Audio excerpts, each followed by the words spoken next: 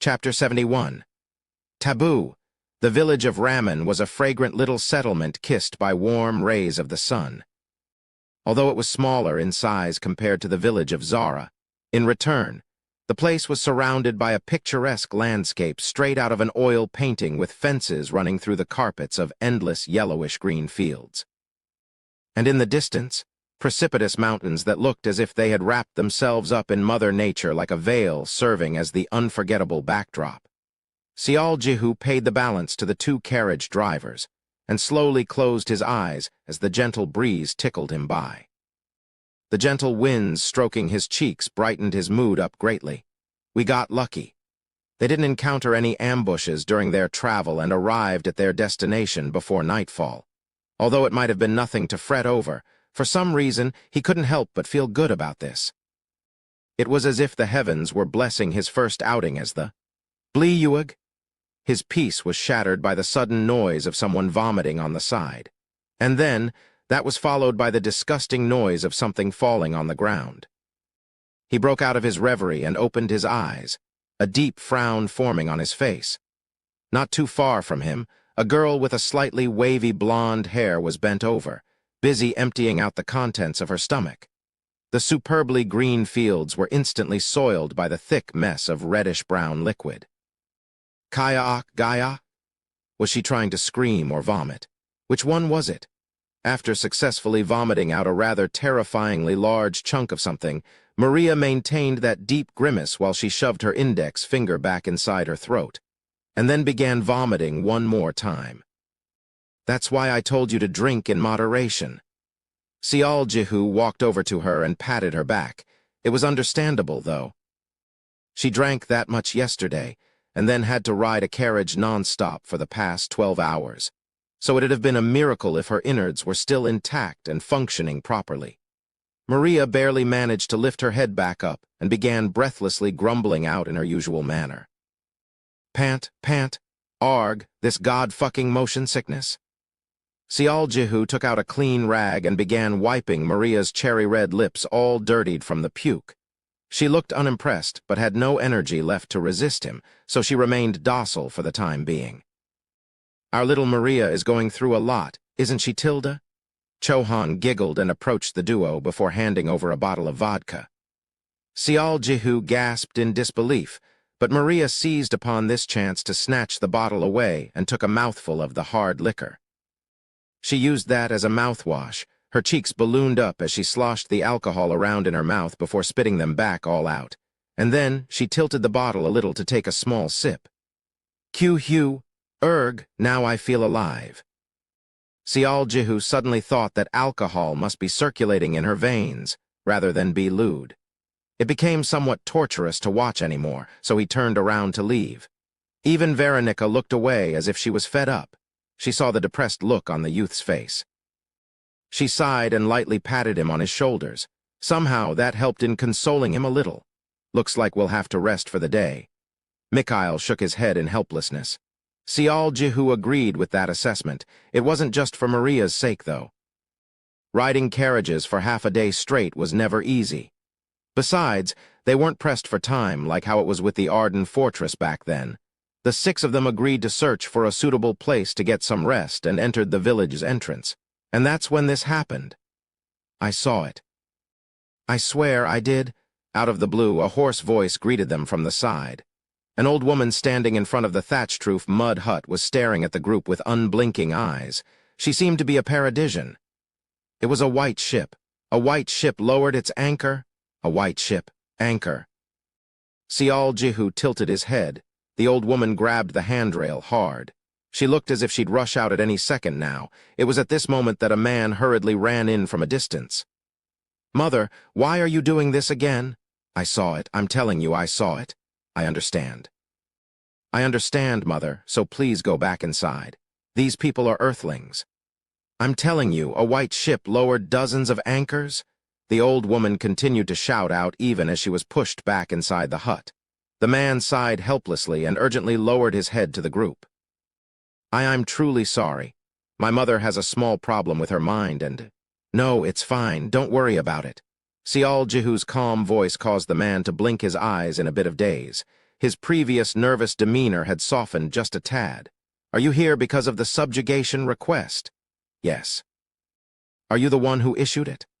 "Ah, no. I'm actually in charge of the security of this village. My name is Bryce. The issuing of the request is always taken up by the village head, actually. The village head is in charge of it all the time, is it?" Jihu began chewing on those words, causing Bryce to cautiously ask him again. "Is there anything that I can help you with?" "Ah, yes. We need a place to rest for a while. We'll definitely provide you with a place like that. Let me guide you to the inn." Jihu felt someone touching him on the arm. He turned to look and found Maria shaking her head. "I don't want to breathe indoor air right now. It's a bit of a bother, too. I'll be fine if I just get some air for an hour or so." "Well, that's what she said. Looks like we'll be fine with an outdoor area. Please follow me. I know of a place that fits your criteria." Bryce guided the team to an open area with a log table seemingly carved out from the trunk of a huge tree, surrounded by several aged wooden chairs. He continued to sneak glances behind him, perhaps worried about the team making other demands from him. Just as Maria planted her forehead on the smooth surface of the log table, Mikhail opened his mouth. "Hey, leader. If it's okay with you, can I ask him a couple of questions? I came here before, so I just wanted to confirm a few things, you see." "Really? It's fine." Jihu replied with an expression that asked back, "Why are you asking my permission for that?" Mikhail grinned refreshingly at the youth's attitude. Since he wasn't a header, he should refrain from stepping up too much, but most leaders wouldn't mind this little bit of insubordination unless they were of persnickety nature.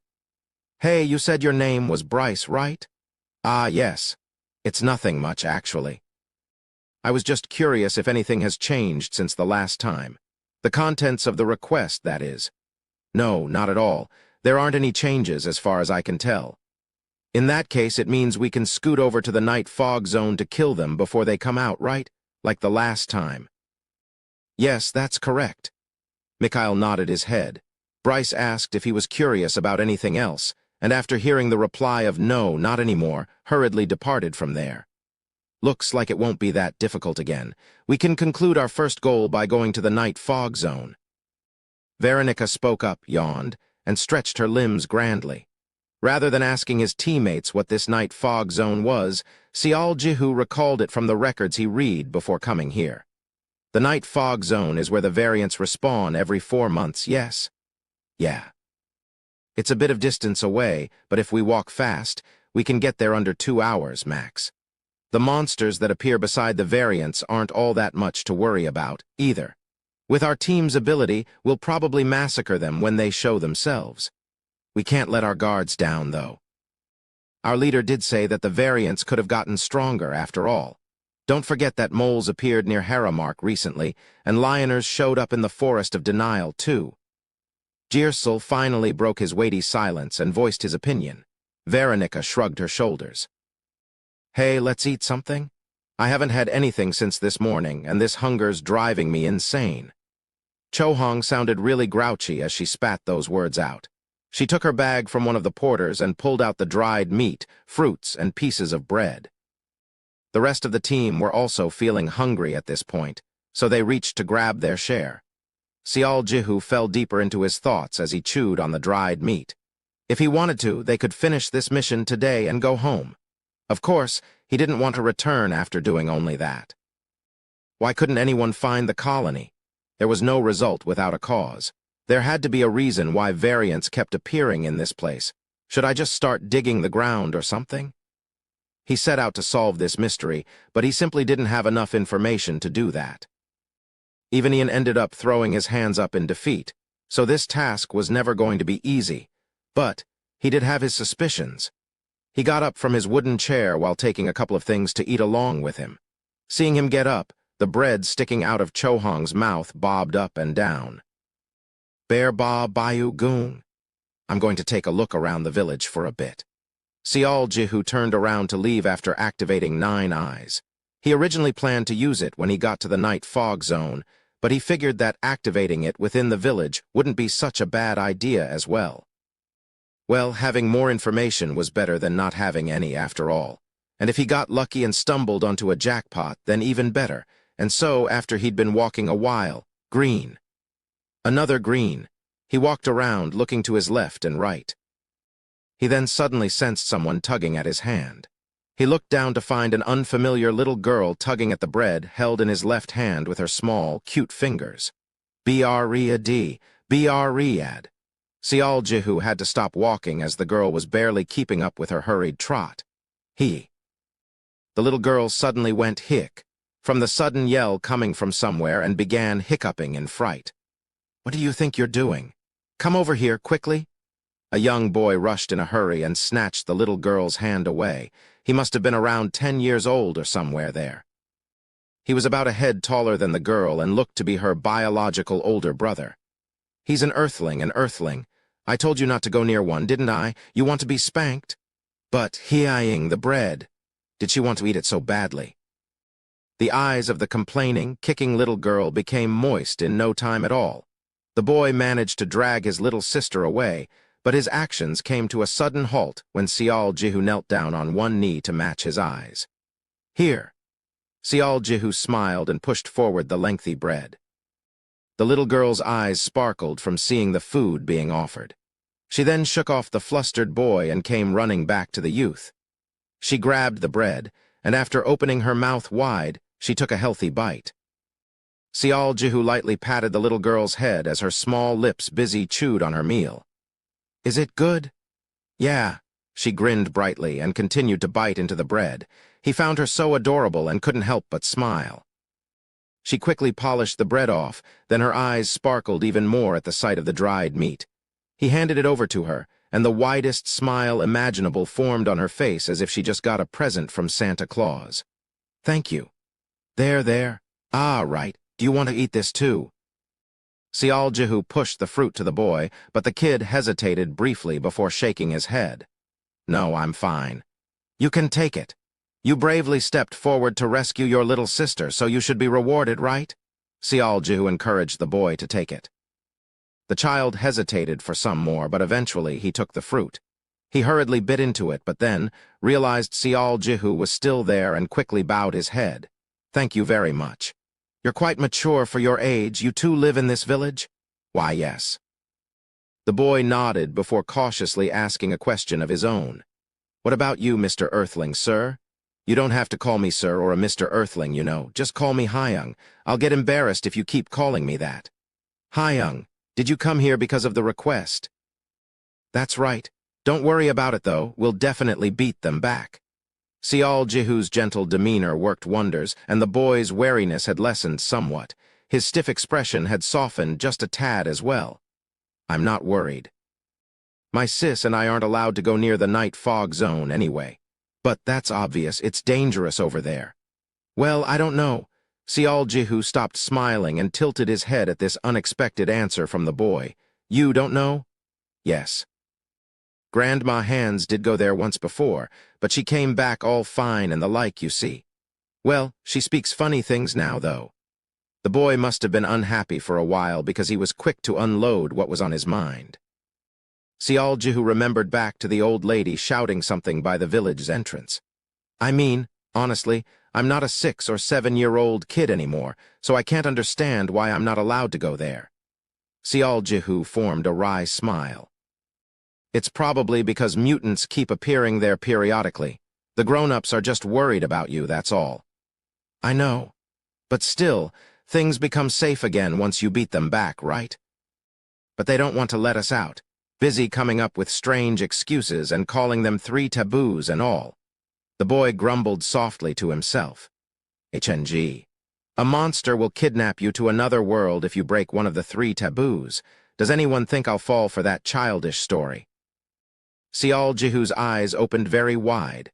3 taboos, another world. That's right. Hyung, you also think it's just nonsense, right? Sial Jihu's eyes were withdrawn deeply now.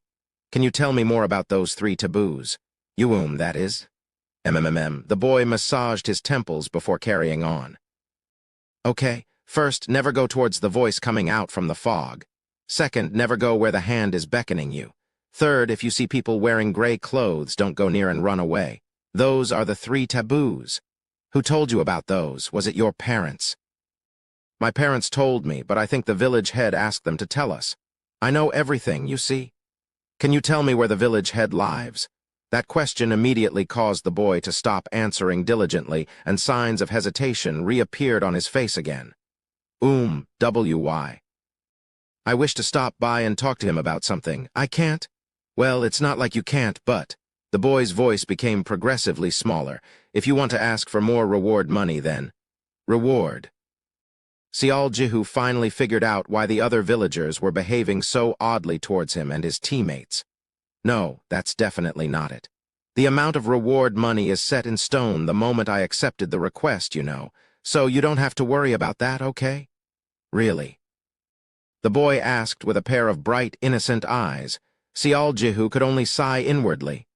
Of course. I promise it's the truth.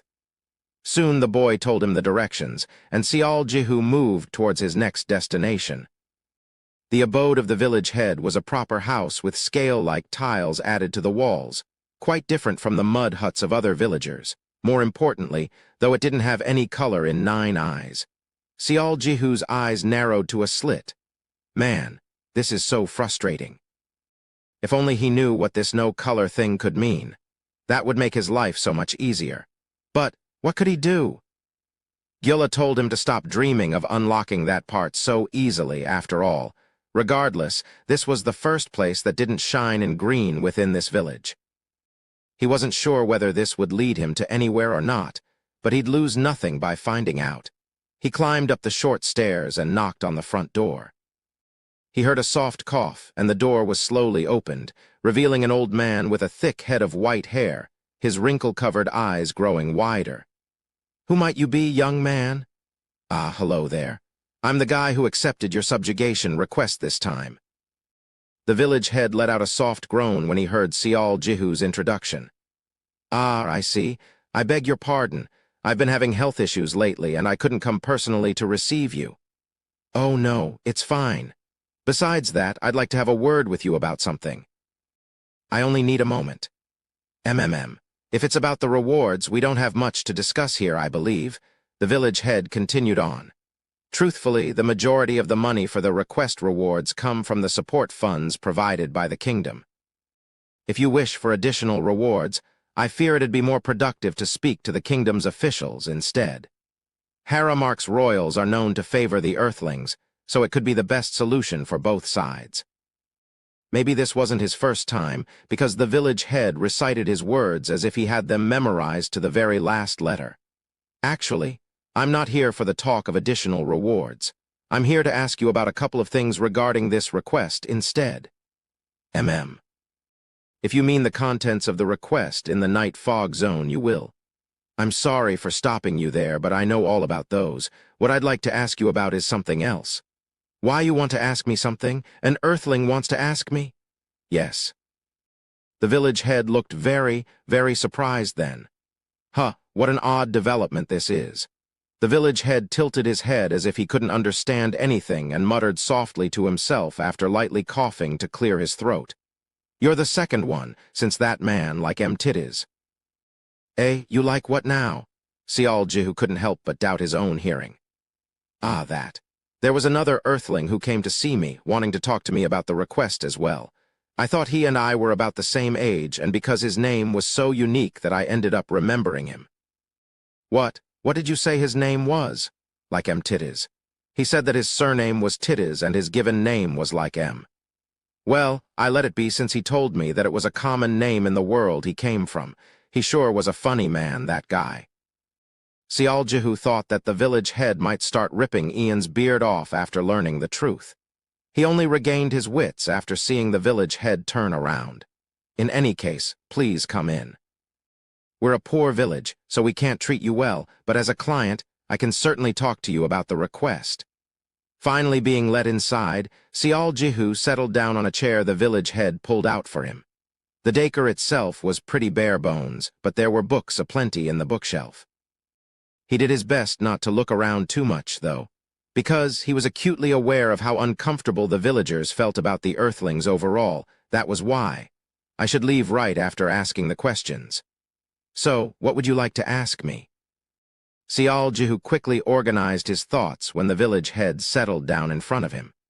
He had spotted more than a few suspicious points when he went through all the records. If some of his questions could be answered, then he just knew that he'd find that elusive clue, a thread to unravel this mystery once and for all. From what I know, there had been around 20 subjugation requests issued so far, and the whole thing started from quite a while ago as well. That sounds about right. And the request has always been issued by you, the village head. That's correct. At that moment, if that's the case, seeing the village head keep agreeing without holding anything back, Jihu's eyes began gleaming elegantly. Please take a look at this. He pulled out a piece of a document from his inner pocket and presented it before the old man. Towards the elderly man with no color coming off of him. Chapter 72. Taboo 2. The expression of the village head didn't change much as he read the document. Jihu got the next phase of the conversation started. Up until now, the subjugation efforts never failed, always without a doubt. He kept his voice level and continued on. There were 2 occurrences where the kingdom voluntarily sent subjugation forces to Ramen village. However, their action is understandable if you consider the fact that they wanted to improve the stability of Haramark region by beating back the frequent appearances of the mutants. The village head listened quietly until then, but began displaying hints of not following the youth now. I don't understand what you're trying to tell me here, young man. I heard that you always issue the request. Yes, that is indeed the case. The team that received the mission 3 months ago consisted of 4 level 2s, 1 level 3, and 1 level 4. And the average level found in Carp Diem is 3.75. Although he didn't come today, it indeed is a big difference that we feature a high ranker in our team lineup. The reason I sent the request to Carp Diem is not just because you're famous, but because I heard that you also take on smaller work as well. The village head lightly shook his head and handed the document back to Jihu. The old man wasn't wrong about that. After all, he did go along with Chohong as a courier or worked as a guard several times already. I may be being presumptuous here, but... Jihu slid the document back into his inner pocket and cautiously opened his mouth. I'd like to know how you could issue requests this accurately all the time, village head. The village head's brow arched up ever so slightly. There wasn't any detailed information on the mutants, but you always issued these missions to the teams that can easily handle them. Fine. You could have been interested in how the Earthlings operate. And as the head of a village with a population of several hundred people, you'd be burdened with the responsibility of their safety. I'm not trying to criticize you. No, I believe that you've been making the right choices. However, I heard that, because the remains of the mutants quickly withering away into nothingness after their deaths, it's practically impossible to perform any form of research on them. And it isn't as if there is someone giving you information either. Jihu took his time and quietly continued on.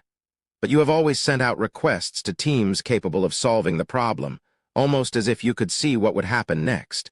And it wasn't just once or twice, but over 20 times in a row. The village head quietly closed his eyes. He then let a long sigh escape from his lips and spoke up. In the end, you're suspecting me of something, aren't you? Not at all. Regardless of what you were doing, I believe that you were trying to protect this village in the end. I respect your effort in doing so. Respect is it. The village head grinned brightly. What a strange thing this is. You could have simply glossed over it. For an Earthling to hold this much interest. What was the term again? The quest NPC. There was this one Earthling that called me that in the past. Well, I certainly feel better than that time, that's for sure. A quest NPC? Treating a real person as an NPC. Jihu could only form a wry smile at realizing there really were people like that out here. I see what you're curious about now. Since you say you don't suspect me of wrongdoings, I will say that you're quite correct on that one. I shall take it as you being purely curious and nothing else. Does that mean? However, it's not as grand as you make it out to be. The village head closed his eyes. 7 years passed by since the mutants made their first appearance. He slowly built up some suspense as he continued on. At first, we didn't even need to issue requests. The security force of the village was enough to deal with them, after all. I see. However, I realized that, as time passed and new mutants kept appearing, their strengths began increasing bit by bit. In the end, we even suffered a casualty. It was my oversight that we underestimated the threat, and I fully accepted the responsibility. After that, I began issuing requests. I get what you're saying, but let me finish. The village head opened his eyes. I'm well aware of what kind of beings you are. I hear that you become stronger through the grace of the gods. What an enviable thing that is. However, that doesn't mean we're powerless civilians waiting around like fools for aid to come. His aged eyes gleamed as if white flames were burning inside. Right now, I am the head of a small, insignificant village, but once upon a time, I was a loyal soldier of the Empire. I even fought against the abominable parasite horde. The experiences and insights I gained wouldn't suddenly fly away because I've grown old. I didn't mean it that way. You believe that is all. This is a very poor village that can't pay the kind of rewards that Earthlings would be interested in. But what do you think would happen if I issue a request to the first team I find and they get annihilated instead? Have you thought about the ramifications such a story would have on this village in the mid to long term? Jihu closed his mouth shut. If I was mistaken about something, then I have no excuses to offer you. However, I believe that teams not caring much about the reward money would take on this village's requests. And that is why I continue to issue requests. Those are my reasons. Jihu didn't accept those words, but now that the village head was coming out like this, he didn't know what else to say. Also, the old man had shut his mouth now, as if to indicate that he said all he wanted to say on this matter. 4 to 5 seconds of silence later, the village head opened his mouth again. Is there anything else you're curious about? His tone of voice was now far closer to get out than before, but Jihu endured on patiently and asked another question. You said that you were a part of the Empire's army. You're still asking me about that. Didn't I say it earlier? I was. By any chance, have you heard of the secret research the Empire conducted after the parasite's invasion and during the subsequent war? The eyes of the village head went extra round from surprise. His reaction was above Jihu's expectations. And where have you heard about that? I found it in the historical records. It said, a report on the experiments the Empire conducted during the war had been recovered.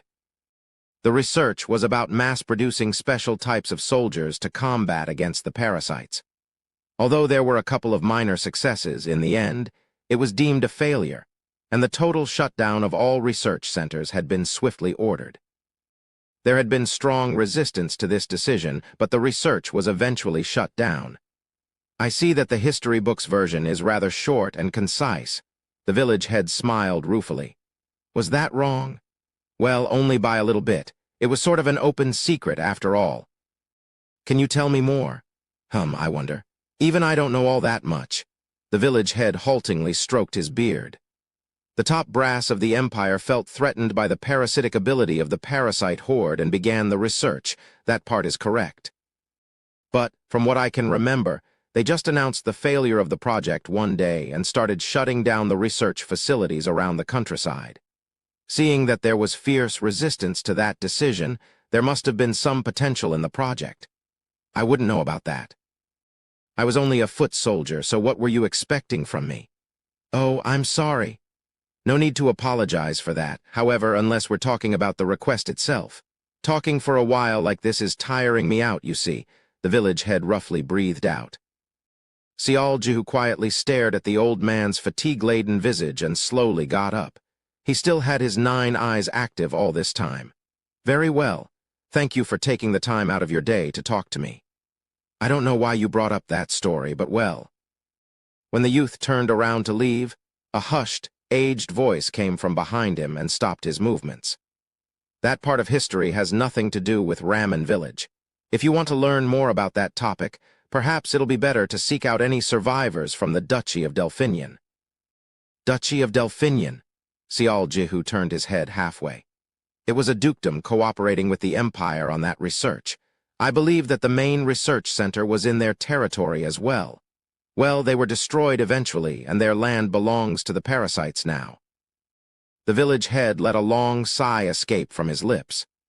But I heard rumors that a certain mage from Delphinion couldn't accept the decision to abandon the research and he couldn't give up on the research, stole the data and important equipment and hid somewhere. If he wasn't killed in the ensuing years, then I'm sure he's still alive somewhere. Is that so? That's as far as I know. I pray that my ramblings have been of some help to you. Sial Jihu performed a bow as he left the house. When he finally made his way back to where the rest of the team was, Cho Hong immediately became angry at him.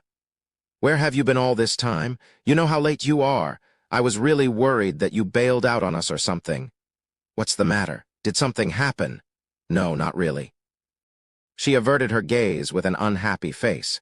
Meanwhile, Maria must have recovered in full as her complexion was noticeably better. So, what do you want to do? The sun's still up. Let's get going. I mean, wouldn't dealing with the mutants first make it easier to solve the mystery? Veronica, assigned the role of the header, voiced her opinion. The rest of the team displayed hints of agreeing with her, so Sial Jihu also nodded his head. Having decided to get rid of the mutants before the end of the day, the team quickly departed from the village of Ramen. They walked on without the aid of carriages. Maria and the porters were obviously positioned within the center of the formation, while Jirsul and Chohong stood on either side of them. At the front, it was Veronica as the header and Mikhail acting as her escort. Sial Jihu took on the rearguard position. He couldn't help but feel odd at finding himself in the position once occupied by Dylan. Thanks to their rapid advancement, the team was able to arrive at their destination about 1.5 hours later. This place was referred to as the Night Fog Zone because an unknown fog would cover the area as evening approached. When they got there, they were greeted by a completely contrasting scenery from Ramen. Never mind the picturesque Mother Nature, they could only see a dry, stripped-bare rough patch of ground covering up a hilly region. Sial Jihu cautiously studied the layout of the land. He could spot 4 interesting things about this place. First of all, the inclines were rather steep, and there were hundreds of tall points within the scope of his vision. The heights of the hills also were all over the place, so there were many areas that he couldn't immediately see. The soil itself seemed strange as well. The greenery had dried up into yellow husks, and there were many strange-looking mysterious holes on the ground too, and finally, "It's yellow." Sial Jihu sucked in his breath after scanning the landscape with his 9 eyes. The entirety of the Night Fog Zone was glowing in the color of attention required. "Veronica, can you see anything? It doesn't matter what it is." "There isn't any." If there's one thing that's really troublesome about these mutants, then that would be them not leaving behind any traces of themselves.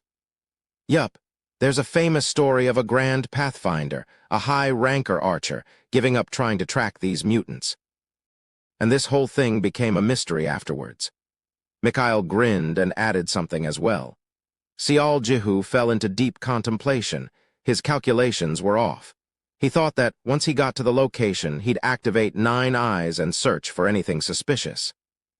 However, if the entire area was in this color, for now, I should stay alert and keep an eye out for anything weird. Sial Jihu grasped his spear tightly and scanned his vicinity. He feared missing out on a single thing, so he paid extra careful attention. Suddenly, Veronica's steps came to an abrupt halt. "What's?" Mikhail was about to finish saying the matter, but immediately unsheathed his sword the moment Veronica got down low and sent out a quick hand signal.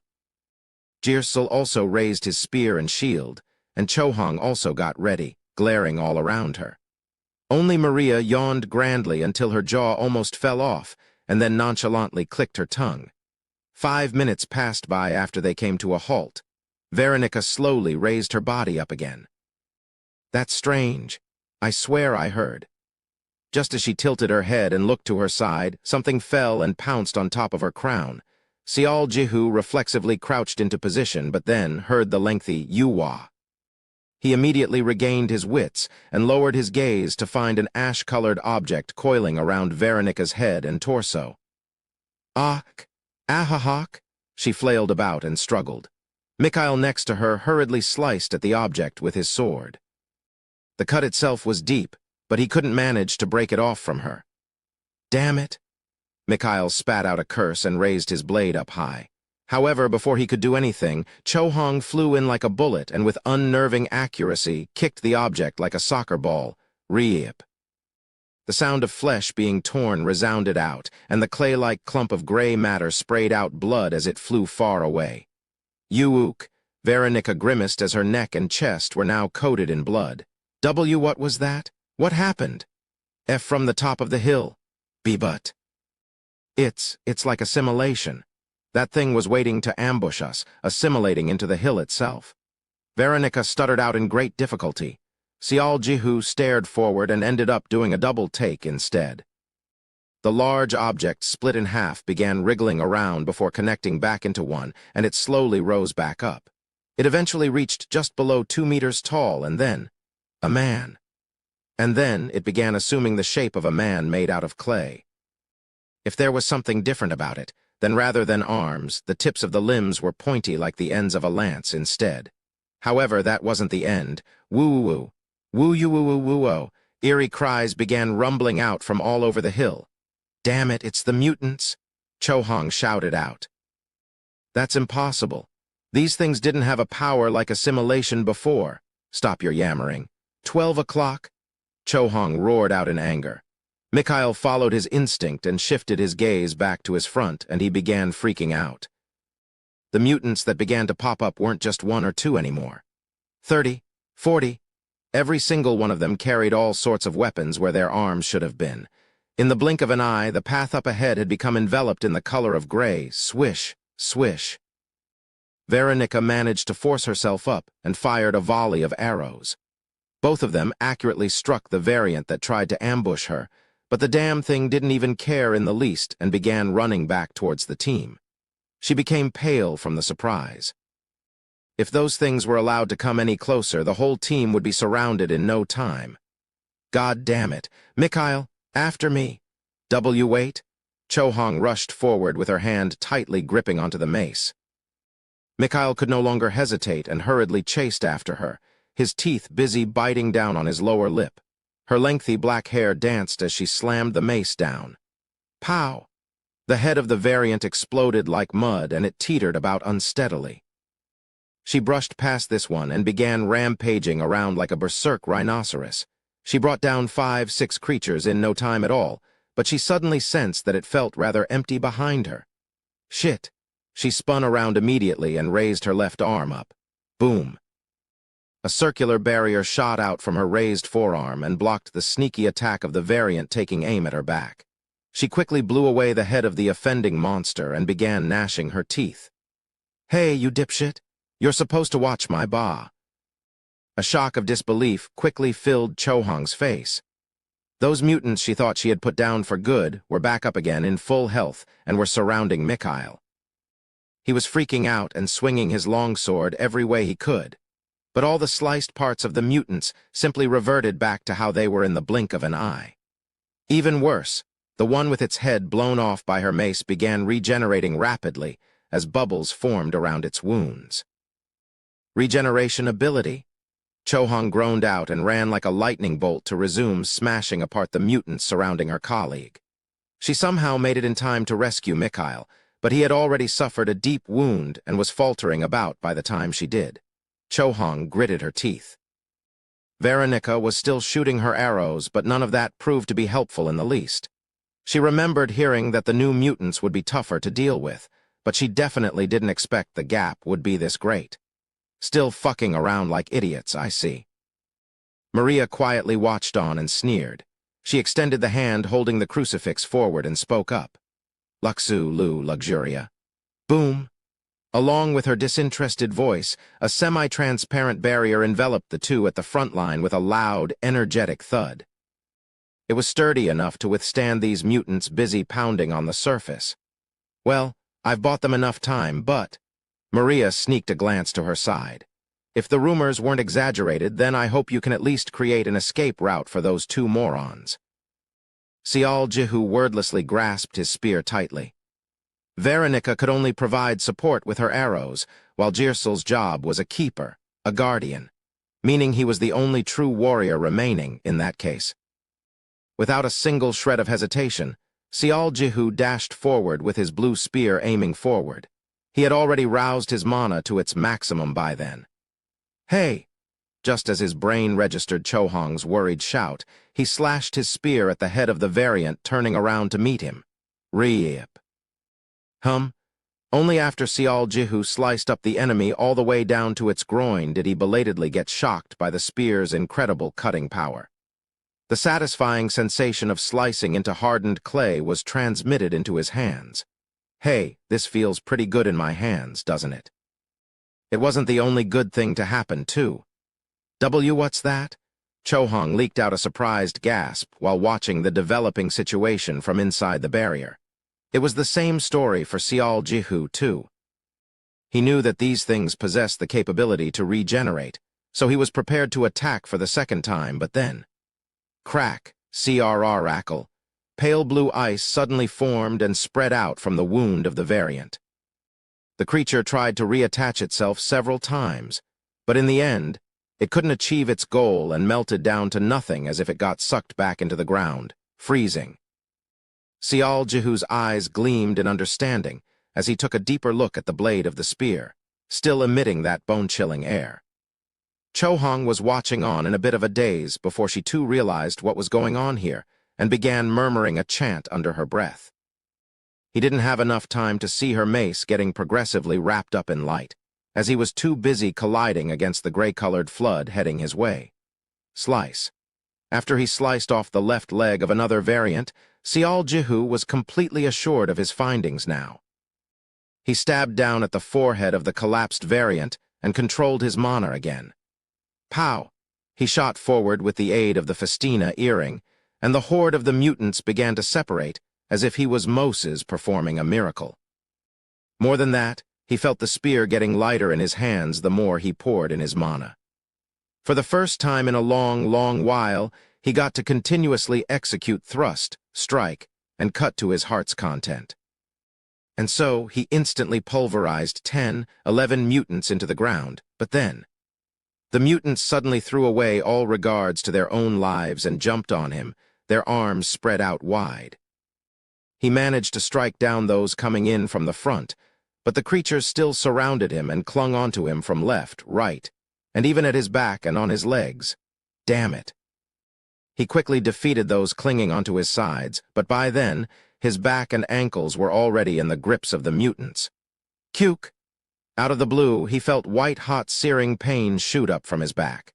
Sial Jihu gritted his teeth, his brows arching up high. Unable to move now, he could only helplessly watch as a variant and its lance-shaped arm aimed at his chest dashed towards him. Luxu Lu, Luxu Ira. Suddenly, his body became free once more. Sial Jihu quickly confirmed that the mutants holding on to him, as well as the one dashing towards him, stop what they were doing and slowly topple over. And Maria was pointing her crucifix in his general direction with a proud expression on her face. "Thank you."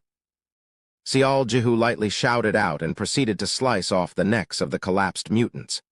Once finished, he quickly spun around. He alone managed to massacre over 10 of the enemy's forces, but there were still over 30 remaining. And well, every single one of them had turned to face him, obviously losing their interest in the barrier now. He didn't have to be a genius to figure out that their new target was him. This sucks. If it were around 10 or so, he wouldn't have minded taking them all on, but this. Just as Sial Jihu bit down on his lower lip. "Let's go," Chohong jumped out from the barrier. She then proceeded to bulldoze through the mutants, hastily turning around and pressed her back tightly against Sial Jihu's. "Is it fine for you to come out so soon?" "Well, I know what's what now." "Thanks to you." Chohong grinned and pointed at the variant that lost its head just now with her mace, now glowing white-hot. The ash-gray color immediately burned up into charcoal. "How long are you going to hide in there?" Maria unhappily shouted out. Mikhail was sweating profusely as he concentrated, hard. His injuries had been healed by healing magic even before Sial Jihu had the time to notice it. Only after bluish aura covered his blade did Mikhail shout back to her. I'm done. You can take the barrier away. And with that, the barrier was indeed taken away. You stinking sons of bitches. You dare to injure me? Mikhail growled menacingly and swung his blue aura-covered sword in anger to re-enter the fray. Hey. Chohong, her back still pressed to Seol Jihu, quietly spoke. How about we shoot some cool movies together here? Seol Jihu smirked after hearing her suggestion. A short while later, the two of them pounced forward in opposite directions. He manipulated his spear to slice off the variant's arm angrily swung at his way, and he immediately shifted into thrust to stab into its neck. As the creature fell while grabbing its neck with ice rapidly spreading all around it, he used it as his stepping stone to jump slightly forward and swung his spear in a large arc. Now that he had comrades watching his blind spots and Maria providing timely support, Seol Jihu became completely enthralled by the performance of his new spear and focused all his being on the battle, eventually performing a dizzying dance where he became one with his weapon. He even forgot to breathe. By the time he regained his bearings from the bout of wanton slaughter, the surroundings were now filled with the fallen mutants, busy melting into a puddle of nothingness. You know, I think you gotta stop by at a temple when this mission is over. Chohong turned the light of her mace off and giggled. Your strength is somewhere between level 3 and level 4. I'm sure you'll level up again in no time. Seol Jihu regulated his rough breathing and lowered his spear. Mikhail had been staring at him as if he was a freak or something, but when their gazes met, he quickly gathered his hands together and lowered his head. Sorry, I'm really sorry. I didn't know these things could assimilate and regenerate like this. Nah, it's okay. By the way, what was that ability just now? What ability? Ah, you mean that blue light thing. Yes, is that Sword Kai? Sword Kai. Oh, I wish it was. Only a level 7 sword master can use that. No, just think of it as an aura of some sort. Mikhail waved his hands about in a jovial dismissal before his expression became more serious. Anyways, are you really level 2? Seol Jihu was already familiar with facing such a misunderstanding, so he was able to smoothly gloss over that question. The slightly injured combatants recovered from their wounds by drinking healing potions, while Maria stuck close to Veronica, who had suffered far heavier wounds than others. With this, their first battle was over. They were initially thrown into confusion from the stronger-than-expected abilities of the mutants, but now that they knew how to deal with these things, it should become easier than expected moving forward. More importantly, the battle was indeed a lot easier because their priest provided timely support whenever they found themselves in tight spots. Witnessing Maria heal Veronica to full health with just one spell, Seol Jihu began nodding his head like a sage. Yup, it was the right call bringing her along. Chapter 73. The White Ship, the Anchor. Experience is important. This wisdom applied to just about every imaginable area of expertise. The extermination team's attitude went through an immediate change after they found out that the mutants now possessed the ability to camouflage as well as the ability to regenerate in almost a blink of an eye. Mikhail and his team, an old hand in stuff like this in their own way, totally threw away any notion of underestimating their enemies. Veronica carried a far more somber expression than before as she guided the team forward. She kept grinding her teeth, her eyes scanning the surroundings and missing not even a tiny speck of dust. Thanks to her diligence, the team's speed of advancement had plummeted down to a turtle's walking pace. Of course, no one was dissatisfied with it. When the ambushing tactic no longer worked, mutants changed their strategy and reverted back to simply clashing with the team head-on. Fortunately, the team preferred to break through from the front. This was because Chohong had her mace draped in divine power. Mikhail sheathed his sword in a bluish aura, while Seol Jihu had gotten himself fully ready with his magic spear. With Maria's timely assistance added to the mix, they didn't have to fear the mutants anymore, though they still proved to be slightly cumbersome opponents to handle at the end of the day. About 4 hours later, the team was able to completely wipe out every single variant seemingly existing within the night fog zone. They roamed around for a little while longer to make sure, but couldn't find a single one, which could only mean that they had succeeded in eradicating the enemy. The end? Mikhail sheathed his longsword and formed an expression of pure contentment.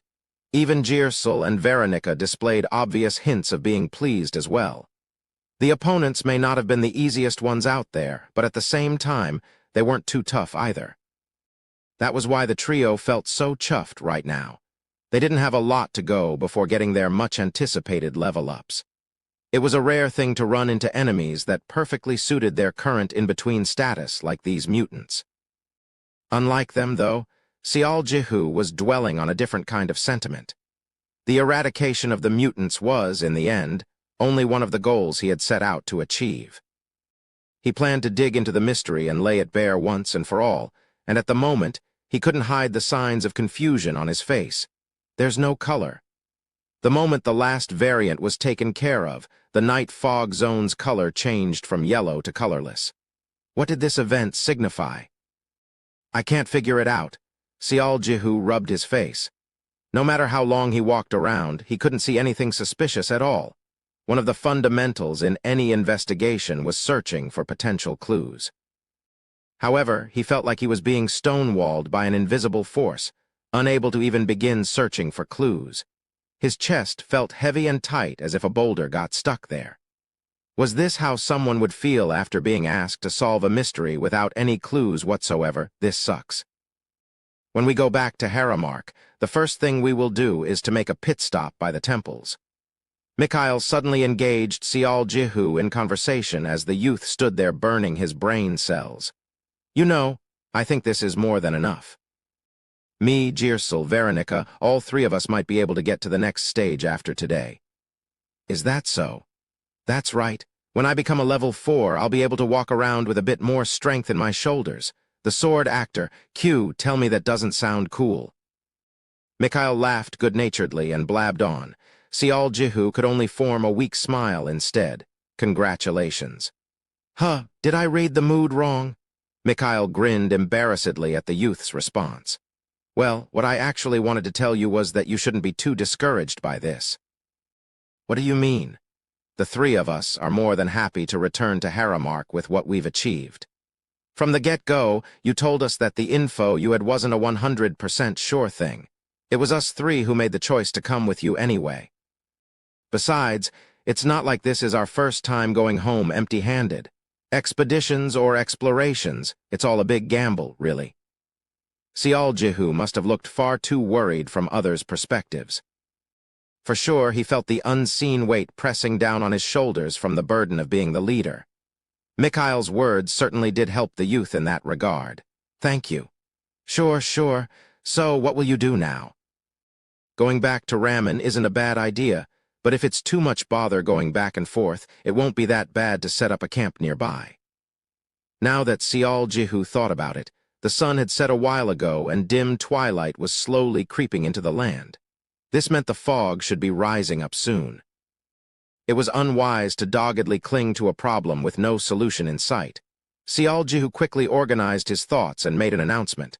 Let's make camp here. We'll survey the zone during the night, and if we don't find anything particular, then we go home in the morning. Nice. Let's do that. Mikhail coolly replied to that. Evening came and went, and the time now was well into the middle of the night. The team set up camp a bit further away from the night fog zone. If it was at all possible, Xiao Jihu would have preferred setting it up within the night fog zone itself, but the fog thickly covered the area as the night deepened, greatly limiting one's visibility in the process. They may have swept all the mutants away, but one would never know. There was no real reason to deliberately take on any unnecessary risk when they could avoid it altogether. Dawn was approaching silently. Xiao Jihu rubbed his eyes and got up from his sleeping bag. It was his turn to stand as the lookout. Two people would rotate in turn to serve as the lookout. That was the basics of camping outside in paradise. When he made his way out of the tent, he found Maria sitting before the campfire, but she was already nodding off to the Lala land by then. MMM. He settled down cautiously next to her, and as if she was waiting for that, she used his lap as her pillow and laid down completely. A thin smile formed on his lips, but it dissipated soon enough. Now that he got some much-deserved shut-eye, he no longer felt as anxious as before. Of course, that didn't mean the elusive answer had suddenly materialized in front of his face. He simply stared at the campfire burning away without saying a word, his gaze tracing the reddish arcs drawn in the air by the dancing flames. What did I miss? In all honesty, Sial Jihu had already half given up on his quest to unravel this mystery. Well, many outstanding earthlings had tried and eventually surrendered with their hands, and even feet raised in the air. He wasn't the smartest person out there, nor was he overflowing with wisdom built up from extensive experience. Indeed, it was wrong for him to jump headlong into this problem, loudly claiming that he would solve it when others couldn't. The only thing separating him from the rest was his 9 eyes. That was probably why he couldn't just let this one go, because there definitely was something here. There was no doubt about that. His suspicions had morphed into certainty after that meeting with the village head. Should I go back and threaten him or something? Sial Jihu could only wryly chuckle at his own stupid idea. Obviously, he wasn't thinking of doing that ever. He hadn't seen any colors of danger from the village, and the village head himself showed no ill will towards him. The youth wasn't so thick-faced to force a man living in solitude into saying something that might or might not help him.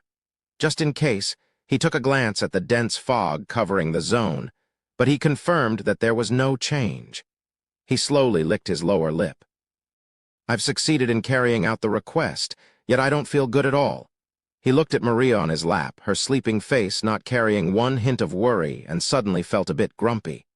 He then lightly pinched her cheek that still had some baby fat left. She spat out Hing Tilda and turned her head around. A soft chuckle escaped from his mouth. He gently patted her head and she grinned and murmured, "Heh." Her soft, steady breathing reminded him of a house cat. "Heh, arg, I don't know any more."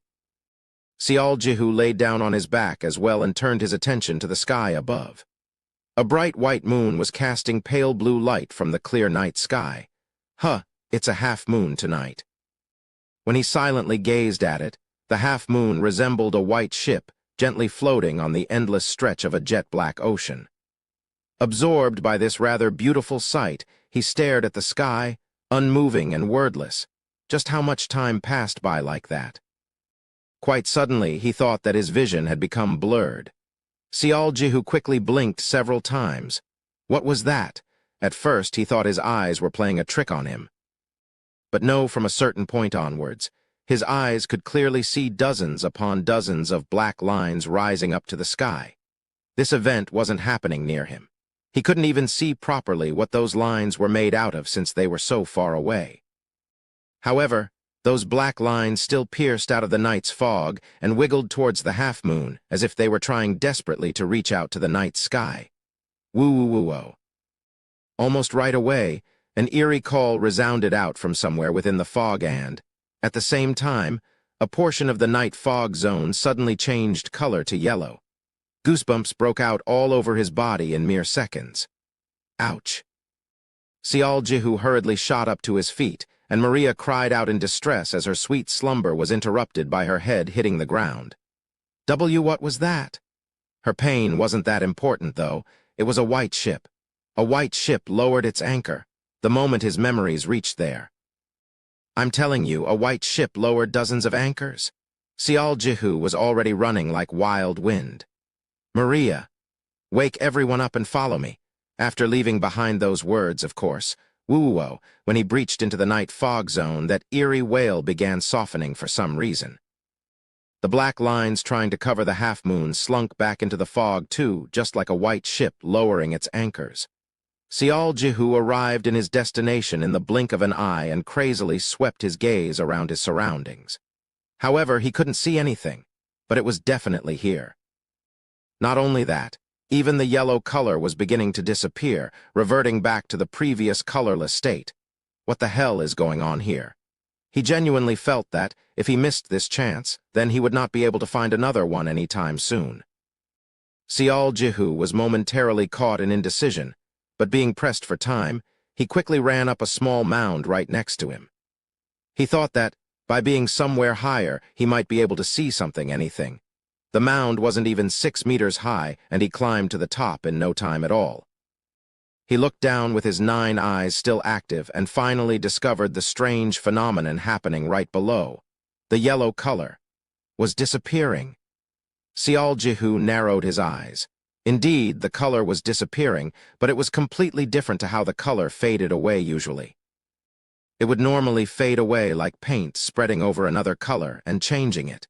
But here, he saw a big, yellow circle rapidly shrink into a far smaller dot. It was the size of a house, then to a large boulder, then rapidly shrunk down to a size of a clenched fist, then eventually a small dot and then gone for good, leaving behind no color at all. "What the hell?" he muttered to himself in puzzlement before he sucked in several cold breaths. Others would say that he suddenly had an epiphany. His comrades had arrived around at this time. What happened? Maria's loud yell brought Sial Jihu back to his senses. Before he could forget that spot, he took another hard look down below. Although the color was gone now, he still remembered the location where that yellow was. What's going on? It didn't disappear. What? It realized that I was looking, and it went below, and that's why it shrunk like that. What are you even talking about? Did you eat something you shouldn't have? Maria creased up her brows. Again, Sial Jihu wasn't completely sure. But if his theory was right, a few questions would be answered straight away. Why only this place was so barren? Why there were all those holes in the ground, and then? Sial Jihu pulled out his spear almost out of reflex and smacked the hill with it. Pack! The hardened chunk of sand crumbled and scattered dust in the air. This was quite literally a lightning bolt out of the blue. All the team members stared at the youth busy pounding the hill with dazed faces. Only Cho Hong hesitantly pulled her mace out after spending a few more seconds observing the youth. I really want to ask you what's up with your exercise routine in the middle of the night, but I should just hit this hill like you, right? I could be wrong, but it has to be somewhere around here. Slam! With Cho Hong added to the mix, the hill began to crumble at a far quicker pace now. And because the soil itself lacked any life whatsoever, it broke away easily, too. She continued to pound the ground, but still didn't forget to throw him a sideways glance as well as a question. And why are we suddenly doing this now? Back in the village, I heard about 3 taboos. 3 taboos! The sound, the waving hands, and people wearing gray clothes. Ignore these 3 taboos and you will end up in another world. The sound, you mean that woo-woo tilde from just now. That's right. Sial Jihu agreed with her while still digging out the hill. The wavering hands was just a figurative description. I just happened to see it. Something below here, beneath the night fog zone, would sometimes reveal itself when it thinks there's nobody nearby. And when it detects danger, it quickly hides itself again. When you think about the special characteristics of the mutants, the one about them not leaving any traces behind, then it's not all that strange for the others to miss the signs. Sial Jihu explained himself at a rapid knock. Then, what about gray-clothed people or whatever? No need to think too hard about that. Remember what the color of the mutants was. Hey, I really can't tell head from tail what you're on about, you know. Cho Hong frowned grandly and swung down her mace with a lot of power, and this happened. Crack, without any warning whatsoever, the sensation of something hard splitting up got transmitted to her hands. She yanked her deeply buried mace out and blinked her eyes in sheer dumbfounded amazement. This, the thing was. Sial Jihu's eyes were gleaming brightly now. It was not another world or something like that. Someone cooked up that rumor in order to hide something. Cho Hong looked at him with the face of a person still failing to understand. And that was the difference between someone who simply decided to participate in the request and someone who investigated everything before coming here. Don't try to dig deeper there. Instead, let's try to carve down the sides now. 4 warriors roused up their mana and began digging into the hill, and before long, the whole mound began resembling an apple with its side bitten out. A short while later, the team was staring a certain large boulder firmly blocking something with amazed eyes. Holy cow.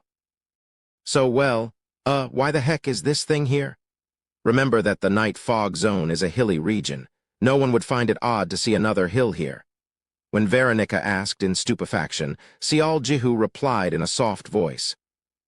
Someone built a small hill here disguising the entrance, all in order to hide something.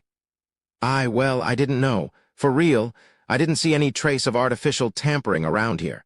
Veronica stuttered defensively. That's to be expected. This place was closed up many years ago, after all. Since it's only this big, you wouldn't have needed a lot of time for something man-made to be swallowed up by nature. Many years ago? Closed up? Jihu was about to say. The person hiding all this was very meticulous, but decided to save his breath. They wouldn't understand it even if he explained it now. In any case, let's get this rock out of there first. Cho-hong and her short temper stepped up forward before anybody else, her sleeves all rolled up. Jir-sul, Mikhail, and Jihu also joined in. HNNNNG. The boulder eventually issued a heavy creak and was pushed to the side, revealing a rocky cavern it had been blocking up all this time. So, Mikhail nervously swallowed his saliva. The secret to the mystery is sleeping within this hole, is that it? Jihu wordlessly nodded his head. He was sure of it now. The moment this entrance was revealed, the hill changed its color back to yellow. He also got to learn that being colorless was the most variable out of the 4 directions. This is great. Leveling up by solving a mystery once and for all. Can there be any outcome better than that? Mikhail shouted out in excitement, his head already full with images of a rosy future. Good, very good. Leader, let's go inside. The team quickly assumed their previous formation. Veronica hit the entrance a couple of times and even tossed a rock inside, before nodding her head in satisfaction, and took the spot in front of the group again. For a while, the 6 of them walked in the humid, damp corridor that took them lower and lower underground. By the end of this stony passageway, they spotted hints of light. The team cautiously walked further forward and found themselves inside a massive underground chamber. The interior wasn't that dark, which was somewhat unexpected. Illuminating stones were buried in the walls here and there to provide necessary illumination. That was one of the clearest proofs that this place felt the hands of humans before. If one had to name a problem with this place, it would be that there was absolutely nothing there, which was strange for such a large area. All they could see was the ceiling, about 4 meters high, as well as another passageway at the far end of the chamber. This underground tunnel felt lonesome and deserted, even. There might be something here, so let me take a look around first. Veronica tilted her head slightly and carefully moved forward. This is not what I was expecting. Jihu muttered to himself.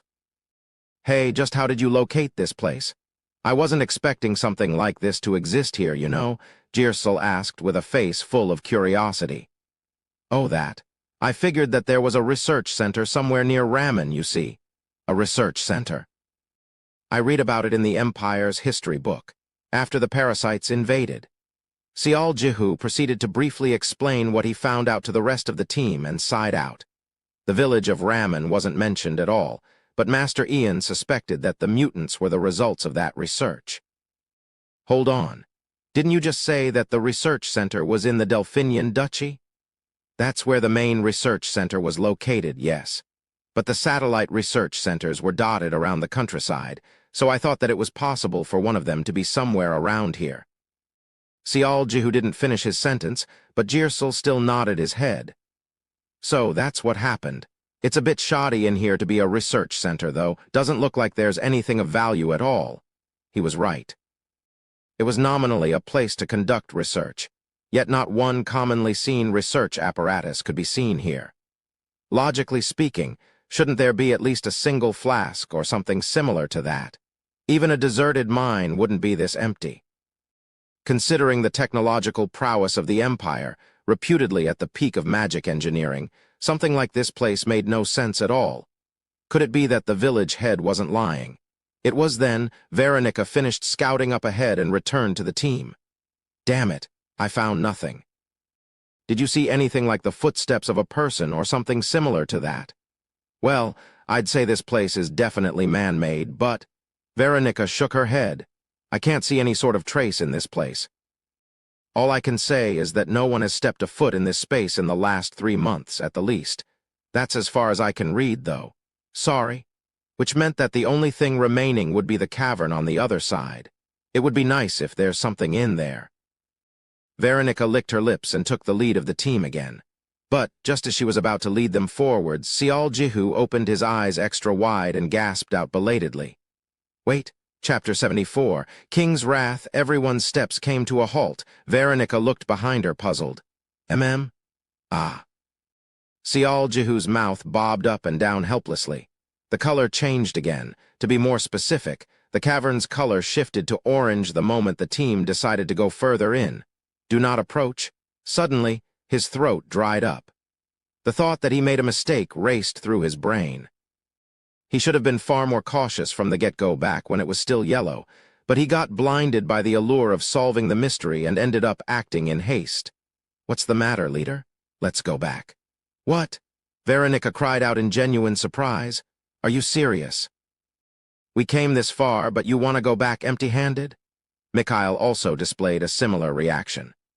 Sial Jihu was about to say, this doesn't feel right, but quickly shut his mouth.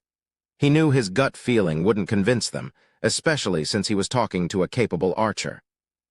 No, he needed a far better justification, something that the other team members could agree on or, at least, understand the meaning behind. The problem was, he couldn't think of one on the fly. If my theory is correct, then this place is definitely one of the research centers I told you about. In that case, it will not be an easy place to explore, but it doesn't look that way to me. It doesn't even look like a laboratory, you know. He was hopeful, but sure enough, opposition was immediately raised. Besides, even if there are enemies in there, it'll just be more mutants. It's not like we can't fight them, right? We don't know if there's a higher-ranking creature controlling the mutants. I wonder, even then, shouldn't we be able to win by combining our strengths together? I don't think that will be the case. Look, it's great that you're being cautious, but don't look down on us that much, all right? All three of us are on the cusp of reaching level 4. Maria and Chohong here are also just a step away from entering the ranks of high rankers. Besides all that, aren't you also one hell of a fighter? Those words weren't wrong. In truth, this group was more than qualified to go on military expeditions. Sial Jihu formed the best team he could just in case, but never did he suspect that his diligence would come back to bite him like this. Hold on, Sial, so what do you want us to do? Chohong quickly stepped forward as a mediator when the differences in opinion were threatening to boil over into something less civilized. I believe there's no need to rush it.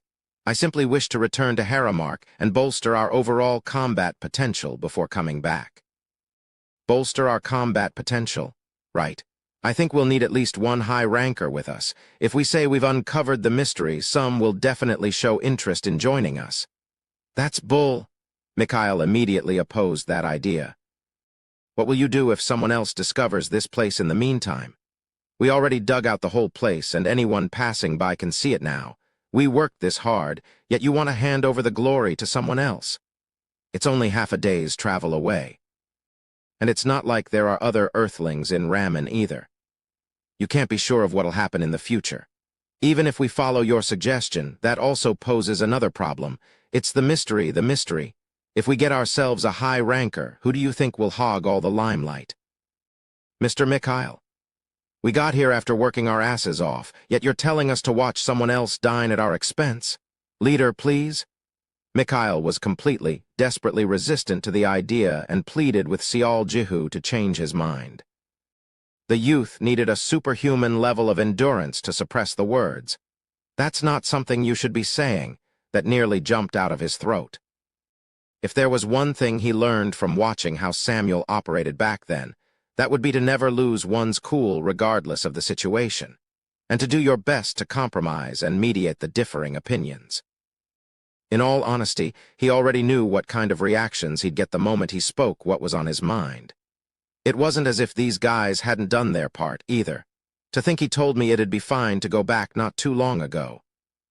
Of course, there was a valid reason for the change in Mikhail's stance. If they hadn't discovered this place, fine, but now, the end goal was just within reach, so which sane Earthling would let go of this golden opportunity? Sial Jihu's lips were itching badly. He thought hard and long, but not one useful idea popped up in his head. Should we just go in? It wasn't escape immediately or even immediate retreat recommended. Perhaps it wouldn't be such a bad idea, Such a thought entered his mind, but he quickly shook his head. A single mistake in attention required was enough to get him killed, so there was no need to even think about taking on the higher level of danger the orange color posed, which meant there was only one option left to take. It's still better than dying. No matter how much I think about it, this is wrong. We are going back. And that would be to order them with the authority of the team's leader. No, I disagree. Unfortunately for him, Veronica immediately raised her objection as if she was waiting for exactly this moment. Sial Jihu squeezed his eyes shut. During expeditions or explorations, headers possessed just as much of a right as the leaders to voice their opinion. I can't pick up on any presence within that cave. None. Either mutants are waiting for us up ahead or there's nothing there like this place. It will be one of these two. Regardless of which, I believe it's the right decision to go further in. In fact, I don't see a reason why we shouldn't. Veronica's recommendation carried a lot of weight since they had been ably dealing with mutants earlier in the day. And when opinions arrived at an impasse like this, well, since the leader is so opposed to the idea, Veronica studied everyone's reactions and cautiously continued on. Why don't we decide it with a vote? Indeed, it was the voting time again. Sial Jihu glanced at Maria and Chohong. As long as these two supported him, the result of tie was a certainty. Leader wants to go back, so let's call that for. Mikhail and I want to go further in, so we're against. Veronica turned her head away and looked at others. I'm against. The first one to open his mouth was Jirsel, his arms crossed defensively. At the very least, I think we need to confirm what's inside.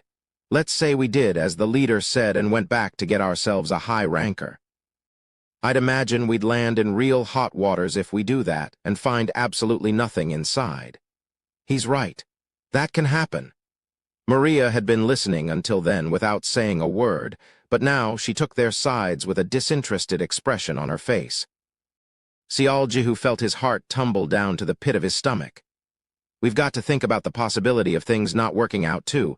That's why I'm also against. Don't think too badly of me, okay? So 1 vote for and 4 votes against. The democratic process was over in an instant. Sial Jihu spat out a grand sigh as he heard Chohong clicking her tongue. All manners of thoughts raced past his brain. Should he reveal the existence of his 9 eyes? He was getting really tempted by that idea. However, he knew he should never do it. He was already under intense scrutiny by certain others, so if the word got out that he even possessed an innate ability, he couldn't even imagine what kind of crazy events might happen.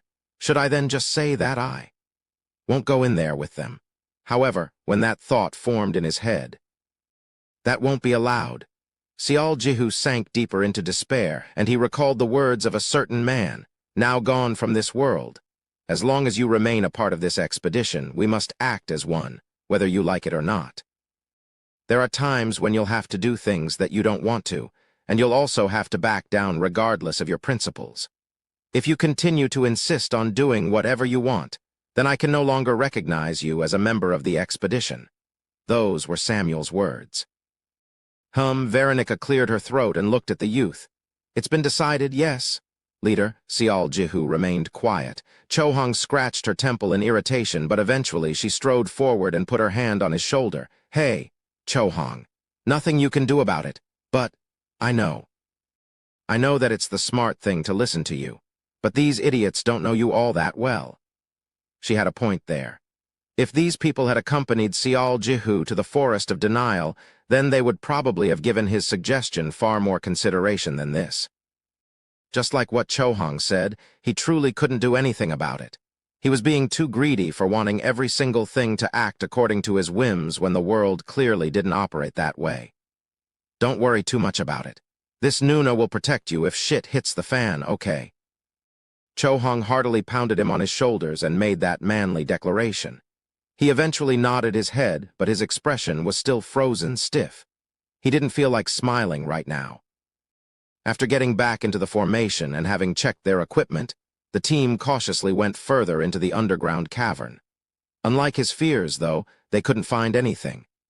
When they walked through that passage, they were treated to yet another large, empty dome-shaped area. Even the size of this chamber was similar to the previous one to such a degree that one could say they were copy and paste of each other. The sole difference being that the ceiling here was several times taller than the previous chamber. But that was about it. Wow, this sucks out your enthusiasm all by itself, doesn't it? Mikhail formed a bitter smile.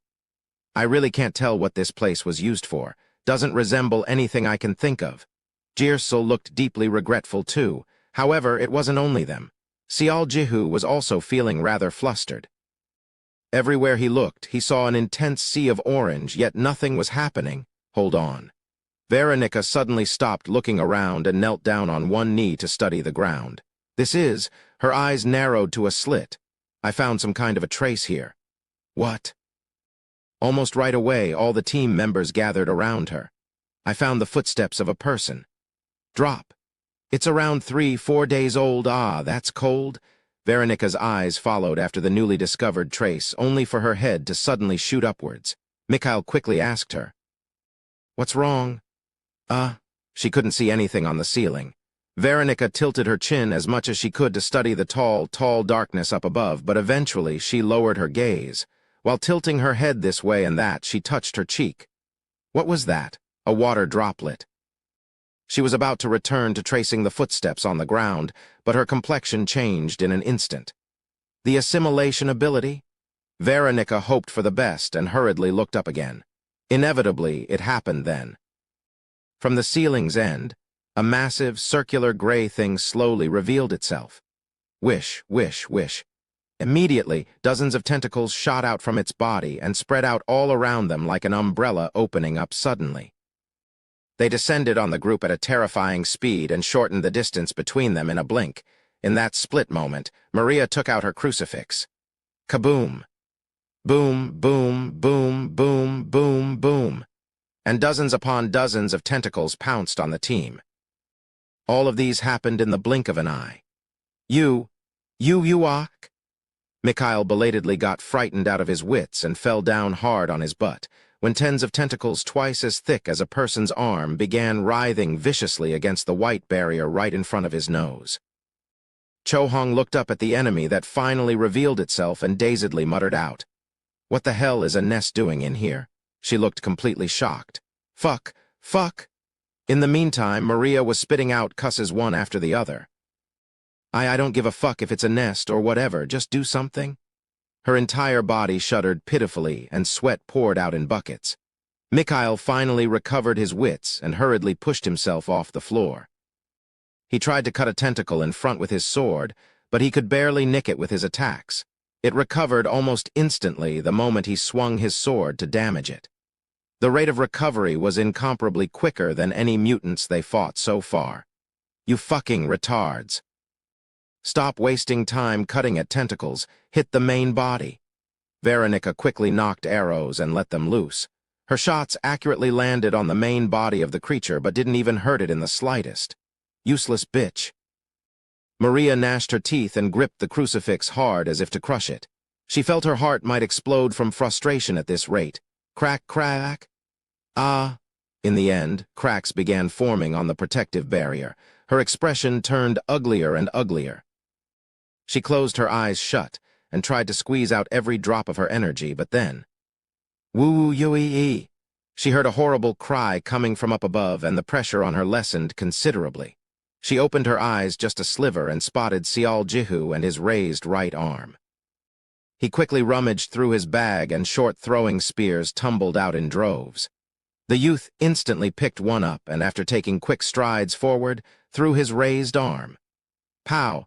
The spear flew and struck the body of the creature accurately. Only then did Maria notice that there were two spears stuck there. In other words, he had thrown one before. She finally spat out a breath of relief. The nest let out a horrifying screech that was loud enough to shake the entire cavern after it was struck several times by the throwing spears. Disregarding that, Sial Jihu picked up yet another spear. Tentacles receded away as if they were colts scalded by a hot branding iron. He threw his spear as fast as he could, but it was deflected away by the retreating tentacles. He clicked his tongue and quickly shouted out, "Everyone, get out of the car." He couldn't finish his shout. 4 of the nest's tentacles were already blocking up the sole exit, Hu-Wuang. Immediately afterwards, the shadow cast by the nest loomed larger and larger. All hair on his body stood up. Boom! Yuk! Q-huk. The ground undulated violently from the immense vibrations. The team members barely managed to regain their balance, but their expressions were not good at all. The only exit was now completely blocked up by the nest. It was their mistake to venture deeper into the cavern, lured by the trace of someone's footsteps. They didn't even have the leeway to blame Veronica. The gray-colored nest filled up their view with its unimaginably huge size. Its height alone exceeded 2 meters, while its width was easily twice, thrice that. As if to show that it was a living, breathing entity, red and blue veins pulsed and wiggled all over its formless figure, with countless tentacles dancing all around it. Grotesque didn't even begin to describe it.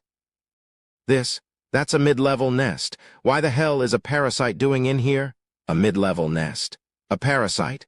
Cho-Hong muttered to herself in disbelief. Xiao Jihu quickly picked up his spear up while asking her for clarification. A nest is a type of cerebrate. That thing creates the medusa, the highest evolved form of mid-ranked parasites. A medusa then gives birth to low-ranked parasites.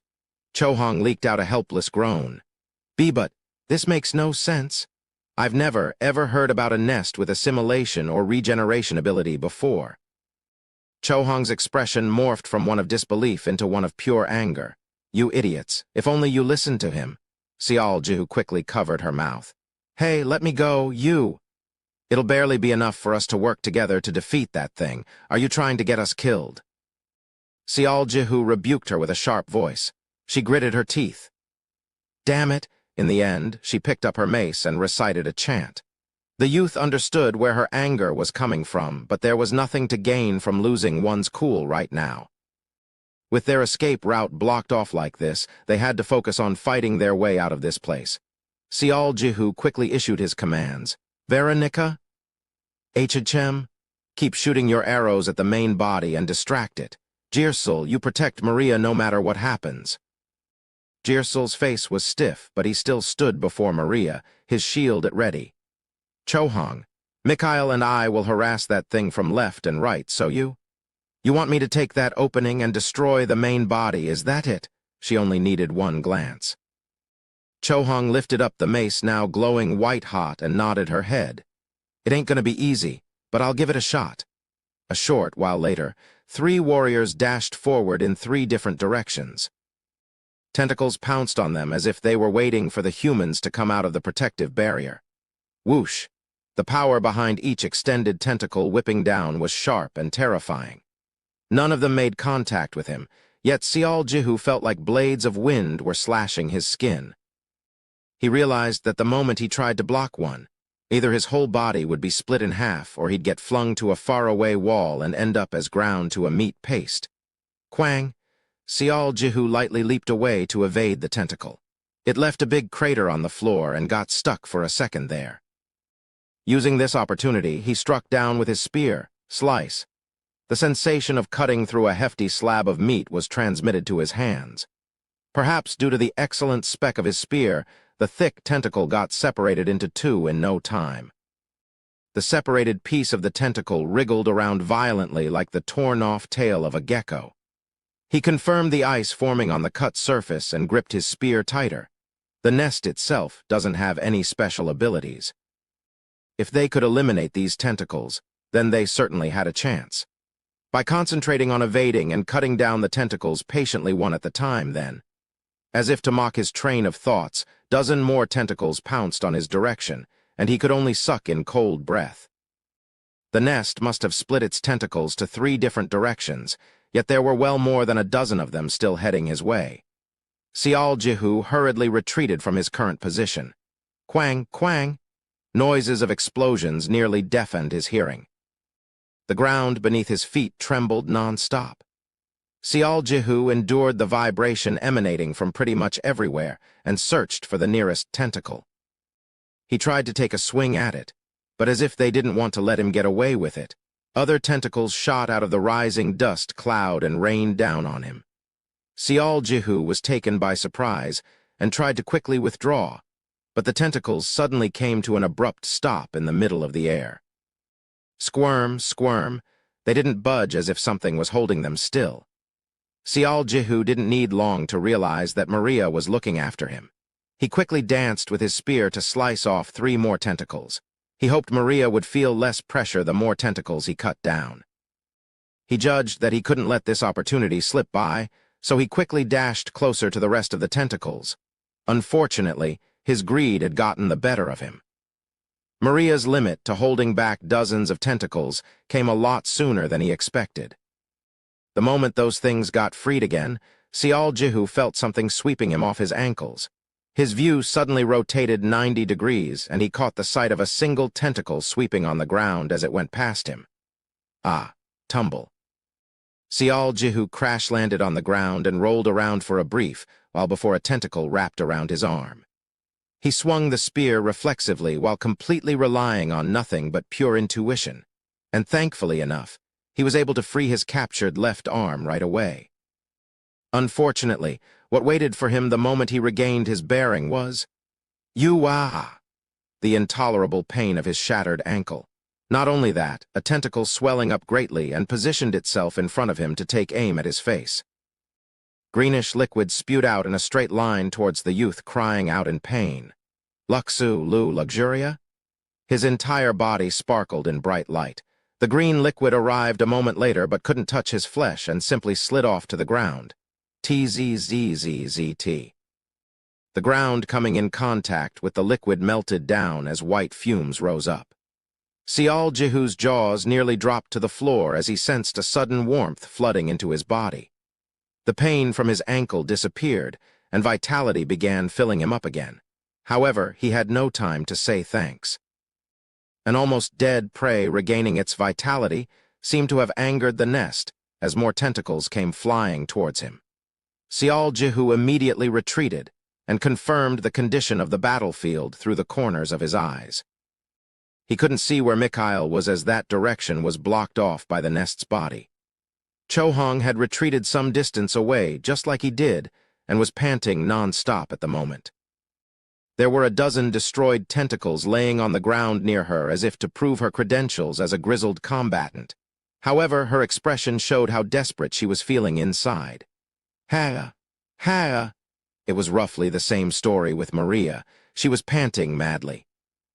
She had sweated so much that actual droppings of liquid were falling from the ends of her damp blonde hair. But that was to be expected. She ended up expending 3 spells in a row trying to save Sial Jihu just now. More importantly, she was watching 3 different directions at the same time, so she had to use nearly 10 spells in that very short span of time. Why are you acting like an idiot too? As soon as she locked eyes with Sial Jihu, she cried out in pure anger. In all honesty, he could be considered more than decent enough for a level 2. Of course, she was aware of that, too. No, the reason Maria got so incensed wasn't because of him, but something else. What are you trying to do, making me use up almost all of my spells already? Do something? Hurry. She was running out of the spells she had prepared in advance, yet the nest was still in one piece. Even though Chohong's skills and Sial Jihu's battle prowess had resulted in the group reducing the number of tentacles by over a dozen, there were still over 30 of them remaining. Woo-yo, woo-yo. Perhaps furious from all the hindrances during critical moments, the nest let out an eerie, unhappy growl. Maria flinched. She felt like the nest was glaring straight at her. Stop that thing. Chohong was the first to sense the change and cried out loudly to let the others know. 3 warriors freaked out and pounced on the monster, but one of the tentacles still managed to slip through and flew forward at a frightening pace. Lu. Maria was about to chant another spell but realized that it was too late and quickly hid behind Jirsel. At that moment, the tentacle suddenly changed its trajectory. Thwack! Arak! In the blink of an eye, the tentacle slammed the side of Veronica standing not too far from them. The archer, previously in the middle of supporting Mikhail, screamed out loudly and got flung away to the nearest wall. She crashed unceremoniously against it and stopped moving. Shit! Veronica! She fell to the ground, blood pouring out of her. Mikhail cried out and reached out to her. Because of that, he lost his concentration for a second, and a tentacle seized this opening to smack him in the back. Huke! Mikhail fell hard to the floor, completely knocked out cold. You fucking idiot! Maria jumped up and down on her spot and pushed at Jirsul's back. What are you doing? Go and bring them over here. They had lost 2 combatants in an instant. However, the real despairing thing they needed to worry about was Q-Duck. Q-Do-Ju-Duck? The tentacles they thought were taken care of now showed signs of movement again. Bubbles slowly rose up from the tentacles Chohong's mace crushed, and ice particles steadily fell off from the parts Jihu had sliced off. Its speed of regeneration was agonizingly slow, but the meaning behind that development was far, far too obvious to everyone present here. You're screwed. Sial Jihu continued to wield his spear but felt his innards twist in knots. The flow of the battle had turned to the absolute worst. They lacked 2 people, which meant he and Chohong had to take up the slack. They still had Jirsul, but if he stepped up, then Maria would be in danger. I'll be fine, so go and bring them over here. Do you want to die? Maria angrily kicked Jirsul in the shin when he remained standing there like a stone statue. Only then did he step forward hesitantly, but his complexion hardened rapidly out of the blue. He raised his shield up high to his right and began running forward while hugging the nearest wall as much as possible. Maria was about to frantically chant a new spell, but then an expression of stupefaction formed on her face. Jirsul actually jumped over the slouched Veronica. He even ran past the fallen Mikhail. He maintained that speed and soon disappeared behind the nest. Staying here means death. I'm taking my chances. He had carefully watched the developing situation and made a shrewd but drastic choice in the end.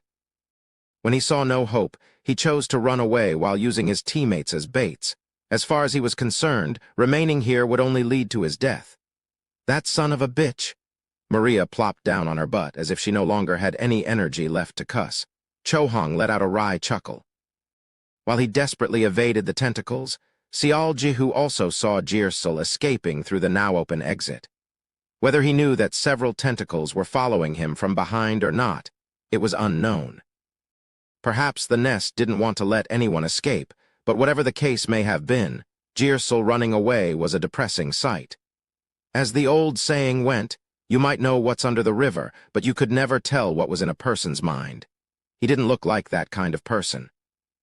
In the end, the number of people still standing up was reduced to a mere 3. The nest must have thought that it won, because after using a powerful slap with a tentacle to push away Sial Jihu and his persistently annoying attacks, the nest remained in its spot and let its appendages wiggle around in a disgusting dance routine. Trapped within this despairing situation, Chohong analyzed their chances quickly and quite accurately. The battle had gone beyond the point of saving, never mind overturning it to their favor. Furthermore, the time was on the nest's side. They couldn't see any escape route, so what would happen once all the incapacitated tentacles regained their mobility? Sial, take a step back. Keep your eyes open and get ready to hit it with everything you got. Chohong loudly yelled out and stood upright. Her mace was lowered towards the ground. What are you? Maria's forehead creased up. She saw Chohong's lips rapidly bobbing up and down. As if she was reciting a chant, she didn't waste a single second and breathlessly muttered out non-stop. Gu-yu-woo-woo. Soon, the strands of her long black hair began floating up one at a time and... Flash, blinding rays of light suddenly exploded from beneath her feet. An unthinkable amount of the latent power roused up from its slumber, and the entirety of the dome-shaped interior began reverberating in resonance.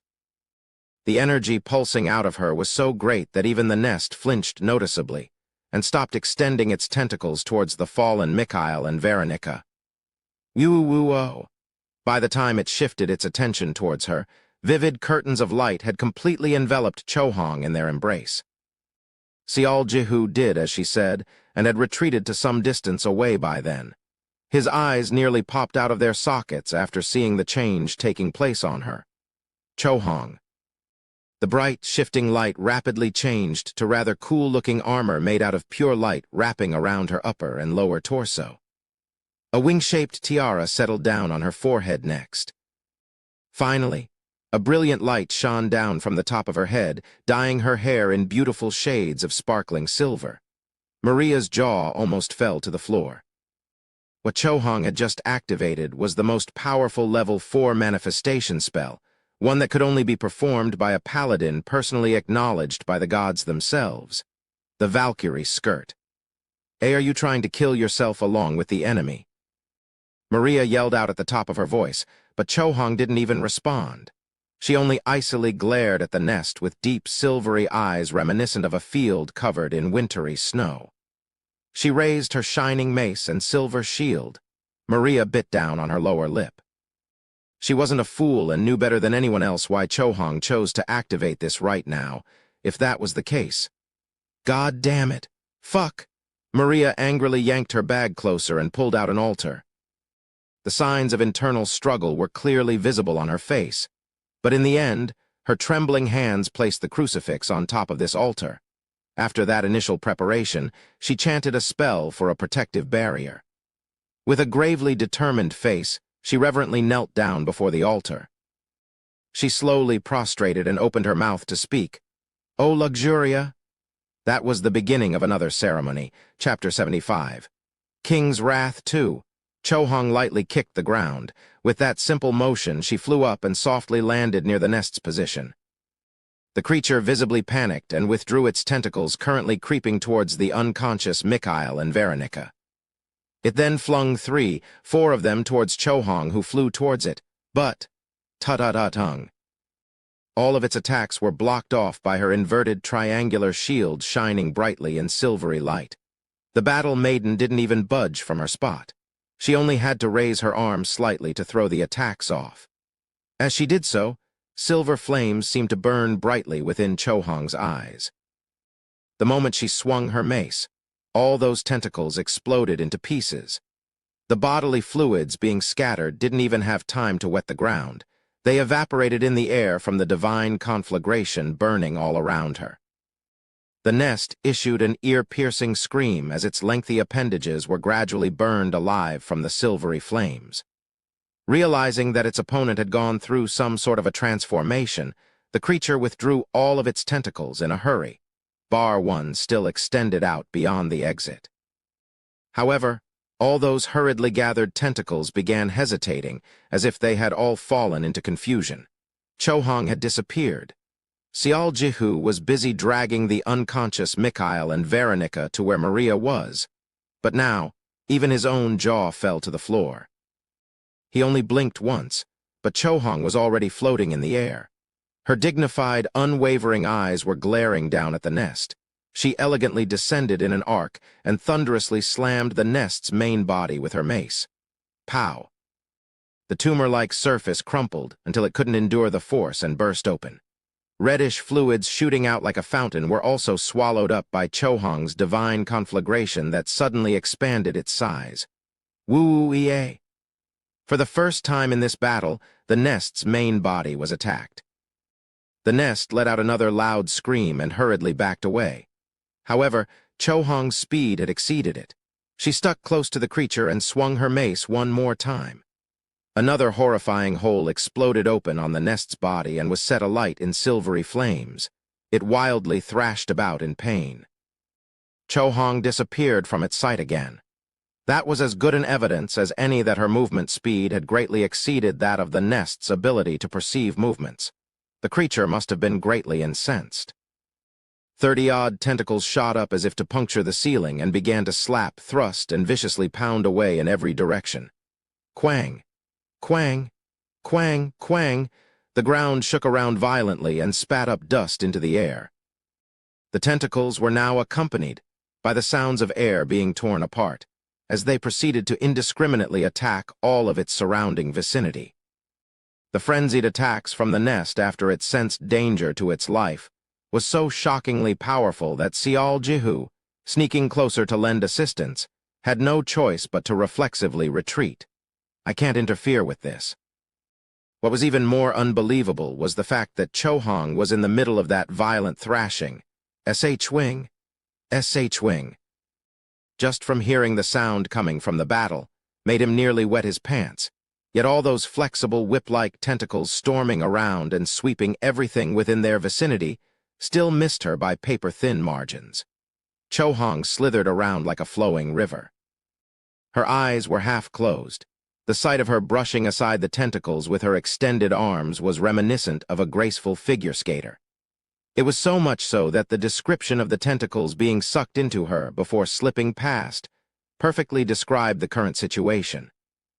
Cho-hong elegantly spun her body around, and her silver hair spun alongside like multiple hula hoops. Silvery streaks of light were left behind her wake as she seemingly floated in close to her target, and eventually she broke past the wall of tentacles and accurately landed one more mace hit on the nest's main body. With that, a third scream broke out. Seol Jihu gasped in excitement. The dying embers of hope were being rekindled again. "We can win." He tried to look for a gap he could exploit. It was then that he realized Cho-hong's condition had become strange once more. Her once serene expression crumpled ever so slightly. Her pale cheeks were flushed red, and her breathing had become rougher as well. He thought he saw a flash of anxiety in her face, too. He wasn't sure what was going on, but regardless, he knew that the situation was beginning to change again. The powerful nest that seemed to be undefeatable was now shaking around rather greatly. Over half of its tentacles were no longer usable, and quite a lot of its body had been scorched black. Most importantly, the biggest gain this time was its giant body shrinking to a noticeable degree. However, the nest didn't just sit by and do nothing. The remaining tentacles suddenly expanded greatly. Then, along with the sounds of air leaking out of balloons, green-colored thick liquids vomited out of them in all directions. It wasn't just one or two tentacles spitting out the liquid, so he mistakenly thought that water was flooding out from a giant broken fountain. Even then, Cho-hong was nowhere to be found. To be exact, she had already pulled herself far back by the time liquid landed on the ground. When its final trump card only managed to melt the ground around it, the nest exploded in pure rage. Cho-hong was also gritting her teeth. She raised her shield in front of her and dashed forward desperately. This must have been that opening she spoke about earlier. Seol Jihu matched his timing with her movement, and while gripping his spear tightly, he too sprinted forward. There was only one opportunity. He was preparing to split his internal energy surging like a rising dragon into two and pour them into his spear and his earring, but then Cho-hong slapped away the tentacle angrily thrust forward by the nest, but began to unsteadily falter on her feet. Cho-hong. Seol Jihu was greatly taken aback and belatedly realized that the silver light surrounding her had grown a lot fainter than before. No, he was wrong. The light dispersed altogether. Her armor, her shield, everything. Ah. At the same time, Cho-hong's expression resembled someone just waking up from a deep sleep. She could only take a couple more steps before falling down on one knee. She panted and her slack jaw dropped open, leading to the pooled sweat to dribble down her chin. As if she was overcome with bitterness, her face crumpled unsightly.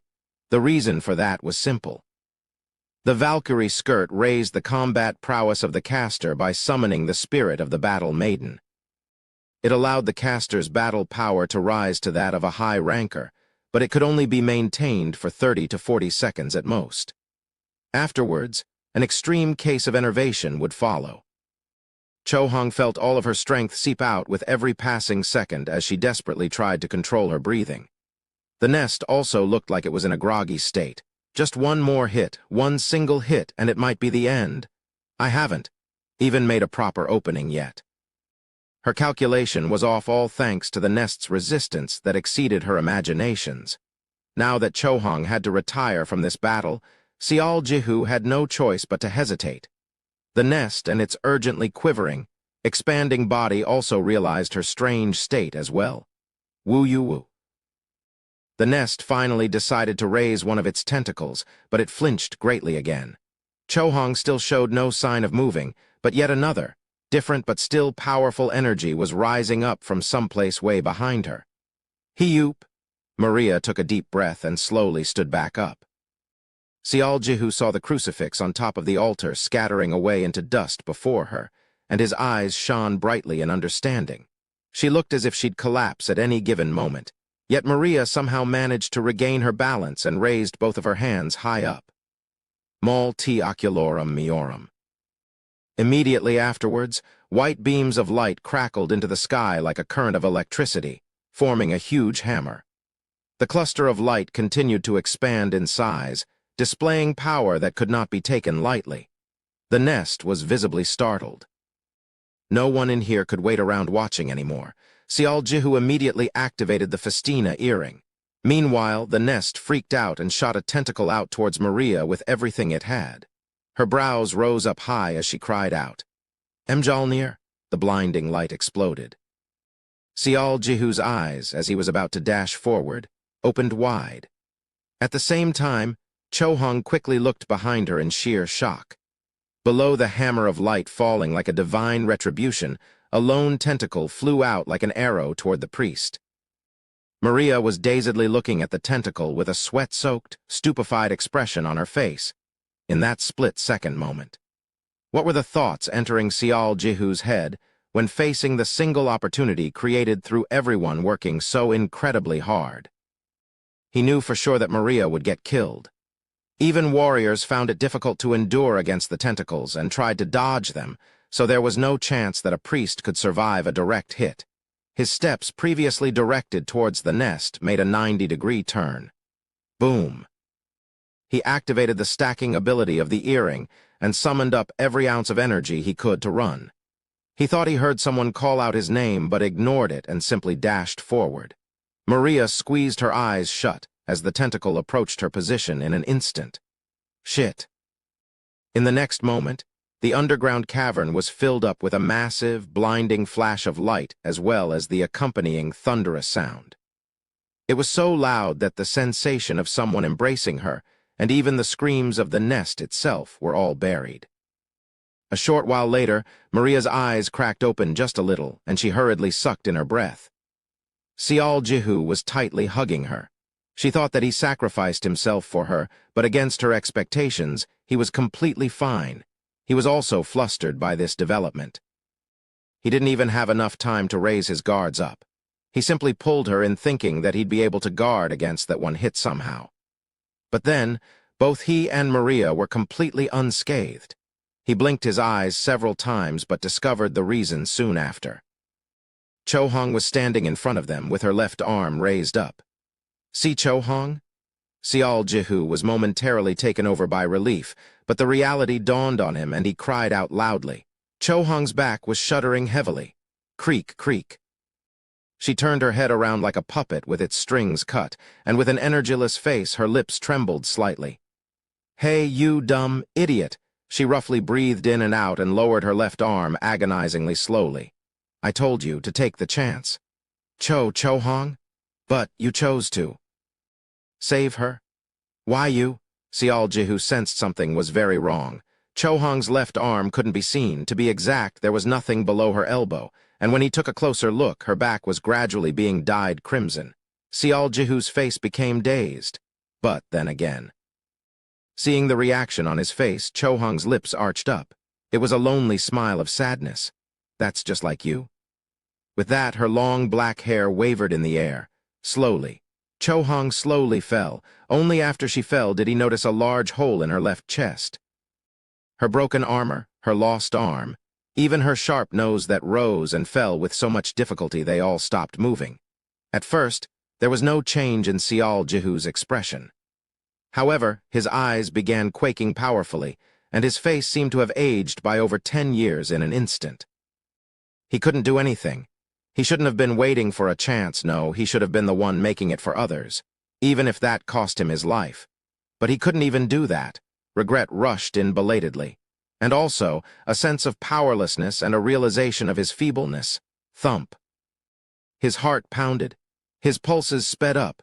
Maria, who had been staring at Chohong and her condition, raised her head just a tad.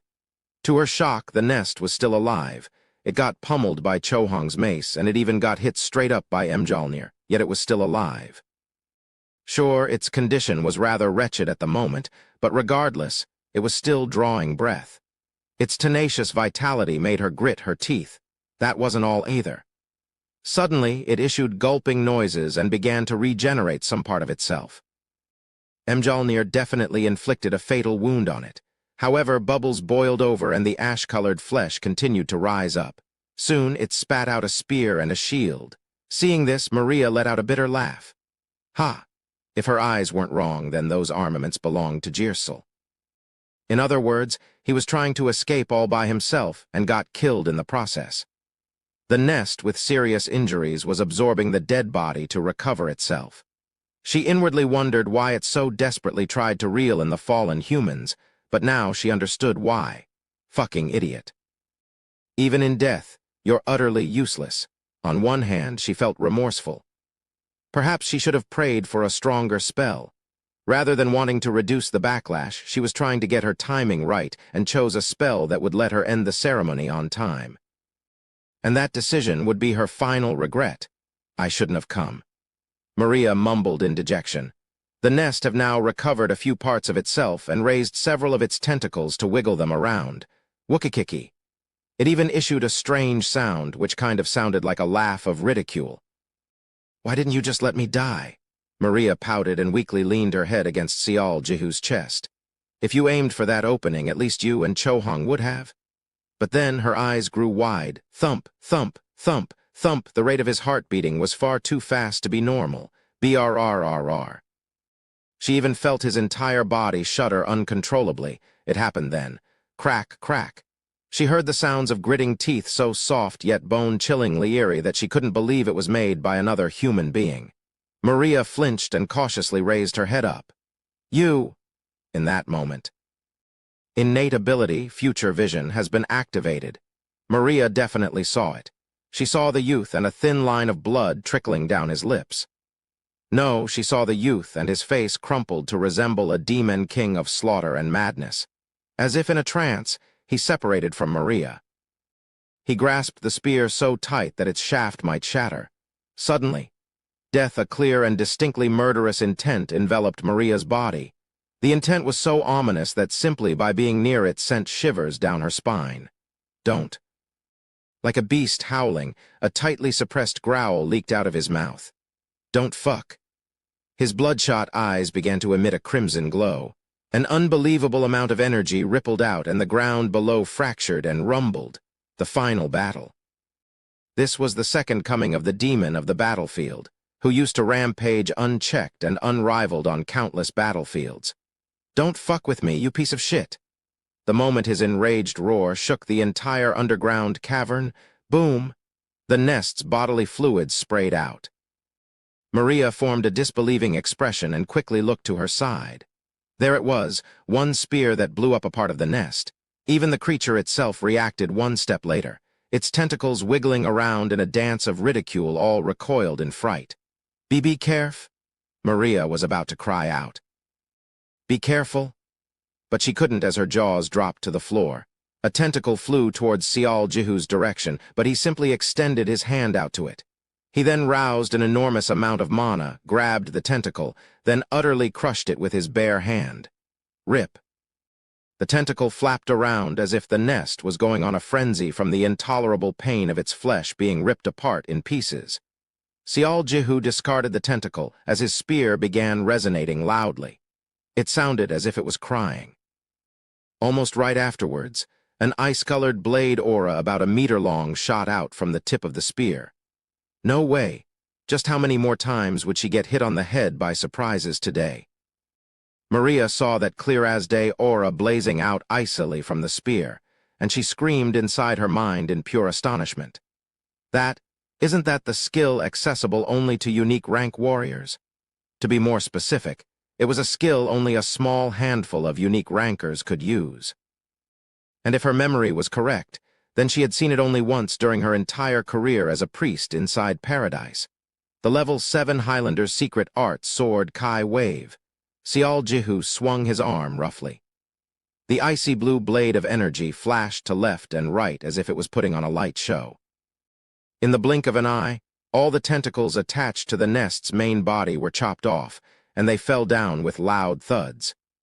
The damn things that remained so tenacious and stubborn until then were rendered completely useless. That wasn't the end. As if to announce that he was only getting started, Jihu grasped the spear tight with both of his hands and crazily slashed and pounded with his weapon. Every time Jihu's sword Kai touched the nest, chunks of its flesh flew out along with its bodily fluids. From a certain point in time, the nest stopped moving altogether. However, Jihu's spear didn't stop. His enraged state was so scary that Maria was busy backing off while looking frightened as well. Just like that, he pounded and sliced away until the nest turned into a meat paste. Just how long went by like that? Puck. His spear struck the ground. He had been pounding into the thing for so long that its main body had pretty much disappeared. The only thing barely remaining on the ground was finely beaten piece of darkened red flesh. Ha. Jihu collected his breath within this sea of mangled body parts and bodily fluids before finally regaining his senses. He only looked around him in a daze for a second or two. He snapped his head behind him and shouted out, "Maria!" He quickly ran over to where she was. Maria flinched and instinctively retreated away, but stopped moving when she saw the look on his face and the way he was behaving. His complexion had reverted back to normal. The change was so extreme that she couldn't help but think that the expression on his face only a little while ago had to be a hallucination on her part. Maria cautiously opened her mouth, her eyes still disbelieving and distrusting. "You, just what are you? Huh? Are you bloody kidding me? If you possessed a power like that, then why didn't you from the get-go?" Maria yelled out loudly, further adding, "We wouldn't have gone through this much hardship then. Do you have any idea how much I've lost today? I also don't know what happened. I saw Chohong falling and my head just blanked out." Jihu shook his head hard. Maria formed an expression of even greater disbelief. She kept spitting out bitter groans non-stop. "Stop fucking around, will you? Isn't this the same bullshit as the dying main character suddenly jumping up full of renewed energy when a heroine sheds a couple of tears? Besides that, please help Chohong." Jihu quickly realized his mistake. Didn't Maria already perform a ceremony? Was she able to perform another one? Maria hurriedly felt for Chohong's pulse for a second, and her brows shot up high. "Go bring her arm, now." But what about the backlash? You think Mjolnir is a high-class spell like Cure Colossal Wounds? I can take care of it somehow, so just go and fetch the damn thing already. That was a relief. Jihu quickly located Chohong's separated arm and brought it back. "She's not dead yet. It's faint, but I can still feel her heartbeat. Besides, it hasn't been that long, so I can still treat her." She emphasized the word treat and rolled her sleeves up like an expert. She quickly chanted the spell into life. Cure massive wounds. A warm ray of light gently wrapped around Chohong's entire body. Maria must have thought one spell wasn't enough because she recited additional spells. The hole in Chohong's chest closed up gradually, and the separated arm was reattaching itself. Will she be okay? She will survive this, right? I've already done what I can. The rest is up to the patient herself. Well, she's been toiling in paradise for a long time now, so surely she wouldn't die from some simple shock like this. Maria curtly replied and got up to leave, perhaps to examine the status of Mikhail and Veronica as well. Did she mean to say that the odds of survival were very good? Indeed, Chohong wasn't some weakling. She was a strong woman. As long as she still drew breath, she would be treatable. That's what Maria must have meant. Feeling relieved now, Jihu let a sigh escape from his mouth. Ah. Only then did a terrible sense of enervation and fatigue come knocking on his consciousness. This was the price of rousing his mana beyond his limits, just so he could utilize a high-class skill several realms higher than his current level. He plopped down on his butt but couldn't stay upright anymore and simply laid down on his back. He glanced at Chohong's sleeping face, now looking rather serene and calm. He couldn't quite recall what had happened. His memory cut off the moment he saw the message about future vision. But regardless of what happened, they had made out of it alive. He thought he was going to die, but he was alive now. More importantly, Chohong wasn't dead. More than anything, he wanted to be happy about that and celebrate it to his heart's content. Would you look at this guy? Maria returned to his side and bitterly chuckled after seeing him and Chohong lying side by side. Hey, you're not expecting me to carry 4 people out of here, right? See, can't we take a short break? I'm really exhausted at the moment. Maria leered at him for a while. It was clear that she was not fully convinced. Out of the blue, though, she began rubbing her eyes rather vigorously. Drop, drop. Her tears fell on Sial Jihu's face, and he formed a bit of a frown. Okay, you can move now, right? Sial Jihu momentarily became speechless. I don't want to stay here any longer. I want to get out of here right now. Sial Jihu agreed with her 100%, but unfortunately, he was this close to falling into a deep slumber from the sense of fatigue flooding into him. What's the matter? Aren't you getting the second wind or something again? Aren't my tears enough for you? Maria sarcastically muttered out, her eyes still wet from tears. No, well, that's not it. Sial Jihu fell into a bit of contemplation before frankly speaking up what his tired mind could come up with. I think it's because you aren't the heroine of this story, Miss Maria. Maria glared silently at him before powerfully kicking him in the side. Chapter 76. Maria's sorrow. Sial Jihu couldn't win against Maria's pestering and forced himself off from the ground. He dragged Mikhail and Chohong, while Maria dragged Veronica out of the underground cavern. They eventually left the hilly region altogether and returned to their initial campsite. Only then did he feel that he had indeed survived the deadly encounter. Tears threatened to burst out of his eyes, but he suppressed them. However, Maria cried. Although her manner of speech was a bit on the rough side in the end, she was still a human being just like him. Sial Jihu felt a sense of kinship from her and formed a quiet smile. What are you cracking that grin for? Fuck you. Is it funny watching someone cry? As it turned out, Maria's sorrowful tears were for the crucifix she had to sacrifice during the ceremony. She said something about it being an item that no amount of money could buy, even if its cost was factored in the equation. Maria had lost her invaluable artifact, and her appearance was beyond messed up as well. Perhaps it was only obvious that she'd start unloading her tears with how wretched her current state was. Sial Jihu tried to console her as gently as possible with the words, "But we still got to solve the mystery." But Maria was triggered immediately and yelled back. Does fame put food on the table? She then proceeded to spit out all sorts of blaming fingers and sighs of lamentation. I shouldn't have come with you lot if I knew something like this would happen. Forget about 15 silver coins. I wouldn't have said yes, even if you gave me 150 silver coins. But Sial Jihu had something to say about this as well. Well, if you sided with me during the vote. I didn't know things would turn out this way. Maria grabbed his collars and began shaking him around in sheer madness. She shouted out, Why couldn't you have persuaded me better? She was no longer thinking straight. She breathed like a raging bull, shot up from her seating position, and strode to where Mikhail and Veronica were sleeping peacefully. She then kicked the living daylights out of them over and over again. She's gone mad. Sial Jihu sighed cautiously under his breath and switched his attention off from her. He shifted his worried gaze over to Chohong.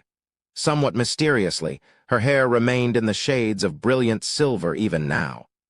With this look, she came across as a different person altogether. She was quite beautiful to behold, like a slumbering goddess quietly lying on her back. Sial Jihu wordlessly brushed her smooth hair for a little while longer before laying down quietly next to her, while he still held a strand of her hair. It was already early morning by the time he opened his eyes.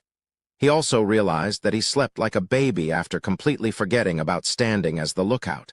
Something like that should have never happened, but he was too fatigued and it couldn't be helped. The first to regain consciousness were Mikhail and Veronica. They were initially confused and unsure of what happened, but after Sial Jihu explained the situation, they understood the events that took place during and after the battle. They even began roaring out in anger when they heard of Jirsel choosing to run away right after they became incapacitated. Jirsel, that son of a bitch, Mikhail huffed and puffed with a reddened face. That fucking bastard. We'll see. I'll tell everyone, not just in Haramark, but every freaking where to make sure he's got no place in paradise anymore. As the old saying went, bad news traveled fast. The impact of a fast-spreading rumor would be quite scary. Not one earthling would welcome another who readily abandoned his comrades in the middle of a battle. Sial Jihu would have done the same if he could. It was just that there was no need to do so anymore. You don't need to do that. What? Why not? He's already dead. Just thinking back to that event pissed Sial Jihu off. The nest absorbed Jirsel's corpse and recovered from the fatal injury both Maria and Chohong bet their lives to inflict. If his future vision didn't activate in time, they would all have been killed right there. Serves him right. Good thing he's dead. That son of a bitch. These two's reactions were slightly off from Sial Jihu's expectations. They came across as comrades who had worked together for a long while. Rather than feeling bitter or even sympathetic, they were busy clapping their hands in celebration. Mikhail opened his mouth after seeing the youth's expression. No need to feel sorry for a bastard like that, you know. No, it's not that I'm feeling sorry for him. He's the one who threw away our bond of trust. He committed one of the taboos of paradise. If he was planning to do whatever he wants, why bother entering a team in the first place? Why not fool around on his own, then? Those words certainly weren't wrong. Mikhail smacked his lips a bit and silently studied the youth's reactions. He then quietly gathered his hands together in a pleading position. I'm sorry. Not just with Jirsel, but, well, you were right. We shouldn't have gone inside, but we got blinded by our greed and... Veronica also lowered her gaze a little as if she too had nothing to say to defend herself. If he were honest, these guys didn't really meet Sial Jihu's standards. Compared to the previous expedition, they definitely lacked in many areas. Samuel and Veronica were on a completely different league as wide as the distance between heaven and earth itself. But then again, this was the level of team he managed to assemble in the first place. These two did their best. At the very least, they didn't try to run away like a certain someone, so that certainly counted for something. Perhaps that was why Sial Jihu could laugh. It's fine. The team packed up the camping site and got on the road back to Ramen village. Was one problem, though. Chohong hadn't recovered her consciousness yet. Mikhail still felt sorry about what had happened and made a suggestion of goodwill regarding him carrying Chohong instead, but Sial Jihu immediately rejected the proposal. The youth's stamina hadn't fully recovered, but he still carried her unconscious frame without complaining once. In truth, he felt a bit uncomfortable letting another man touch her. The team needed around 2 hours to get back to the village. The first thing they did upon arrival was to rent out the biggest room in the inn. Others might have felt okay, but Maria and Chohong were both in a state where they desperately needed to take proper rest. Mikhail left while saying that he'd search for a carriage, while Veronica went around to find a delicious meal after Maria ordered her to do so. Sial Jihu also stepped out of the inn. There was one last matter he needed to take care of before leaving this village altogether. He knocked on a familiar door and heard a voice telling him to enter. He stepped inside and spotted the elderly owner of the house. It was none other than the village head. How goes with the request? He didn't even bother to turn around from his seat to ask that. It's been resolved. Mutants won't appear ever again. The youth didn't miss that the complexion of the village head stiffening greatly in that brief moment. I should thank you. However, it's only been 1-2 days since our last meeting, yet you seem to be very worse for wear. I guess the mutants were rather strong. You haven't seen us fight, yet you seem to know pretty well. Sial Jihu grinned brightly and kept his gaze locked on the village head. Well, a famous mage such as yourself would easily figure out what happened. The village head maintained an expressionless face. He simply remained sitting in his chair, his eyes quietly closed. It seemed that he was swimming within the murky sea of his thoughts at the moment. He showed not one sign of movement and remained utterly silent for a long while. Just as the impression of time itself having frozen entered the youth's mind, the old man finally broke the silence and addressed him. Did you kill it? Yes. Rather unexpectedly, the old man's reaction was rather tranquil. Or was it closer to being a mixture of relief and sorrow? It even came across as if a load was taken off his shoulders, too. I see. Even his manner of speech had become curt as well. But the change was so natural that Sial Jihu didn't feel too put off by it. Indeed, I kind of expected this. Back when you started talking about the research centers, I began suspecting it. Maybe you were just testing the waters because you had already figured out my identity. I won't deny that. How did you find out? Information related to my identity should have all been expunged by now. Before I answer that, there is something I'd like to ask you first. The village head didn't say anything else. Sial Jihu pulled out a chair next to the old man and settled down. First of all, the youth took a little bit of time to organize his thoughts and only then asked his question. What exactly was that cavern? Was it a laboratory? A laboratory, you say? In a way, you could say that. Well, the truth is, it's far closer to being a hideout. Sial Jihu nodded his head. Calling it a hideout certainly made more sense. Village head, you created a hideout for a nest near your village. I did say that a place like that had to be built, but I didn't personally construct it. It'd be more correct to say that it was built for me. It was built for you. Sial Jihu tilted his head.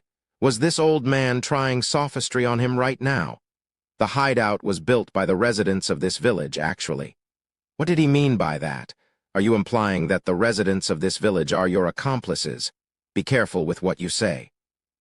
These people are trying to find a way to survive, so how could that be seen as a crime? The old man put up a simple complaint. A way to survive, he said. Sial Jihu mulled over those words and slowly reorganized his thoughts again. So you escaped the duchy after the project was shut down and settled in this village. Afterwards, you continued on with your research. The adult villagers somehow learned of the truth, and they decided to help your experiments. Aren't you a smart one? I don't dislike smart fellas such as yourself. The village head smiled brightly. Well, our interests lined up pretty nicely. That was about it. He then sighed softly under his breath and carried on. I wanted to achieve a tangible result somehow and make my glorious return. And the villagers wanted means to defend this village at all times from a potential enemy invasion. Do you get it now? Ramen village was located quite close to the border region. To put it simply, the villagers wanted some sort of a combat force that could defend them against the invasion of parasites that might happen at any given day. Considering that point, it wasn't as if Sial Jihu couldn't understand their viewpoint, but even then, I'm rather surprised that the villagers helped out willingly like that, especially when there are a lot of kids around too. What can I say? We're living in such a time. The old man carried on. There is no right or wrong in matters of survival. In this world, whether you are a righteous man or of a wicked persuasion, you have to gather under one banner and pool your resources to survive. That is the case, even now. But couldn't they have just moved elsewhere? It's difficult to abandon the land you've been calling home for decades. Well, I won't say something so stereotypical like that. The old man formed a bitter smile. But the truth is, they have nowhere else to go. We aren't living out in the sticks because we like it. Did your entry to the city get refused? If it's something as simple as entering it, then no, it's not that difficult at all. However, it's the settling down part that's the problem. Well, it's nothing to swear blue murder for. After all, regardless of which castle or city, there's always a limit to how many people you can take in. It's already a big task to accommodate all of you earthlings, so how could they spare any energy to look after people like us? The voice of the old man certainly came across as thorny to the youth's ears.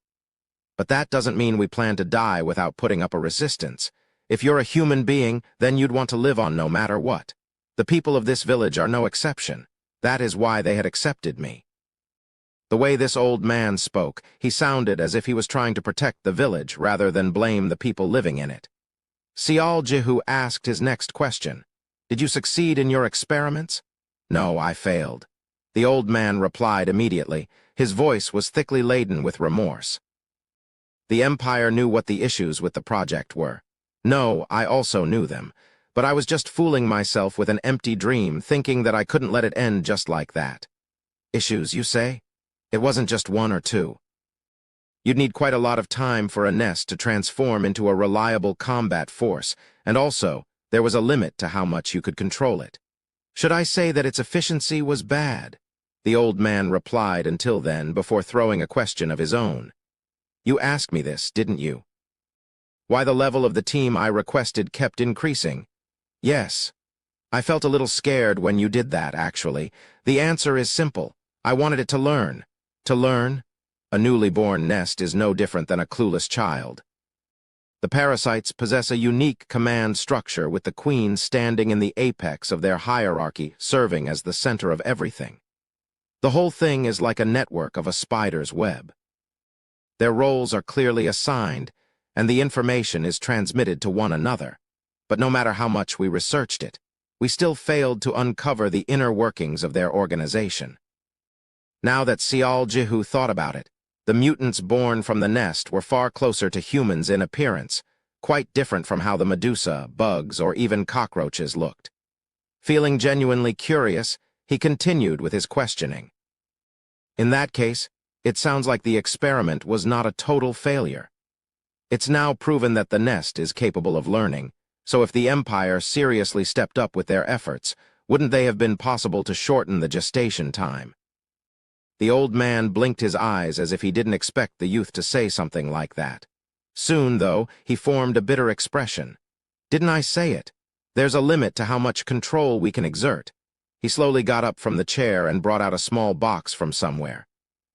Click, he opened the lid to reveal a murky, dark stone the size of a child's fist. Sial Jihu looked at it with some interest.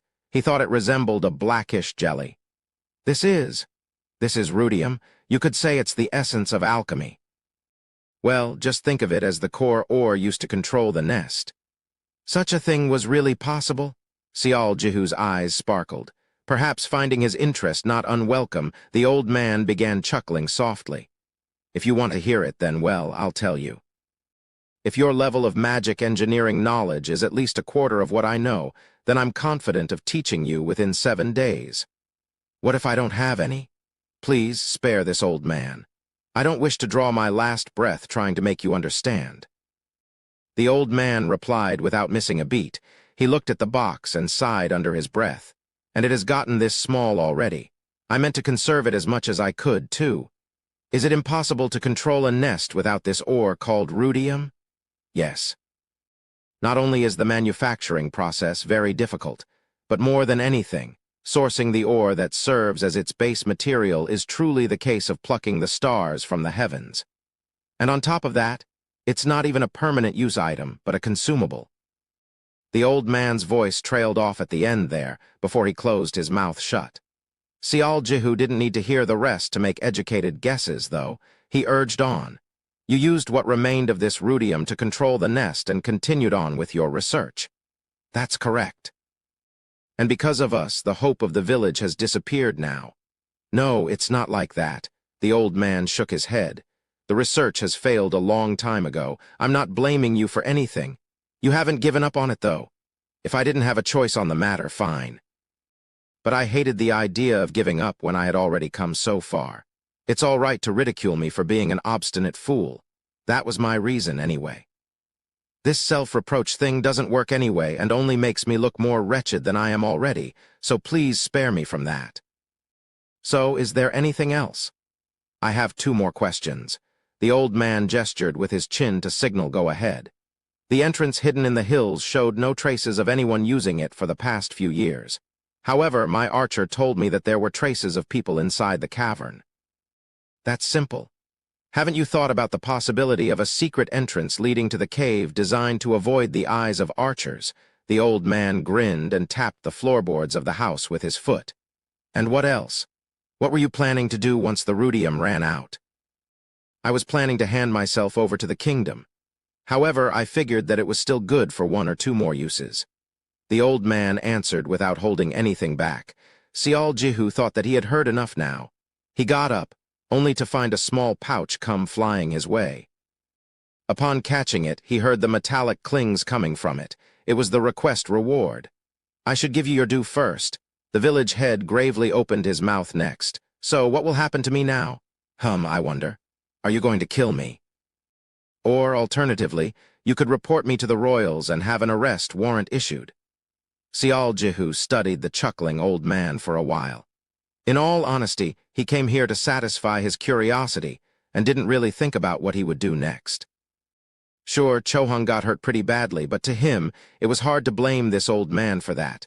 The youth contemplated his options for a bit before asking one last question. Village head.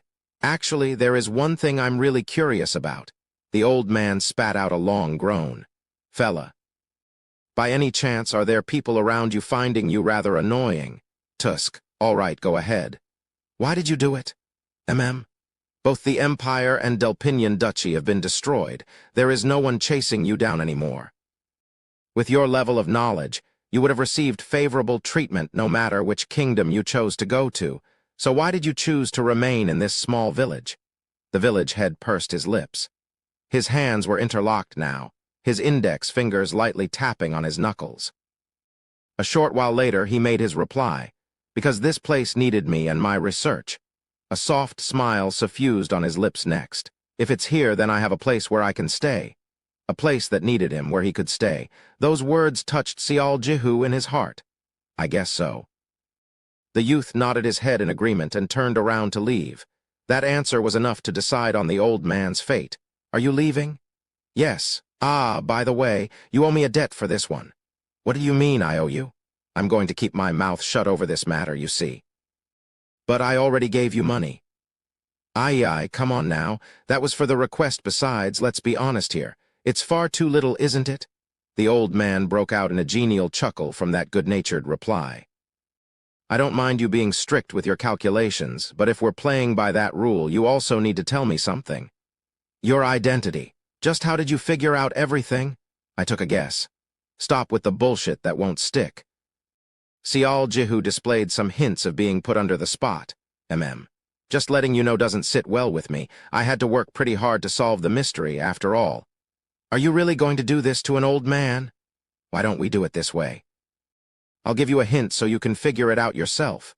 The old man smirked as if he found the idea of the challenge itself ridiculous. Ha, presenting me, the top genius of the Delpinian Duchy, with a riddle? Interesting. Fine.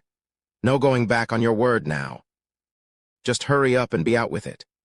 When there are 9 eyes, what will it be? 9. What now? The old man formed a dumb expression then. Now that his curiosity had been satisfied, Sial Jihu sent a refreshing smile back to the old man along with a slight nod of his head and left the house. The youth returned to the inn only to be greeted by a pretty unfortunate piece of news. Mikhail had failed in securing a carriage. But, then again, this was a small village, and there wouldn't be all that many carriages going to and from Haramark here. In the end, they had to settle for walking back home instead. The team set off from Ramen in the middle of the afternoon.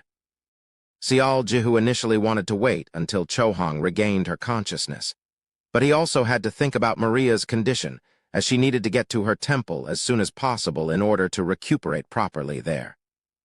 They marched on throughout the evening and well into the night before finding a suitable location to set up camp. The dinner time remained rather boisterous. Chohong still hadn't woken up, but her condition had improved quite noticeably. Seeing that color of blood had returned to her once pale cheeks and that her breathing had normalized, he relaxed just a little more than before. According to Maria's prognosis, she should be waking up before the day's end. And then, the team also got to solve the mystery as well. As this could be considered a triumphant return in glory, the overall atmosphere was rather upbeat, with the exception of Maria feeling really depressed. That is, when Chohong finally regained her consciousness, it was some time after the team ended their dinner and had retired back to their tents. She massaged her forehead while getting up from her sleeping bag, before discovering Sial Jihu sitting around as a lookout alone. Her eyes grew extra large. After sensing the movement behind him, he looked back and his eyes also opened wide. He jumped up from the ground and he quickly called out to her. An expression of happiness spread on his face. Chohong? Wah, what happened? Chohong carried a confused expression. You were. Sial Jihu hurriedly approached her, but then a sudden suspicious light flickered within his eyes. Hum, he coughed to clear his throat and spoke as if nothing was amiss. What do you mean, what happened? Where are we? Weren't we inside a cave? A cave? He asked back as if he didn't understand what she was saying. What's the matter? Are you still asleep right now? We're on our way to Ramen village, remember? What? Chohong cried out in pure shock. We decided to take upon the Ramen village's request, remember, to subjugate the mutants and if it's possible to find out where they are coming from. Wait, Cho-hong frowned deeply and covered both of her temples with her hands. Fuck, what's going on here? We're still on our way to Ramen Village. She quickly scanned her surroundings, and her brows contorted rather grandly. The signs of dumbfoundedness were clear in her expression. Soon her eyes shot open wide and she sucked in a deep, deep breath. Her once dazed eyes began quaking noticeably. So that's what happened. Time reversal, or was it a dream? She began muttering to herself as if she had an epiphany, and then, "Hey, let's go back." She took a big step towards him and spoke in a determined voice. "If we keep going like this, we'll all die." What? What are you talking about all of a sudden? Just listen to me, will ya? I know that what I'm saying doesn't make much sense, and I also know it's coming from left field. But for the time being, let's go back to Haramark. We gotta go back. What? I don't want to. I'm still going ahead. You know how much I've been waiting for this request, don't you? Cho-hong suddenly began pounding on her chest as frustration took hold. Arg, damn it, you're driving me crazy here. Really, listen to me. Cho-hong froze in the middle of her speech right then. She could see Seol Jihu doing his best and failing to suppress his laughter. You... Cho-hong's eyes grew wider and wider, and she hurriedly grasped her hair to confirm. Sure enough, it was silver. You. The youth rapidly ran away from there. Bastard. Imma kill you. Cho-hong madly chased after him as well. Ahahaha. Stop right there. I said stop. The back of his neck got caught soon enough, and he was yanked down to the ground on his back. She climbed on top of his waist as if she was riding a horse. Hey, you, did you have fun making a fool out of me? I'm relieved. Seol Jihu panted heavily before forming a bright smile for the woman on top, growling menacingly at him. Cho-hong hesitated after seeing that earnest, happy smile. It's a relief that you woke up. Do you know how worried I was? Well, His eyes were so serious, his voice full of his honest feelings. She could only blink her eyes at the gaze coming from below filled with his warmth. She sneakily shifted her eyes away as her neck reddened gradually. However, that lasted only for an all-too-brief moment. Her expressions crumpled and she yelled at the top of her lungs. How dare you try pulling a fast one on me? You think I will let you off the hook because of that? Wait. Cuck. She roughly grabbed his collars and began shaking him around like a rag doll. It was only obvious that the sudden outbreak of a commotion would wake the sleeping people up. Cuke, stop, Stuup. You better stay still, you hear? Save me. How dare you make fun of me? Ah. Why the heck is it so noisy? Mikhail was roused from sleep and, while rubbing his eyes, got up from the sleeping bag. Veronica had woken up before him, and even though she carried a sleepy face, her eyes were sparkling as she continued to sneak a long peek outside the tent. I'm getting killed. That's right. Why don't we die together, ah? Don't worry, I'll kill you for real today. Huh, isn't that Cho-hong's voice? Mikhail took a look outside and gasped out in surprise. He could only see Cho-hong from the back, but well, he could also see her riding on top of Seol Jihu and violently rocking her body to and fro. Outdoor play is it. Q, look at her hips move. Now that's something else. Mikhail stared at Seol Jihu with eyes of envy. He gulped down his saliva and sent a furtive glance at Veronica. She received that, but then returned a prim, uptight leer back at him. However, the way the corners of her lips arched up, it seemed that she, too, was rather greatly aroused for the occasion. And a short while later, the grunts coming out from a certain part of Mother Nature, as well as the one flowing out from a certain tent, became a harmony that resounded out within the land. And then, exactly like a lightning bolt in the middle of the night, Maria was staying alone in the other tent, and she was far too dumbfounded to go back to sleep now. As a matter of fact, she thought she could see her own shock materialize in the air and dance in front of her eyes. Eventually, she buried herself in the sleeping bag with a depressed face and covered up her ears. Fuck. Chapter 77. I don't want to live like that. It might have taken half a day to get to the village in carriages, but they needed 4 days of solid walking for the return trip home. Maria didn't even bother to say anything and headed straight to her temple. Even if the adverse reaction was small, a ceremony was still a ceremony at the end of the day. She mentioned that she needed to pray and recuperate in a temple the god resides in order to prevent her from taking on potential losses. On the other hand, Mikhail and Veronica looked as if they didn't want to part ways just like that. It was pretty obvious why they would feel that way. The abilities, judgment, and overall actions and behavior of Seol Jihu during the request itself had left a deep impression on them. It was difficult to estimate just how much he'd grow in the future when considering how amazing he was as a level 2. They would lose nothing by getting close to him now. After all, who knew what would happen in the future? Mikhail had finished with his mental calculations and made a friendly suggestion of sharing a few cold ones together.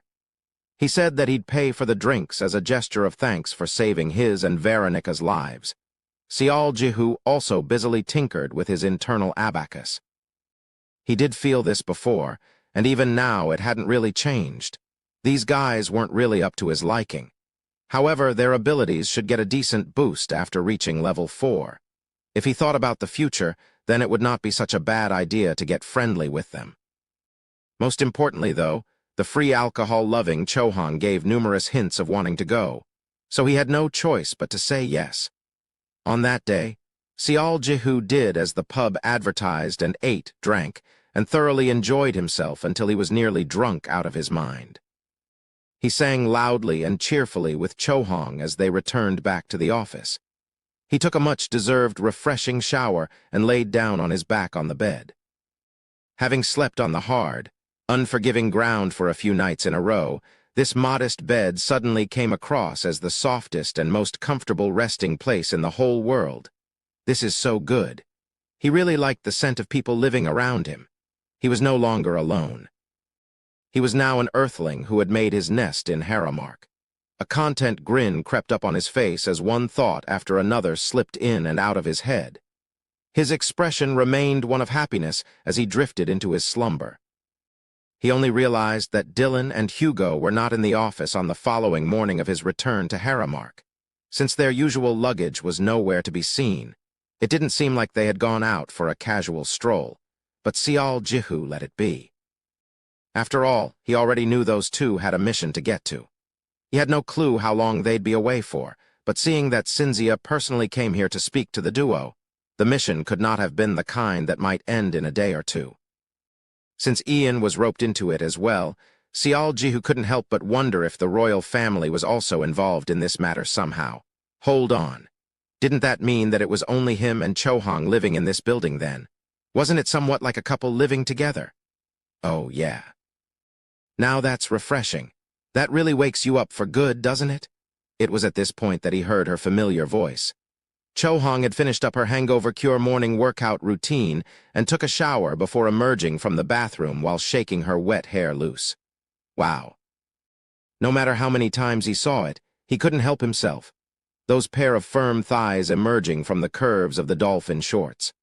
Her healthily fleshed, teardrop-shaped buttocks connected to those thighs, and the arching lines flowing up from there to form beautiful curves resembling a fine white ceramic vase, with her rather appealingly shaped belly button in the center catching one's attention. And then, as she wore the sleeveless white tee, her upright bosom proudly announcing themselves a step more than before. Maybe he stared at her for too long because Chohang stopped drinking water and gave him a weird look. What's up with that face? What do you mean? Your eyes are wiggling like a pair of worms, and the philtrum below your nose is stretching down to the ground, too. Chohang walked over to the couch and settled down on it. Seol Jihu quickly took the spot next to her and began stroking her hair as if it was his new favorite hobby. Her wet hair still shimmered softly in that arresting silver hue. It all looked so pretty and soft to touch, too, so naturally, he couldn't stop himself from touching it. Chohang was biting into a fruit, but then felt a chill run down her spine and quickly spun her head to the side. She spotted Seol Jihu tightly clenching onto some strands of her hair so he could wantonly brush his face against them. What are you doing? It just feels nice, you see, and also it's so cool to look at, too. Stop it. You're creeping me out. I wish your hair would stay this way forever. Stop dreaming, will ya? At the latest, it should revert back to the origi. Arg, I told you to stop already.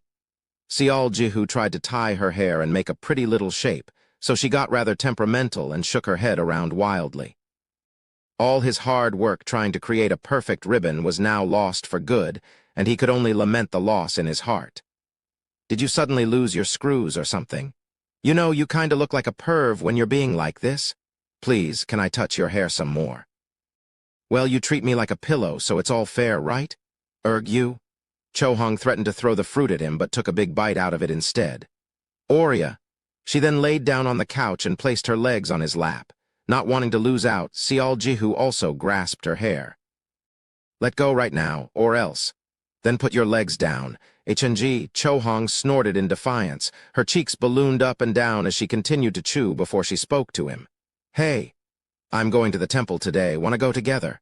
But I'm Gyula. Aren't you Ira or Nvidia? Come on now. You're a level 2, you know. It doesn't matter where you go as long as you aren't a level 4. She had a point. Besides, I'm planning to stop by at Gyula's place too. Really? But why would you go to Gyula's temple? Seol-jihu had been using her thighs as an impromptu drum kit and was lightly tapping on them, but after hearing her declaration, his hands came to an abrupt stop. Could it be? Hang on a minute. Seriously? No, well, it's not a definite thing. I'll know once I get there. Cho-hong carried a disinterested expression. She avoided meeting his gaze and focused on chewing her fruit. However, she couldn't entirely hide the corners of her lips from curling upwards every now and then. Seol-jihu formed a bright smile for her instead. For real? You're going to be a level 5. He poked her on the side, and she contorted on the couch while erupting out in a fit of laughter. I told you, I gotta go and see first. Cho-hong continued to laugh out as he tickled her. Why didn't you say anything? I didn't expect a nest to suddenly pop up out of nowhere, you know. Which path are you thinking of taking? I haven't decided yet. I'm not interested in going with Nvidia at all. If I go with Ira, then I'd become a Templar. If I go with Gyula, there's a good chance that I'd end up as a Crusader. A Templar, a Crusader, I'm jealous. Even their names sound cool. Seol-jihu jumped up from the couch. There's no time to waste then. What are you doing? Come on now, get up, let's go. Take it easy. I'll go after breakfast, okay? Besides, you think becoming a high ranker is that easy? It isn't. From level 5 onwards, experiences alone won't be enough. Your contribution points are counted too. Contribution points? Cho-hong polished off the fruit by then. She lightly dusted her hand and nodded her head. Contribution points, achievement points, they're the same thing. They look at how much service you've rendered to paradise until now, that sort of thing. If it's not enough, you can't get to level 5. Well, it's a bit hard to be sure because... Cho-hong tilted her head this way and that before carrying on. You see, even the royal family gets involved when it's time to advance to level 5. Royal family? Really? Yeah, you go to a temple and get acknowledged there, then you pull off the mission the royal families give you. Only then can you level up. It's kinda like an advancement test. Do you have to go through all that? No exceptions? Well, obviously there have been cases of people leveling up without taking a test, but that's only for those folks who had contributed a lot, even as they got to level 4. You know, those people who don't spend a single point of their achievement points tally and only chase after one battlefield after another. There are practically no Earthlings who do that, though. Seol-jihu muttered to himself, It's more complicated than I thought. Cho-hong shrugged her shoulders. It can't be helped. Once you arrive at the upper ranks, the way people treat you changes. Oh well, warriors still have it easier than priests, that's for sure. How bad is it for priests, then? I heard that you gotta get a ton of offerings ready and also prove your worth through some method. It's all really annoying. Seol-jihu nodded his head. I guess being a priest isn't as easy as it looks. You could say that. If you get really technical about it, every class out there has its pros and cons. It's the same story for magicians. In any case, should we hold a celebration tonight? Cho-hong was taken by surprise from that. A celebration? Aye, there's no need. It's nothing worth celebrating about. It is definitely worth celebrating about. Carp Diem is about to welcome its second high ranker after all. I'm telling you, there's no need. It's too embarrassing. Seol-jihu easily caught Cho-hong's waving hand and pulled her closer. Don't be like that and let's do it. Allow me to splurge tonight so I can get something out of you in the near future, okay? Really? WL if you're thinking that way. Yeah, why not? She probably didn't feel bad at all that someone was congratulating her like this, because she stopped leering at him from the corners of her eyes and pushed herself off from the couch while pretending to be defeated by him. However, there was this bright smile blooming on her pale face. It certainly looked good on her. She opened her mouth to speak in between her smiles. I wonder, will it be fine for only us two to hold a celebration? No helping it then. When Dylan and Hugo come back, we'll just have to hold another one. Keck, I can already imagine Hugo's face.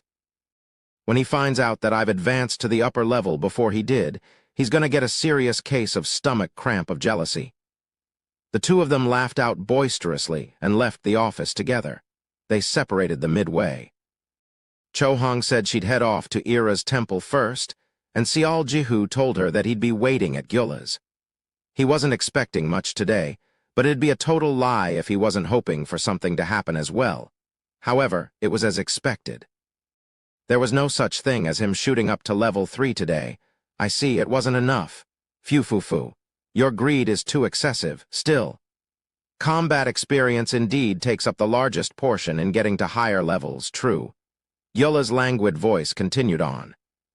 However, that is not the only thing to consider.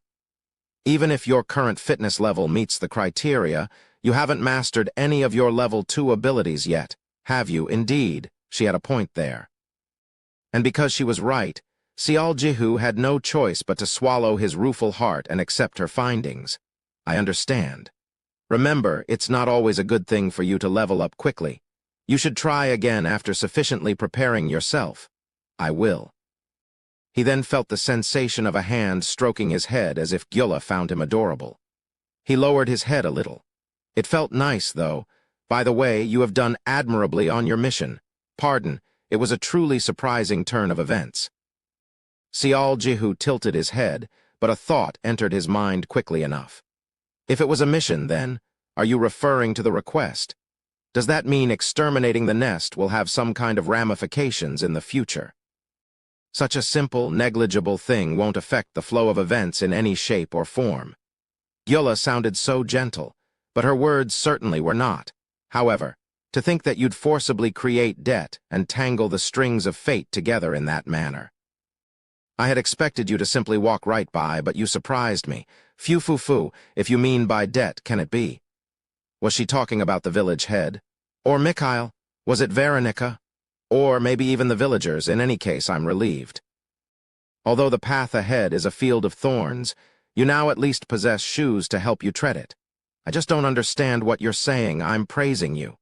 That will at least pry open a breathing space for you. Of course, it all depends on the choices you make in the end. Here she goes again.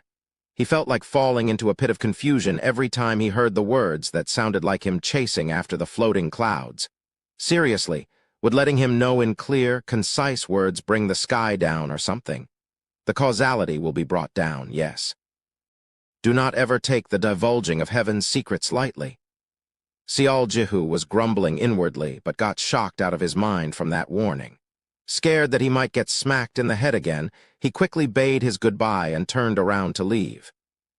He waited by the entrance of the temple for Cho-hong, but she didn't show up even after a long while. It seemed that she needed more time than they had expected. Well, I guess I'll just head there myself. He figured that he'd finish his cigarette first before leaving, but then he spotted a man hurriedly running towards him. Seol Ji-hoo had never met this man before. Are you Seol by any chance? Excuse me? I am, but who? I came from Ira's temple. I carry a message from Chung Cho-hong. She says that she'll be late today, so don't wait for her and go back first. Cho-hong said that. I've delivered the message. Well then. As if he had nothing more to say, the man simply turned around and left without even a goodbye. In all honesty, it was hard to make heads or tails from that message alone. Seol Ji-hoo watched the man hurriedly climb down the steps of the temple while sucking in the last bits of his cigarette. Did something happen? Cho-hong might have said she'd be late, but that didn't mean Seol Ji-hoo would stand around doing nothing. He trained moderately until around dinner time, and he went out to buy an armful of booze and snacks before returning to the office. He placed them down on the coffee table and settled down on the couch to wait. She'd be happy when she sees this, right? However, no matter how long he waited, Cho Hong showed no signs of coming back. The clock continued to tick over, and the food was gradually getting colder. Seol Jihu began pouting as he fidgeted around. She only came back several hours after dinner time. The night had already deepened considerably by then. Seol Jihu was napping a little on the couch, but he heard the front door open and his eyes shot up wide right away. Cho Hong had been walking with an energy-less face, but then formed a surprised face after running into him. "You weren't asleep?" "Ah, that is well." Seol Jihu's gaze was lowered, and Cho Hong followed it to the table filled with the grub. She gasped out in belated realization. Seol Jihu was the same. Seeing that she looked exhausted and listless, that could only mean, I uncorked the champagne a little too early. He admonished himself a little and cautiously spoke to her. "I guess you got delayed a bit." "Yeah, just a little." "I went to the temple and went to the royal palace too. Were you waiting for long?" "The royal palace." Seol Jihu's eyes opened wider. "Is it done?" Well, something like that." "Okay, what about that test, that mission thing then?" "Well, that. Looks like I'll have to, hash it out some more." For some reason, Cho Hong averted her gaze. Seol Jihu patted the spot on the couch next to him. "What exactly had happened? Take a seat here and talk to me, please." "There isn't much to say, really. It's not a confirmed thing anyway." "Oh, I see." She looked puzzlingly listless, and that naturally sucked out all enthusiasm from Seol Jihu as well. "You hungry? If not, how about something to drink?" Cho Hong shook her head. Seol Jihu stopped lightly shaking the bottle of booze as his jaw nearly dropped to the floor. This woman refused a free drink. Something like that was utterly unimaginable. "Did something happen to you?" "No, not at all." Cho Hong shook her head again. "I'm not really in the mood, I'm kind of feeling pooped out too." "I see. If you're too tired, you should get some rest first." This whole thing must have played on her mind because she hesitated where she stood for a while before a helpless sigh escaped from her mouth. "Sorry," she whispered softly under her breath and slowly walked away. Seol Jihu dazedly stared at her back as she entered the bedroom. Did she just say she's sorry? That would be his first time hearing her apologize. Seol Jihu stood there in silence for a while before opening his mouth. "Is there anything I can help you with?" No reply came back his way, however. Cho Hong seemed to be really busy all of a sudden. When he woke up in the mornings, she would be gone already, and it became a pretty common occurrence to see her return late into the night as well. Not only that, she didn't even show up in the training facility once, and when it got really bad, he ended up not seeing her for an entire day. But when she did come back to the office, he found it hard to approach her from the way she chose to sit all alone. She would be either resting her chin on her hands as she stewed in her worries, or every now and then displayed hints of how anxious and pressed her mental state was. He kept asking her what was the matter with her, but all he got in return was "It's nothing. Don't worry about it. Something did happen." Although he felt a bit saddened by her not confiding in him, it was true that people had issues they needed to sort out by themselves. Seol decided to patiently wait for her to come around and immersed himself in daily routines instead. In the mornings, physical training; in the afternoons, abilities and mana training. And then sleep. Like a squirrel spinning inside a wheel, he continued the exact same routine over and over again. However, the time continued to move on. One day, then 2 days passed, and then 3, 4 days went by. A week later, Cho Hong didn't even bother to show up back in the office at all. He had never seen her gone for more than 2 days in a row, so he naturally got pretty concerned. That wasn't all, either. He had no idea what kind of a mission Dylan and Hugo went off to, but those two also showed no signs of returning as well. Just what on earth was going on here? Now that the situation had arrived this far, it was only natural that Seol Jihu would start suspecting that something was indeed very off. There definitely had to be something going on here that he wasn't aware of. Convinced of this, he didn't sleep that night and waited by the couch. Cho Hong returned to the office during the dawn of the 4th day of his vigil. She cautiously opened the door and trudged in only for her eyes to open wide in a pair of round holes. "What, aren't you in bed? Were you waiting for me?" Sorry. I had some things to take care of." Cho Hong wasn't a fool either. She continued to sneak a glance at Seol Jihu as he sat quietly on the couch and stared back at her. It was easy to see that she did feel guilty about something. Huam Tilda, I'm so tired. She tried her best to not notice anything and walk past him, but Cho Hong. His low, hushed voice stopped her feet from moving again. Come and sit down next to me, please. Tap, Seol Jihu placed his hand on the coffee table. We need to talk. Chapter 78. I don't want to live like that. 2. A bit of a rich scene played out on the 3rd floor of Karp Deem's office. Seol Jihu and his knife-sharp questions continuously probing for the truth. Cho Hong seriously going through a panicked fluster and waving her hands about in denial. If any earthling who knew her true personality, the one that got her elected as one of the top 3 in the 6 crazies, saw this spectacle, then that person would have probably collapsed from the sheer weight of the mental shock he would be subjected to. A short while later, Seol Jihu finally stopped interrogating her, and his arched-up brows softened just a tad. So, you're definitely saying it's not a serious problem, right? That's tilde, right? I'm telling you it's not an easy matter to climb up to high ranks. Even then, I feel a bit left out here, you know? I mean, at the very least, we could have butt our heads and try to solve it together. It's easier to solve a problem with 2 heads than 1. Come on, I have my pride to think about. It's a bit embarrassing to ask around for help just because I can't work out a puzzle in a game, right? I'm supposed to be a level 4, after all. Cho Hong giggled and hurriedly added something extra. And besides, I just wanted to do this thing with my own power. That way I can straighten my back and act with some pride when I become a high ranker. So don't be like that and be more understanding, okay? She laughed and pounded him on his back. The words game got on his nerves for some reason, but he kept his mouth shut. He didn't believe her, but now that she was coming out like this, he didn't have much to say. I got it. In the end, Seol Jihu chose to take a step back.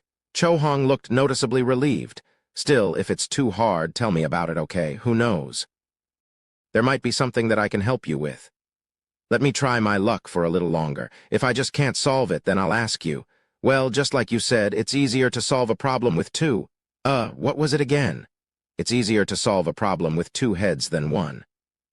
Seol Jihu formed a bitter smile. Right. Oh, Cho Hong scratched the side of her head before throwing this completely out-of-the-blue question at him. Hey, aren't you going to go home anytime soon? Home? Why are you talking about my home all of a sudden? You know, just... Isn't it time you go check out what happened so far back home? Not at all. I don't want to. Not going. Seol Jihu shook his head as if there was no reason to even think about this matter. Cho Hong stared at him for a little while and sighed softly under her breath. Got it. Next day. For the first time in a while, Cho Hong displayed a rather relaxed attitude in the following morning. They had breakfast together, and she even participated in his morning training routine. It was as if she was thinking at least a little bit about him. However, that only lasted for a short while. Sometime in the afternoon, she received a call through her personal communication, Crystal, and hurriedly ran out of the office. She didn't even mention where she was going, too. As a matter of fact, she was in such a hurry that Seol Jihu couldn't even think about stopping her and ask.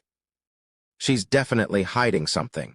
He was in the middle of going through his usual afternoon schedule, but decided to stop with his training then.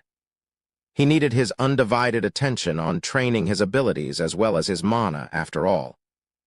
It was already hard to get any sort of improvement even after focusing every little fiber of his being. Yet he was now mired in all sorts of distracting thoughts, and so it was rather impossible to get any training done at this rate. Should I go and pay a visit to Maria to wish her well? He was feeling rather unfocused anyway. Although little, he did feel a bit guilty regarding her situation. He quickly tidied up the 1st floor and left the office himself. Looks like they're almost done building that place. As he was about to leave, he noticed that the construction work across the office was almost finished. Seol Jihu stopped by at a local diner to buy an armful of food and drinks and went to Luxuria's temple. When he requested permission to visit one of the patients they had, the lady working in the counter displayed a deeply shocked expression. You came to visit who here? Maria Yeriel. That is so wild. Someone like her can have a visitor, too. Wow. The elegant woman wearing the white priest garb muttered to herself and raised her hand high. A probationary priest busy sweeping the entrance put the broom down and approached the counter. "Will you escort this gentleman to where Miss Shit is currently residing?" "Shitaria." "No, I mean Miss Maria. I understand." The male probationary priest replied courteously and guided Sial Jihu. The route they took was different from the last time. They didn't head to the residential area. Instead, they entered deeper into the temple grounds where foot traffic became progressively lesser and lesser. After reaching a dark and dinky corridor, the male probationary priest confirmed which room it was and cautiously knocked on it before bolting straight out of there. The same thing happened back when Sial Jihu was escorted to the residential area too.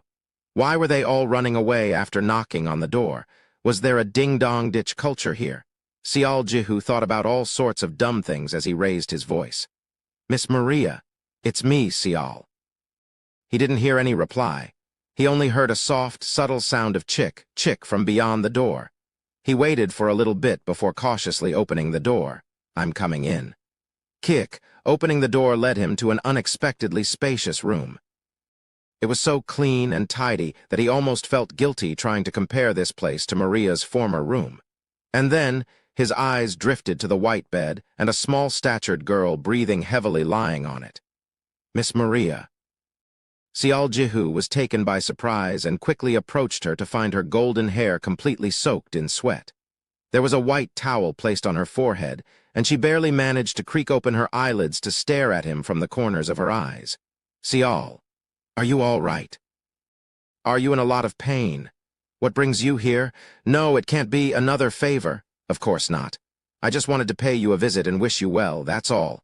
Wish me well." Maria's voice, which sounded as if she was precariously balancing on the edge of life and death only a second ago, suddenly improved by a great deal. And then, when she saw the food Sial Jihu brought along, the light in her eyes transformed immediately. "Ah, I was worried for nothing. Swish." Maria grabbed and threw the towel off her forehead and hurriedly sat back up straight. She wiped away the water on her face with her sleeves and then snatched the food basket in his hands. Just as the youth's expression became utterly dazed after discovering the water spray bottle on a table near the bed, Maria stopped fishing through the food basket and asked him, "Where is my booze? Didn't you bring me one? You're going through a recovery, you know, so no booze for you." "I brought along a bottle of fruit juice, though." "Ai, do I look like a kid to you? Where is your common sense?"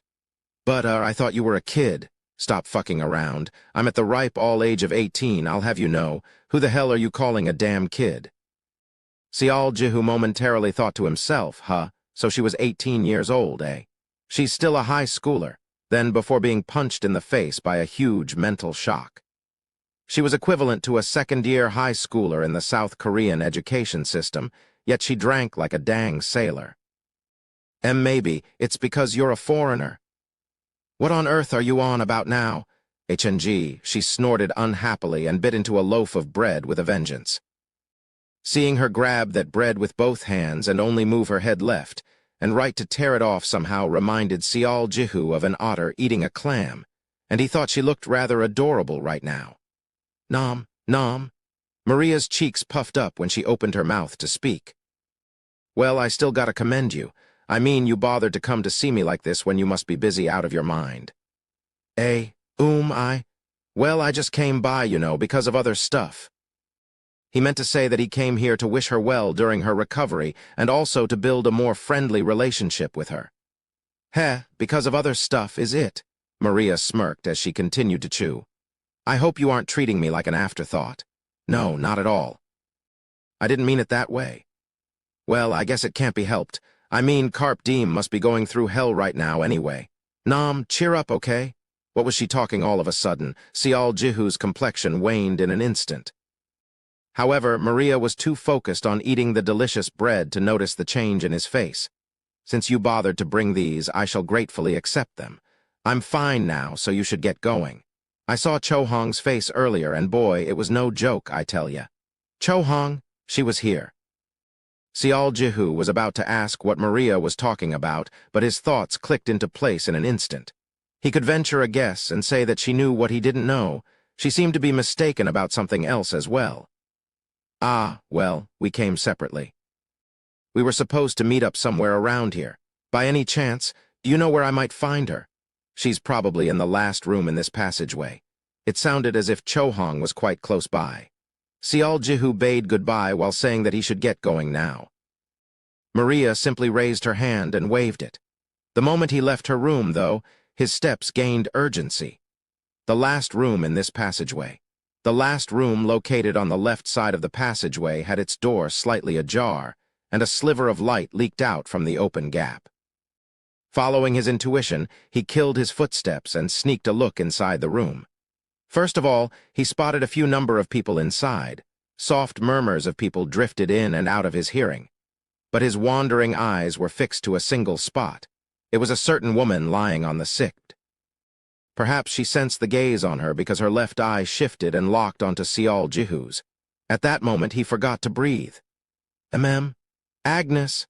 Cinzia saw that Agnes was silently looking at the door and shifted her own eyes in that direction. It was right then the door issued sounds of being flung open. The crowd's attention was immediately shifted over there. Cho-hong, standing to one side, jumped in surprise. What? Miss Agnes? Seol Jihu dashed forward without hesitation and stopped before the bedridden Agnes. Her state was truly wretched. However, the metallic, bitter scent of blood strongly wafted in the air and rendered that simple description wholly inadequate for the situation. Towels soaked in blood were found liberally around the bed itself, and Agnes's entire body was wrapped in thick bandages. Not only that, even her face, with the sole exception of her left eye, was wrapped up tightly. If it weren't for that, he would not have recognized her. What on earth had happened to her? Agnes was a powerful level 6 archer class assassin only a step away from entering the unique rank. She was one of the biggest big shots in Paradise, and even Kim Hannah personally praised her. Miss Agnes. Miss Agnes. Like a broken robot, Seol Jihu repeated the same words over and over again. Just from looking, one could tell what he was feeling at the moment, so Agnes shifted her gaze away and let a groan leak out of her mouth. She had moved only slightly, yet the bandages wrapped around her neck was dyed in crimson red in no time. Who the hell is this bastard? Stop. He's not an outsider. This friend is also a member of Carp Diem. The latter voice also belonged to another familiar person. It was Ian, currently lying on another sick similar to Agnes's. He raised his upper body up and slowly stroked his beard with a bitter face. Ian didn't look so good either. He only looked better compared to Agnes. Master Ian. How have you been? So did you get to solve the mystery? Ian winked with his eye. Seol Jihu was feeling too confused right now. He just couldn't figure out what the hell happened. Meanwhile, Cho-hong was chewing on her lower lip with a complicated look on her face. He shot a silent glare at her for a second or two before shifting his eyes to somewhere else. He hoped for anyone, to provide a clue. After a moment of heavy silence, Cinzia, standing tall with her arms crossed, and her index fingers lightly drumming on her arms, let a long groan escape from her mouth. Looks like an apology is in order. An apology. It was just one single word, yet Seol Jihu was immediately overcome with a sense of ominous foreboding. Cho-hong didn't wish for you to get involved in this matter, but I... Noonim. Be silent, Cho-hong. This kid has the right to know, too. Cinzia rebuked with a low growl and studied Seol Jihu with a pair of animalistic eyes. He addressed her immediately. Please, tell me what happened. Several days ago, on the 3rd floor of Carp Diem's office. A mutated ogre? Dylan froze up in the middle of lifting his teacup. Correct. The news came from the Federation. First time I've heard of it. Didn't the ogre race get annihilated? This is a freshly hot piece of news. I can't believe it myself, but well, they say their situation has been greatly worsened because of the mutated ogre's appearance. I hear that they couldn't defend their position and had to abandon the Tigol fortress in the end. Tang, Dylan roughly put the teacup down. I can't believe it. He opened his mouth wide in surprise, which was quite a rare sight for him. Isn't the Tigol fortress one of the most important strategic points for the Federation? They gave it up that easily. That just goes to show how powerful that mutated ogre is. What the hell? How did things get to that situation? The parasites were a race that fundamentally survived by parasitizing off other life forms. It didn't matter whether it was a corpse or not, they relied on taking over and wrestling away the control of bodies to shore up their fighting forces. Both the Federation and humans weren't idiots.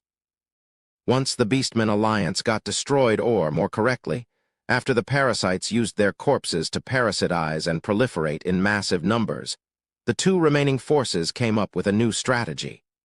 And that would be to incinerate any remains, whether they be of allies or enemies. They chose to burn them all away, because they would become the enemy's combat force if left alone. However, the parasite queen wasn't sitting around doing nothing. As if to ridicule the efforts of the two forces, she created existences called nests. Originally, the parasite as a species lacked the ability to conceive and give birth. No one knew just what kind of witchery was involved in this whole thing, but nests acting like pregnant mothers and new types of parasites being born from that ability gave incredible shock to other forces. That alone was already a massive source of headache, yet now the supposedly annihilated race of ogres made an appearance too. That parasite whore is probably telling us that she isn't going to sit back and watch the current situation develop. Hoo. Cynthia exhaled the cigarette smoke and continued on. That bitch is probably worried about one thing, us and the Federation joining hands. That sounded plausible. The Federation might have welcomed the cave fairies into their coalition, but even then, they were only able to barely hang on against the concerted assault of the parasites. And that delicate balance was tilting against their favor all because of the mutated ogre's entrance. However, the story might change if the Federation and humans decided to join forces. Although humanity was the weakest of the lot, they were backed by the 7 gods representing the 7 sins. Along with the mass introduction of Earthlings, they could no longer be looked down that easily. But, seeing that the situation had become like this, looks like that bitch is sure of it after the Arden Fortress incident. She has shown us a brand new solution to her problem. This would be my first time not wanting to hear about a solution. Dylan's feigned weakness brought about a quick chuckle from Cynthia, but she continued on regardless. The Federation thinks that the appearance of the mutated ogre heralds some sort of an evolution in the parasite's ability to give birth to new life. Can I take those words as you saying that the number of nests will increase in the future and brand new types of parasites will appear? The latter is correct, but not the former. Cynthia shook her head. Dylan. The kind of evolution I'm talking about here isn't enhancing a certain species' already existing innate traits. Okay, then what is it? It's the change in the method itself. Dylan tilted his head as if he just couldn't get it. Nests are seen as an invaluable resource by the parasites since even medusas, the so-called final evolution of their kind, are born from those things. A nest has never really appeared in a battlefield before, and as the rumor mill goes, there aren't that many to begin with. Do you know why that's the case? No, I don't. That's right, no one knows. However, there is a reason for everything. Maybe they experience some kind of unknown losses. Whatever the case may be, there is something we don't know yet. If not, nests would have appeared as a damn army and swept us away a long time ago. The conclusion: nests can't be mass-produced. However, what if the parasite queen began thinking about that problem this way? Cynthia's voice became a little higher as she spoke up to hear. Is there really a need to increase the number of nests while suffering from unknown losses? If you're talking about the ability to give birth, you can borrow the bodies of other species. No, Dylan's expression froze up almost instantly. Cynthia, there's no way. Why not? The ability to give birth. Cynthia formed a subtle smile and placed a hand on her chest. I possess it. She then pointed at Agnes standing behind her. Agnes here also possesses it. And, even if it's not human females, I'm pretty sure that paradise is practically overflowing with fertile females. Wouldn't you agree? Dylan shook his head. That makes no sense. Why do you think that? The main combat force of the parasites is the corpse army. We know this. Those things take over a body and start controlling it, sure, but it's still a damn zombie and nothing inside of it works anymore. But you're saying one of its internal organs is still functioning. What if you get caught while still alive? Dylan's words of vigorous denial came to an abrupt halt. Cynthia spat the cigarette out and quietly carried on. For example, being taken as prisoners. Are you saying there are living prisoners? Dylan, you should stop with your lackadaisical thought process. The Empire, the Beastmen Alliance. The number of nations destroyed by the parasites aren't just one or two. Just the number of species that lived there, you won't be able to count them at all. And well, I don't think the parasite queen is a dumbbass who doesn't know the concept of taking prisoners when she's capable enough to devour the chief deity of this world. Still, that's hard to believe. Dylan looked to be at a loss now. Even if we say that your supposition is right, you still need. You should also discard the idea of prisoners being only females while you're at it. Cynthia spoke, her tone almost entering the territory of ridicule. Dylan now looked as if he had nothing more to say. And so? Capture living males and females, infect them with parasites, and transform their innards to whatever the hell they wanted. And then extract all the semen from the male until it's dead, and as for the females, repeatedly impregnate them and make them give birth. Wow, just imagining it gives me the chills. This crisis is a lot worse than anyone can expect, you know. That's right. I guess it's time to get to the point of my visit. Cynthia uncrossed her legs and leaned forward. The Federation has provided us with this information.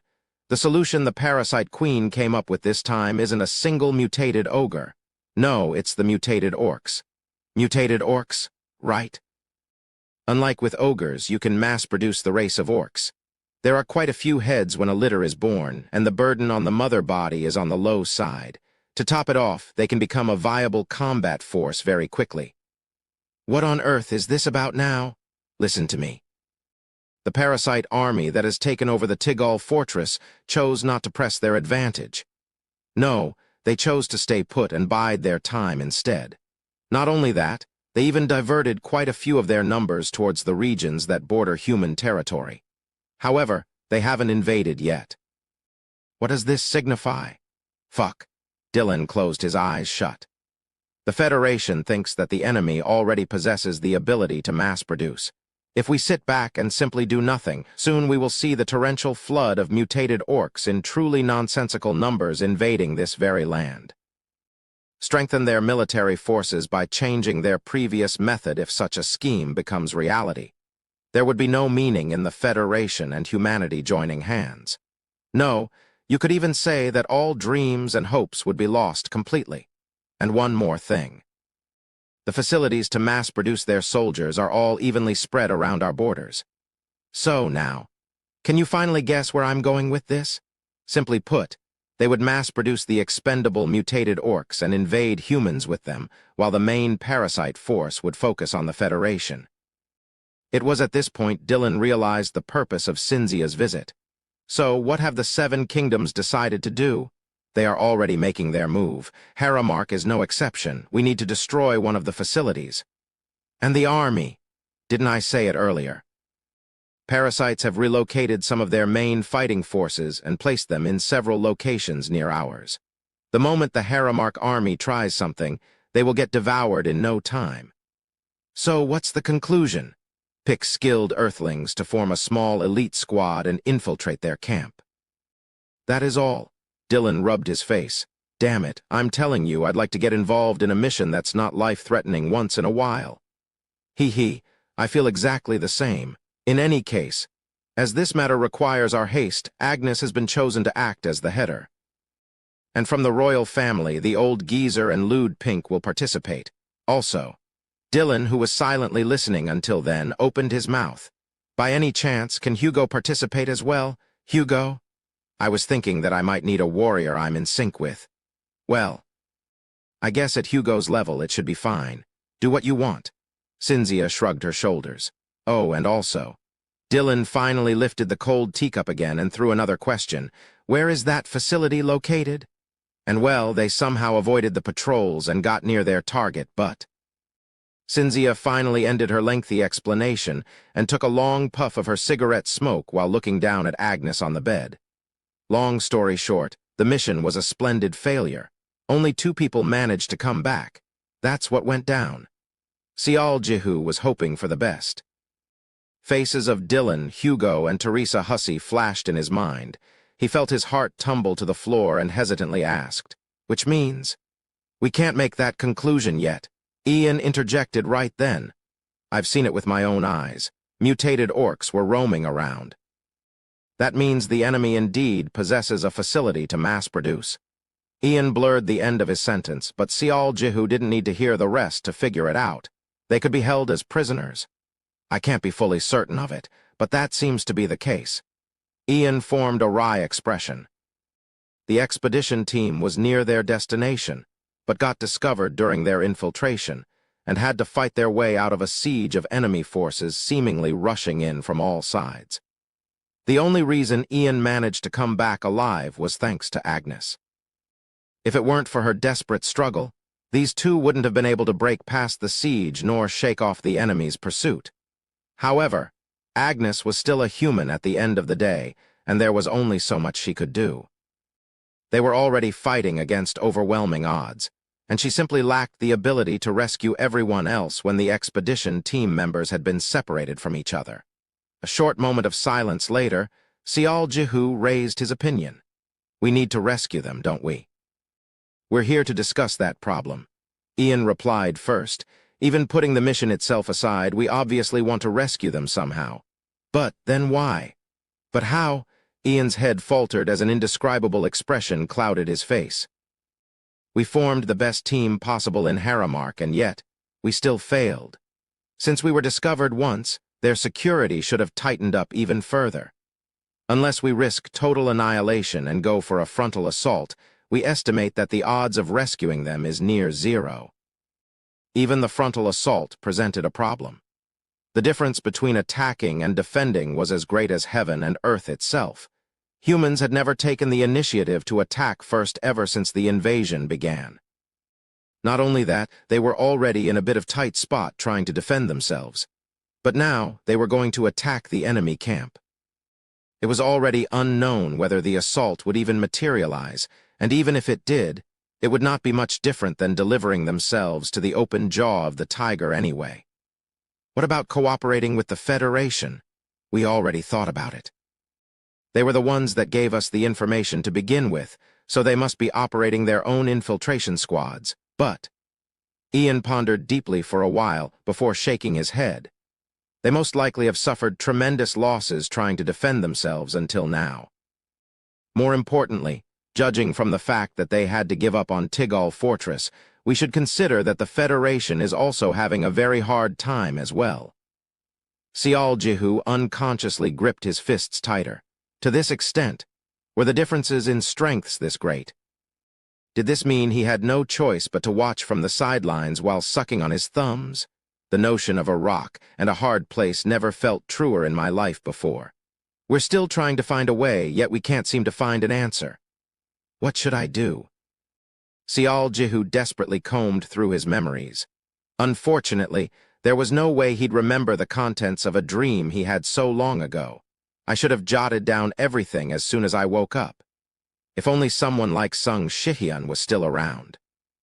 The dejected Ian lamented with an energyless voice. It was then Sial Jihu opened his mouth again. Where? That facility. Where is it located? Ian didn't immediately answer but chose to seek out Chohong's response. However, although she looked mighty unhappy right now, she still didn't say anything. No, she simply tutted and avoided making eye contact. Ian guessed what was in her mind and cautiously spoke up. Sial, I must emphasize that this is not a matter that you can interfere with. It's not possible, and it should not be. Master Ian, please, do not misunderstand me. I'm not looking down on your capabilities. However, both the events of the Forest of Denial and the defense of Arden Fortress were child's play compared to this one. No, more importantly, this matter could be the epoch-changing event that decides the flow of history from henceforth. You can still tell me the location, can't you? Ian licked his lips a little. He took a bit of time to decide before. Well, if it's only the location. He spoke with a helpless expression. It's in Delpinian Duchy. And at that moment, it's the Royal Laboratory, Sial Jihu's eyes gleamed brightly. Chapter 79. I don't want to live like that. 3. Chohong didn't return to Carp Deem's office immediately. No, it'd be far more correct to say she couldn't. Sial Jihu turned around in a trance and left after the explanations came to an end. He didn't even suggest going back together. As a matter of fact, he didn't say anything. Chohong felt this heavy pressure from his back, silently growing further away from her. God damn it. Chohong found herself pacing up and down the vicinity of the office for a long while before finally taking large strides up the steps to the side of the building. She breathed in deeply and swung the door open, only to find Sial Jihu had already finished getting ready to leave. She stood there and vacantly stared at him neatly fill his bag up. You? Hey, you, what are you doing? I've got a place I need to go. Sial Jihu didn't even bother to turn around as he answered. Chohong nearly jumped up in fright before a wry chuckle leaked out of her lips. No way. It's not that, right? What's not it? You're angry and just want to let me know about it, right? Okay, I got it. Hey, let's all calm down and have a seat so we can talk like adults. Right, let's talk for a second. HM? Sial Jihu snorted derisively. What are you even on about? You think I'd rush into the enemy camp all alone? If not, that sure would be a big relief. Even then, Chohong's face was full of complicated, mixed-up emotions. However, Sial Jihu completely disregarded that, slung the bag over his shoulder, and finally picked up his spear. One wouldn't normally dress like that unless he was planning to leave the safety of the city for a while. Where are you thinking of going, then? No need to worry about it. What was that? I'll take care of this by myself. I also want to do it with my own strength, you see.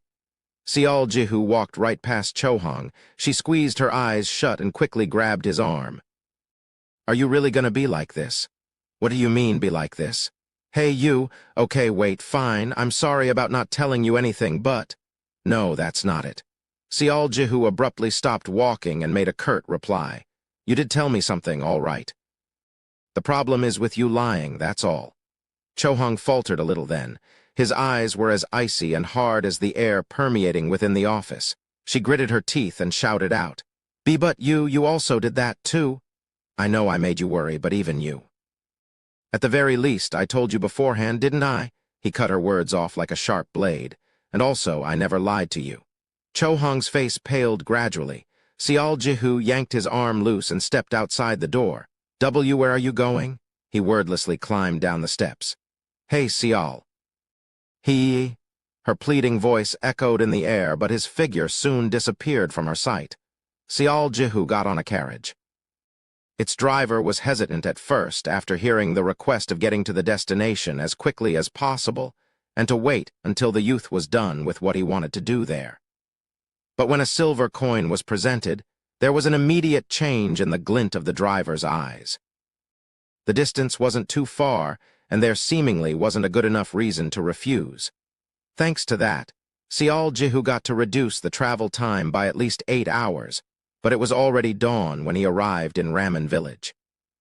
But then again, every second counted, so he ran as if he wanted to fly and pounded on a certain familiar door. Village head, village head. That was just like a sheer lightning bolt out of the blue. The village head had been deeply immersed in solving that riddle the whole day before barely managing to fall asleep. Now rudely awakened by this ruckus, he hurriedly yanked the door open in fright.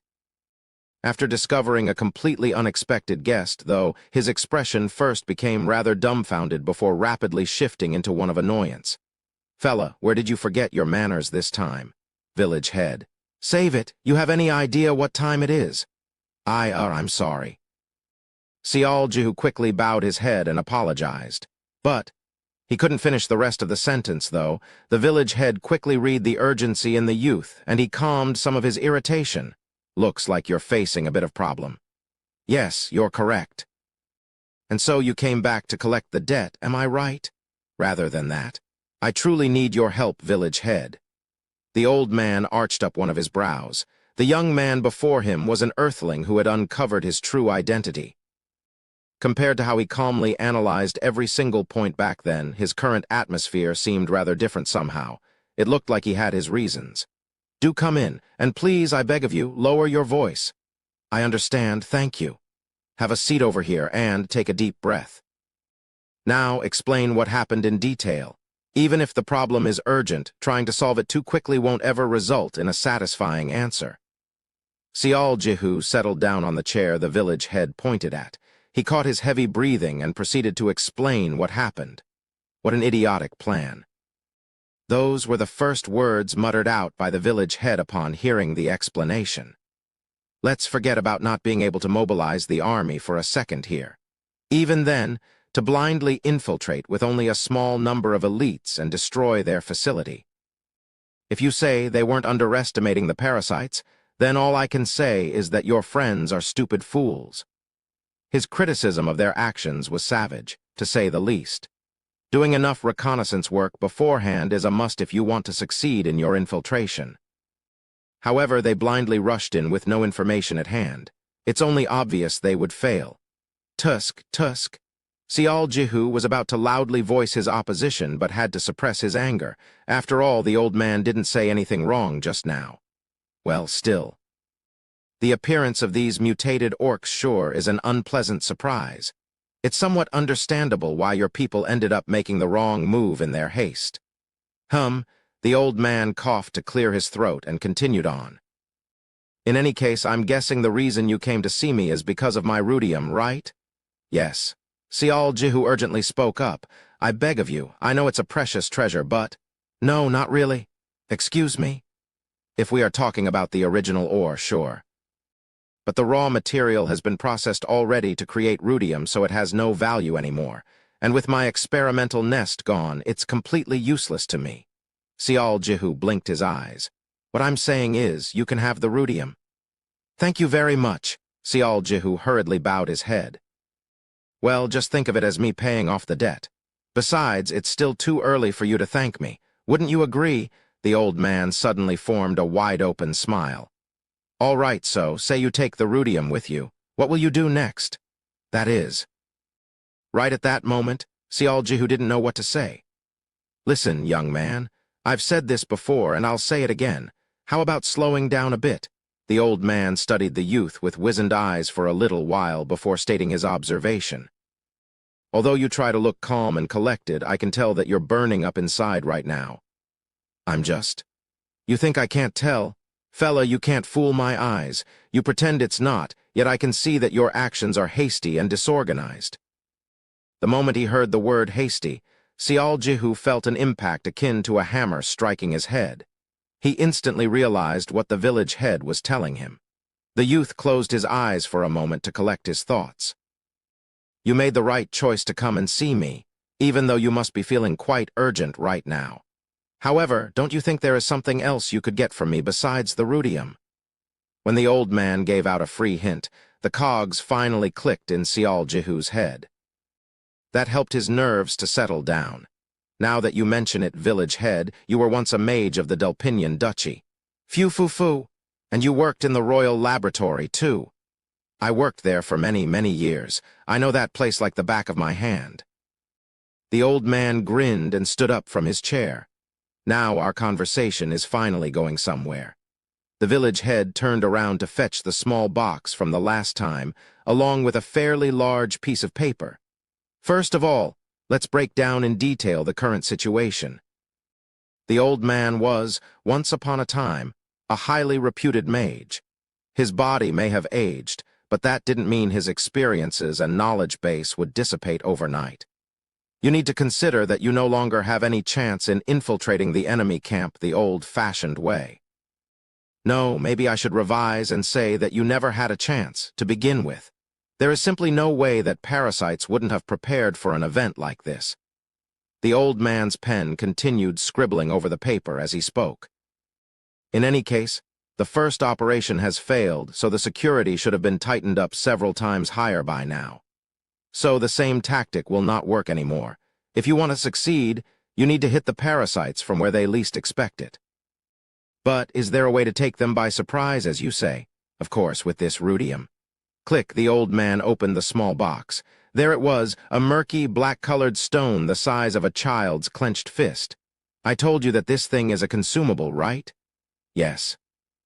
Originally, it wasn't this small. When I was making my escape with it from the laboratory, it was as big as a boulder. The old man spread open his arms wide. With that in mind, have you ever thought about this point before? What point? Look at me. I'm an old, decrepit man. And my physical strength is pretty poor, too. So, how could I have stolen a big rudium and safely escaped from the strict security of the Empire and the Duchy? Now that sounded strange. Even if the order to shut the project down was given, the value of rudium ores still would have been rather considerable. In other words, every single one would have been strictly guarded, so how did this old man steal one away? The correct answer is magic. Indeed, magic is always superior to everything. When you say magic, fella, have you ever heard of a transfer magic circle? Sial Jihu's eyes opened up super wide. What if there is a way to cross the border region without risking your life and limb and enter the laboratory straight away? Something like that is possible. Well, yes, I used that to escape, haven't I? So, don't you think you can hit them from where they least expect it? Sial Jihu tightly clenched his fist. If what the old man said was all true then, meanwhile, the old man finally finished jotting down with his pen and spoke up. Let me explain what I think. Now look at this. The paper was already chock full of texts and drawings. Even at a casual glance, it looked like the floor plan of the laboratory. The Royal Laboratory has 2 underground floors and 2 above ground for a total of 4 floors. The old man's artistic skill was rather excellent. Sial Jihu expressed his admiration and focused on the village head's words. I'm not some incredible mage capable of using spells like warp or teleport, but when it comes to pre-installed magic circles, my story changes quite dramatically. Way back in the past, I used research as an excuse to come and visit Haramark so I could get myself a hideout deep within the mountains. That's where I installed the transfer circle. If we use that magic circle, we can enter the laboratory's interior. Correct. That is, assuming the hideout and the magic circle are still intact, obviously, and when you use the transfer magic circle. The old man drew a circle on a certain spot on the floor plan. You'll be transferred to the first hidden space over here on the first basement floor. The first one? Heh, I'm a bit cautious type, you see. The old man scratched his nose. I prepared 2 hideouts just in case something unexpected happened. Well, I'll tell you about that later. Tap, tap. The old man lightly tapped the floor plan with the end of the pen. Let's move on. I don't think there will be a need to go above ground in the first place. Why not? It might have been an open secret, but well, it was still a secret experiment. The floors above ground were used as sleeping quarters or served some other miscellaneous purposes. The actual experiments were done underground, you see. Sial Jihu nodded his head. So you need to search the first and second underground floors, but, according to my deduction, there's a good chance that your comrades are being held on the first floor. We used the entirety of the second floor as the experimentation area and used the first floor as a sort of a paddock. In other words, we used it mostly as a pen. The old man continued on. An operation plan needs to be simple. If possible, you need to be able to explain in 1 sentence. Tap. He put the pen down and pointed with his hand before drawing a line. Transfer to the first basement floor using the magic circle. Use rudium to achieve your objective. Return to the secret room to escape by using the transfer circle again. Those are gists of the plan I'm suggesting. You understand now? Sial Jihu stared at the village head with eyes of awe and envy. The youth had been feeling rather lost and hopeless, but now he felt as if his eyes had been opened and his blocked chest had been liberated. Village head, are you a god in disguise? Stop spewing nonsense. The village head's nose clearly reddened somewhat as he opened his mouth. Well, my plan certainly has a higher chance of succeeding than that dumb initial plan you told me about. However, he hesitated a little before continuing on. I might as well come out and say it. There are a total of 3 variables for you to worry about in my plan. The old man raised 3 fingers before folding the ring finger first. First, it's the current state of the hideout. Its current state is it. Not just the one in the Arden mountain range, but the one inside the laboratory itself, too. No one knows what they are like right now. I did hide them to the best of my abilities, but well, Who amongst us can predict what'll happen in the future? In the worst-case scenario, you may even find yourself right in the middle of the dang mutants as soon as transferring there. Sial Jihu's complexion hardened. You can only hope for the best on that one. Lamentably, there is nothing you can do about that. If things do turn out that way, you need to escape immediately. Understand? Yes. The second problem has to do with the transfer magic circle itself.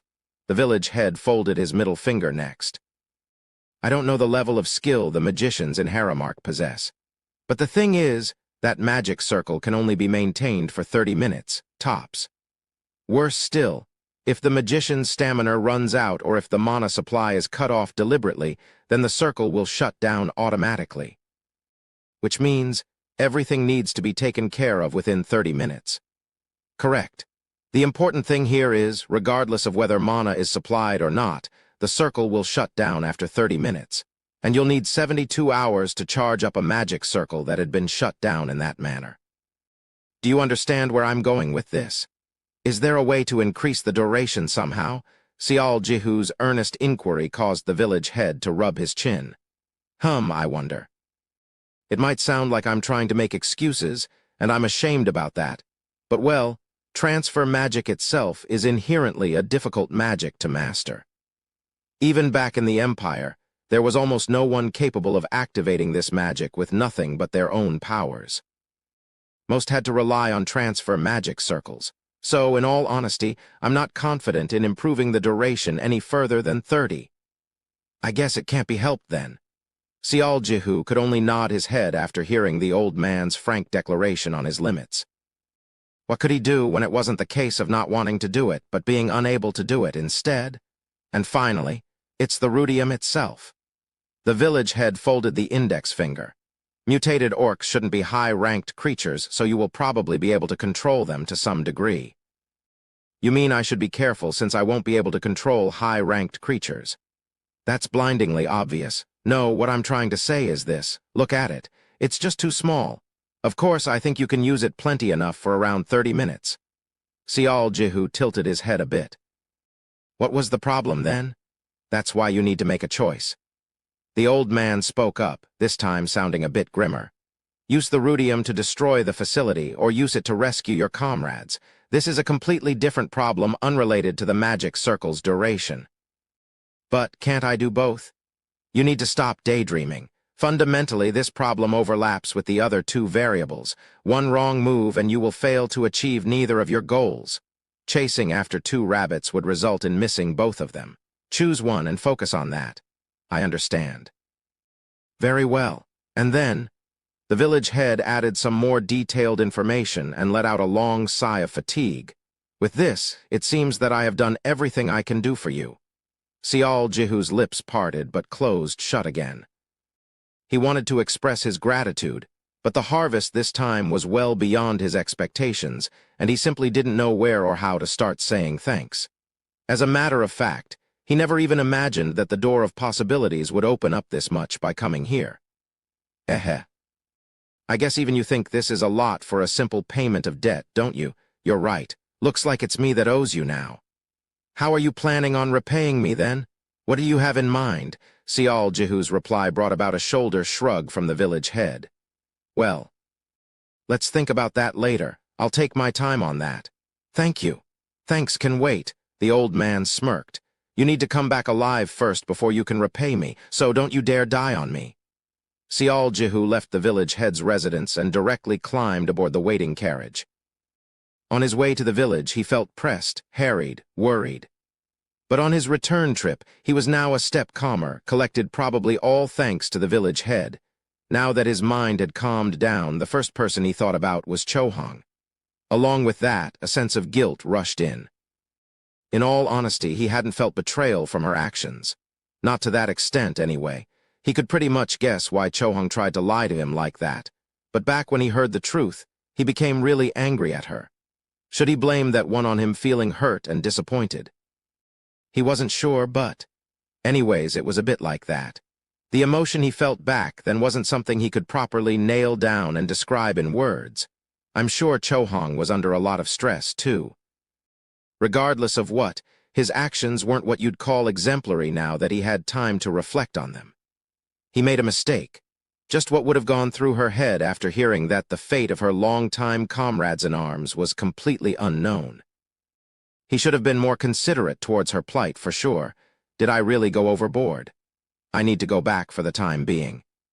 Sial Jihu decided as thus and held tight on to the stuff the village head gifted him. The morning sun was already burning brightly in the sky by the time he arrived in Haramark. Sial Jihu paid the carriage driver's balance and ran back to the office building with all his might. He felt tired as he didn't get a wink of sleep, but he was too eager to show her the result of his work. He ran up the steps and flung open the door to the 3rd floor. He immediately ran into Chohong. She had been pacing up and down in the room, but her steps came to a halt right then. Her anxiety-ridden face crumpled in an instant. Unexpectedly, she didn't open her mouth right away. And here he was, thinking that she'd start biting his head off. With her silently staring back at him, he was getting even more awkward just standing there. Trapped within this strange silence, the pair of young man and woman could only stare at each other, unmoving. The first one to break this deadlock was Chohong. "Where have you been?" Her voice was low, hushed as if she was suppressing a lot of something. It seemed that she was a bit ticked off as well. Sial Jihu closed the door behind him and cautiously crept inside. "Were you waiting for me?" "That's right. I fucking waited for you, you dumb asshole." Chohong's voice became rather rough. In fact, it was trembling noticeably as well. Signs of her trying to suppress her urge to yell out loudly were all too clear to see. "Are you happy now that you did the exact same thing back to me?" "Do what exactly? Didn't you do this just to get back at me? You narrow-minded, fish-brained, stupid bastard." She finally let go and yelled out. Sial Jihu pouted as his response. "If that's what you think, I'm a bit disappointed." "Disappointed? Did you just say you're disappointed?" How can you even?" "I'm sorry." Sial Jihu didn't say anything else, instead choosing to gather his hands together and apologize wholeheartedly. "Q." Chohong gasped out a sound of swallowing something back and spun around away from him. She breathed in softly for a little bit before wiping away the edges of her eyes with her clenched fists. It was Sial Jihu's turn to be surprised this time. "What's this? You're crying. Are you really the Chohong that I know?" "Who's crying? You better let go, you stinking son of a bitch."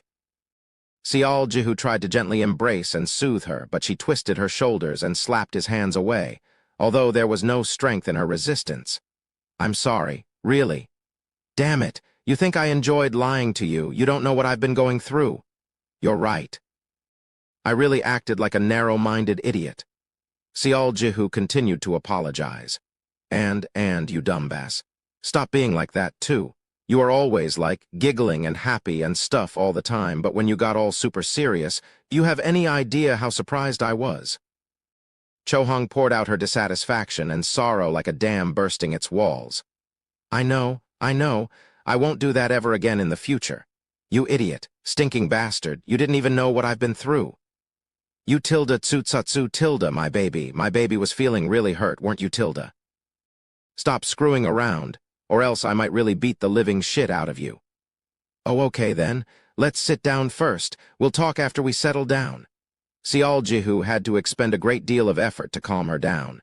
Chohong rested her head on his chest and sniffled occasionally. She didn't really cry, though. Just her eyes became a bit reddened, that was all. She might have been a woman seemingly made up of pure steel, but she was also a human being at the end of the day. And a woman, too.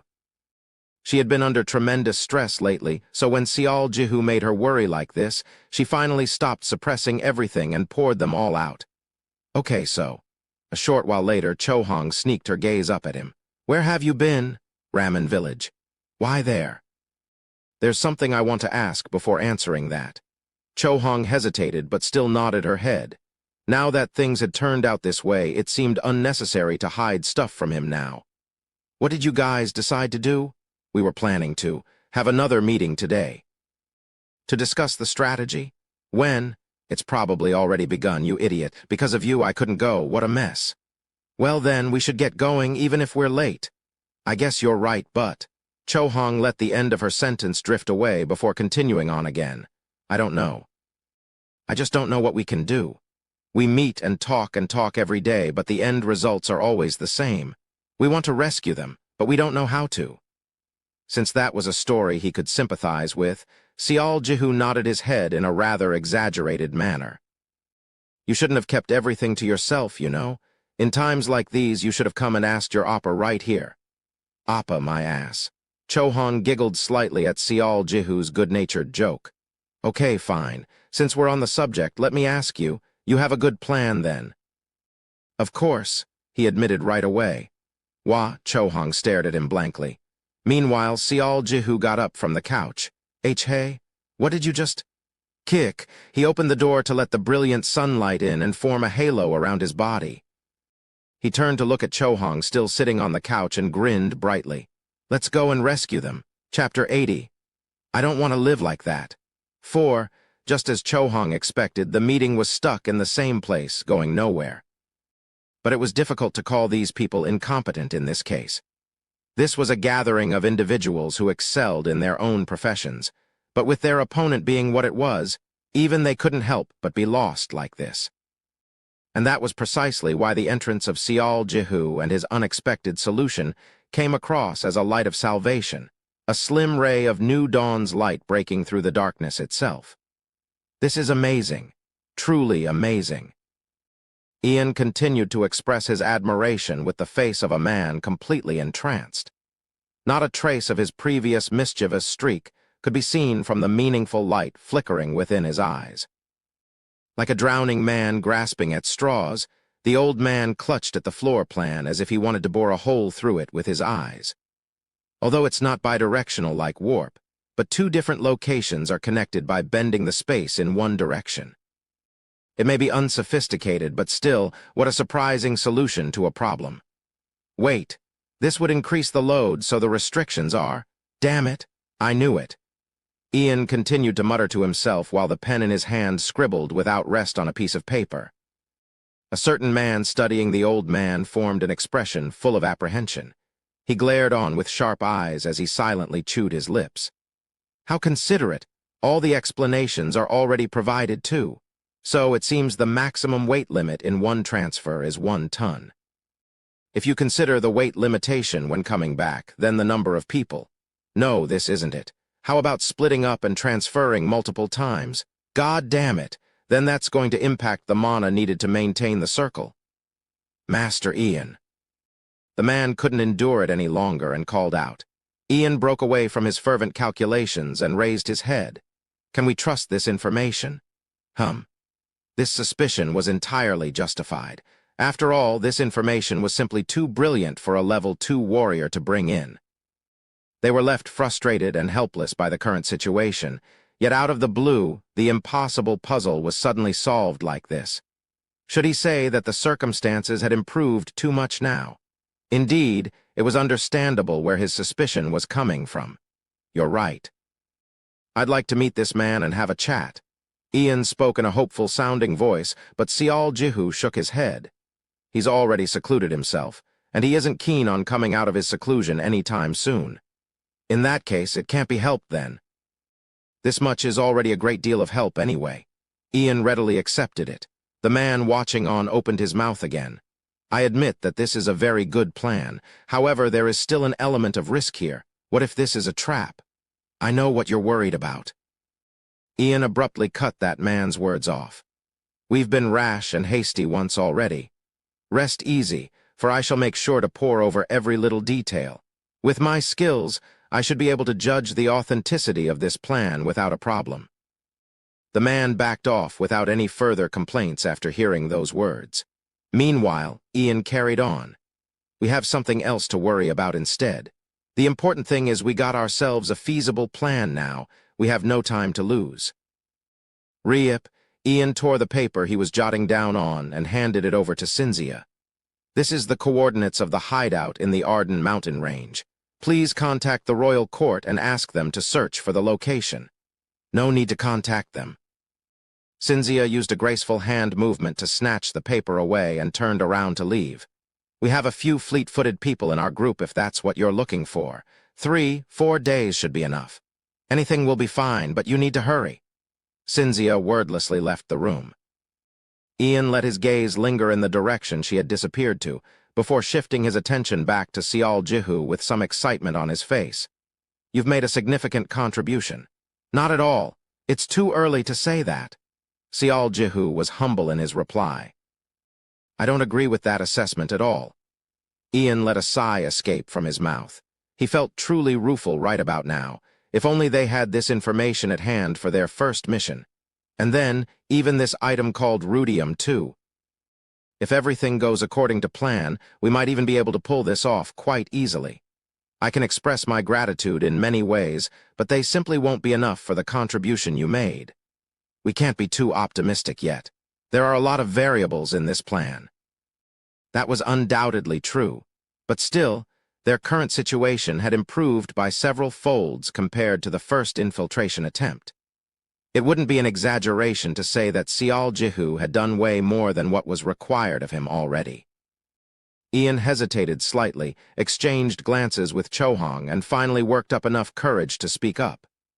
Seol? Yes. You see, I'm planning to make a full report of your excellent work to the royal family, even if the mission ends up in failure. Of course, if we do succeed, then I shall ensure that your contribution is recognized first and foremost. No one should be able to put their names before yours, with the exception of that mage in seclusion, that is. What was he trying to say here? Seol Jihu could only tilt his head.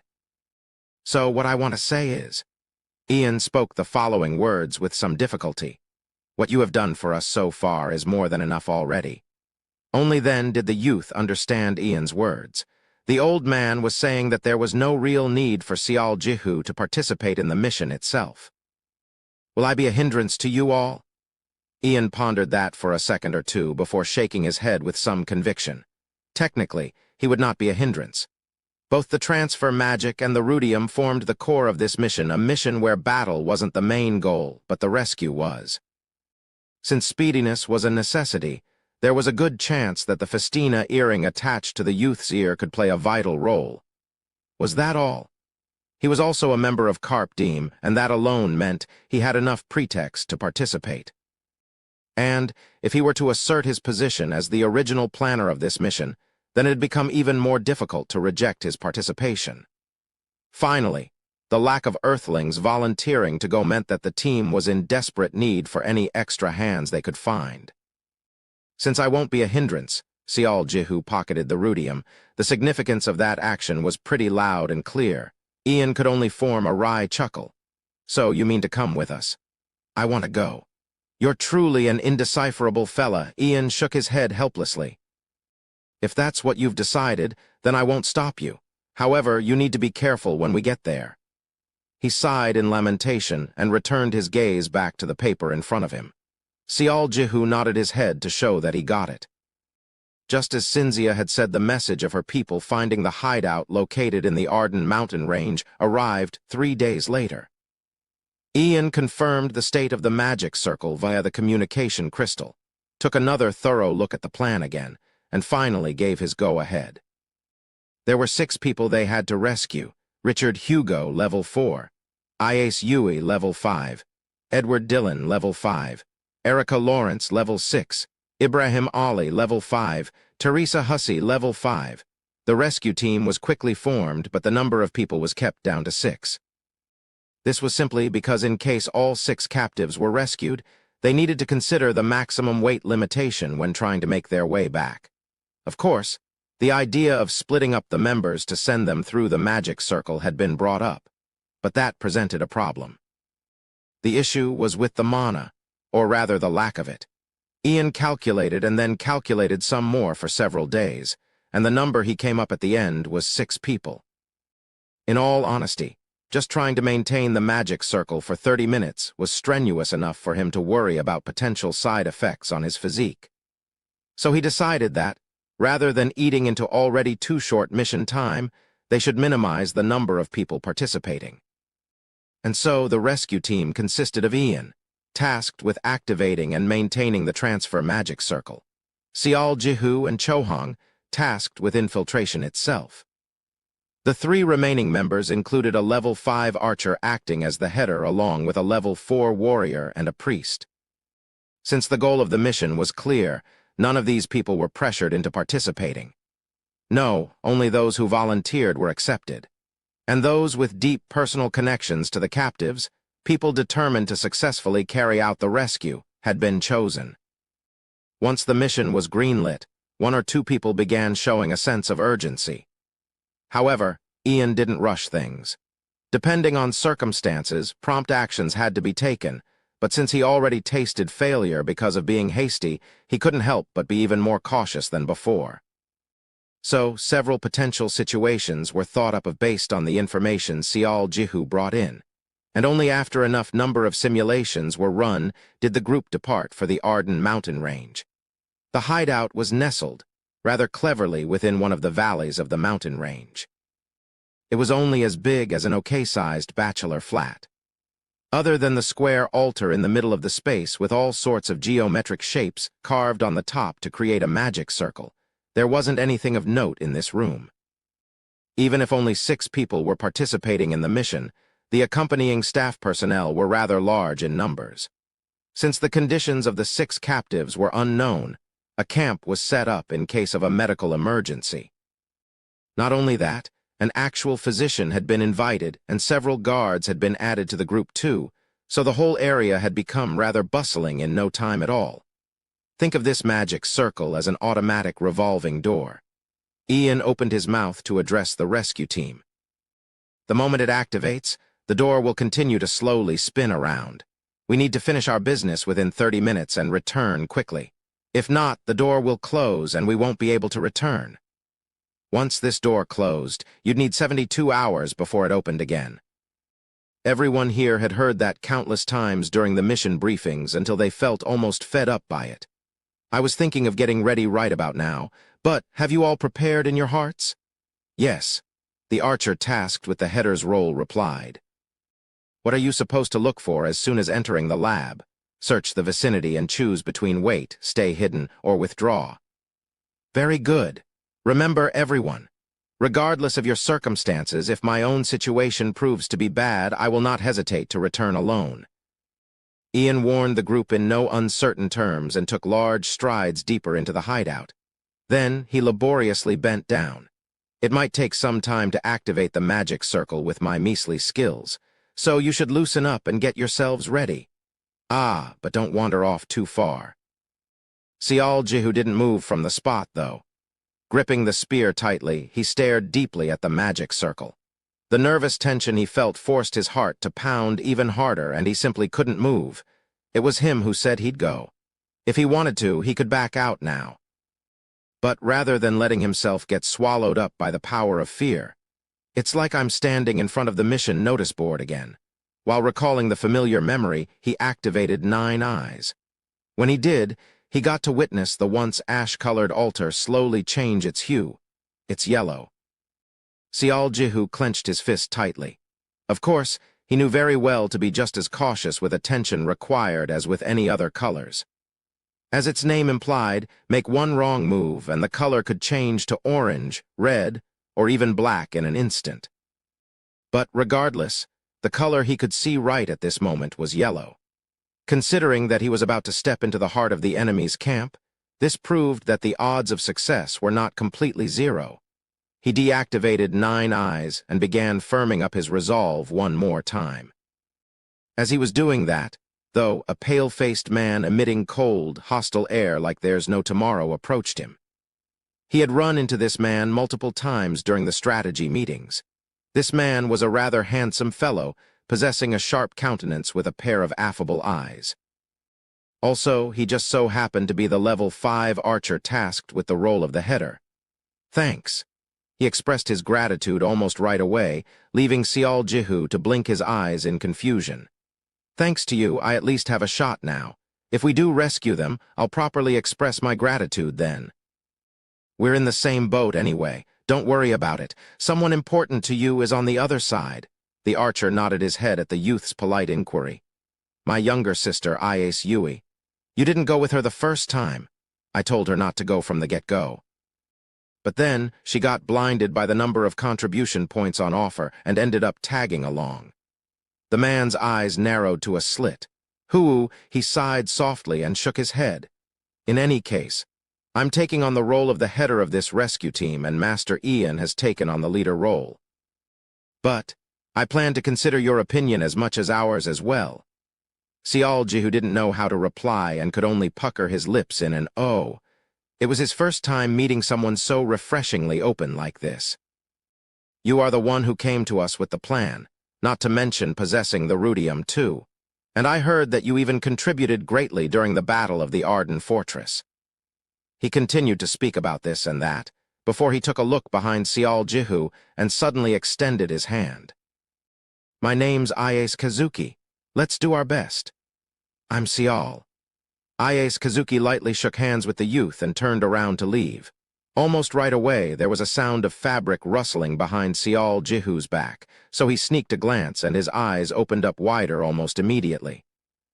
There was someone quite unexpected standing there. "Miss Agnes?" "In the end, you decided to go." Agnes was looking at him while somehow standing upright. "But I thought, weren't you still in recovery?" "I've received a focused, intensive treatment, so I'm healed enough to take a stroll at the least." Now that he took a closer look, she seemed to have improved a great deal than before. At the bare minimum, her entire body wasn't wrapped tightly in thick bandages anymore. But still. "You haven't fully recovered yet. What if your wounds flare up again? There is a medical center set up in the camp, so you don't have to worry. Besides that," Agnes's eyes were narrowed, the glint within them getting sharper. "Are you really going?" "Yes." "You know that you can back out now if you wanted to, yes? Even you're saying the same thing, Miss Agnes." A wry smile formed on Sialji's lips. The thing was, even though the participants had been decided a while ago, Chohong still gave enough hints of wanting to see him back out of this mission. She didn't come out straight and say it, but still it was pretty easy to tell. "I'm just curious." Agnes slowly pushed her glasses back up her nose before carrying on. "Now that I think about it, you also did something similar back in the neutral zone." "I did. But why?" In all honesty, even Sialji himself had no confidence to answer that question clearly and concisely. He knew full well why others wanted him to back out of this mission. After all, it was far too difficult and dangerous for a level 2 warrior to take on. If it weren't for all his achievements so far, he'd not be able to get a foot in the door, regardless of being the original planner or not. Even after that point setting aside, what Agnes wished to know had more to do with his fundamental reason. For instance, Ian was participating because he felt responsible. Chohong was doing this because of loyalty. As for Ainz Kazuki, it was for his sister, and the other 2 participants all had their own personal reasons, too. They all had a reason to participate, even if that meant they had to put their lives on the line. Since your rewards are guaranteed whether you go or not, it can't be about greed. And you haven't been a part of Carp Deem for as long as Chung Chohong either. So why did you volunteer for this mission? "Because I don't want to do that." Sialji threw that out there without much thought. Seeing Agnes's eyes grow larger, though, he realized his mistake and quickly continued on. "Well, I'm not sure." "It's just that, Miss Agnes, what you said sounded like the beginning of a compromise. That wasn't my intention, but compromise isn't always bad." "Oh no, it's just what I think. Don't mind me." He waved his hand around and mumbled something hastily. Even if it was Agnes, there was something he just couldn't bring himself to tell her. "Because my emotions are making me do it." It was telling him to go, if he were to speak from his heart. Then, well, Sialji hated making compromises. More specifically, he grew to hate the idea of it after experiencing that dream. It was all because of his gambling addiction. He knew that it was bad. He knew that he shouldn't be doing this. He knew that what he did was wrong. Even then, just one more time. Just one more time, and after that, one more time. Didn't he become a broken mess in the end after making one compromise after another? Now was the same, too. He knew that he didn't really have to go. He knew that he had already done what was expected of him. He even knew that, if he were to keep stepping forward without realizing his own limits, then sooner rather than later, he might end up getting burned real bad. However, didn't Gilla say it? The future was not that easy to change. That he'd have to go through unimaginable trials and tribulations. That he needed to exceed his own limits. He instinctively felt it. He felt that the moment he started thinking, isn't it okay to back away since I've already done enough to create this situation? No one's going to look down on me now, right? He'd soon be compromising himself once more. The first time would be difficult, but from the second time onwards, it'd get easier. If he kept reaching compromises every time he faced a situation similar to this one, then, in the end, he'd go back to how he was. Such a thought strongly bubbled up in his head. This would be more or less like him drawing a line on the sand denoting his own limitations and not willing to cross it. And so, Jihu decided to never reach a compromise with himself, at least with his emotions. Like now. I don't want to live like that. Jihu formed a refreshing smile. That's what I think.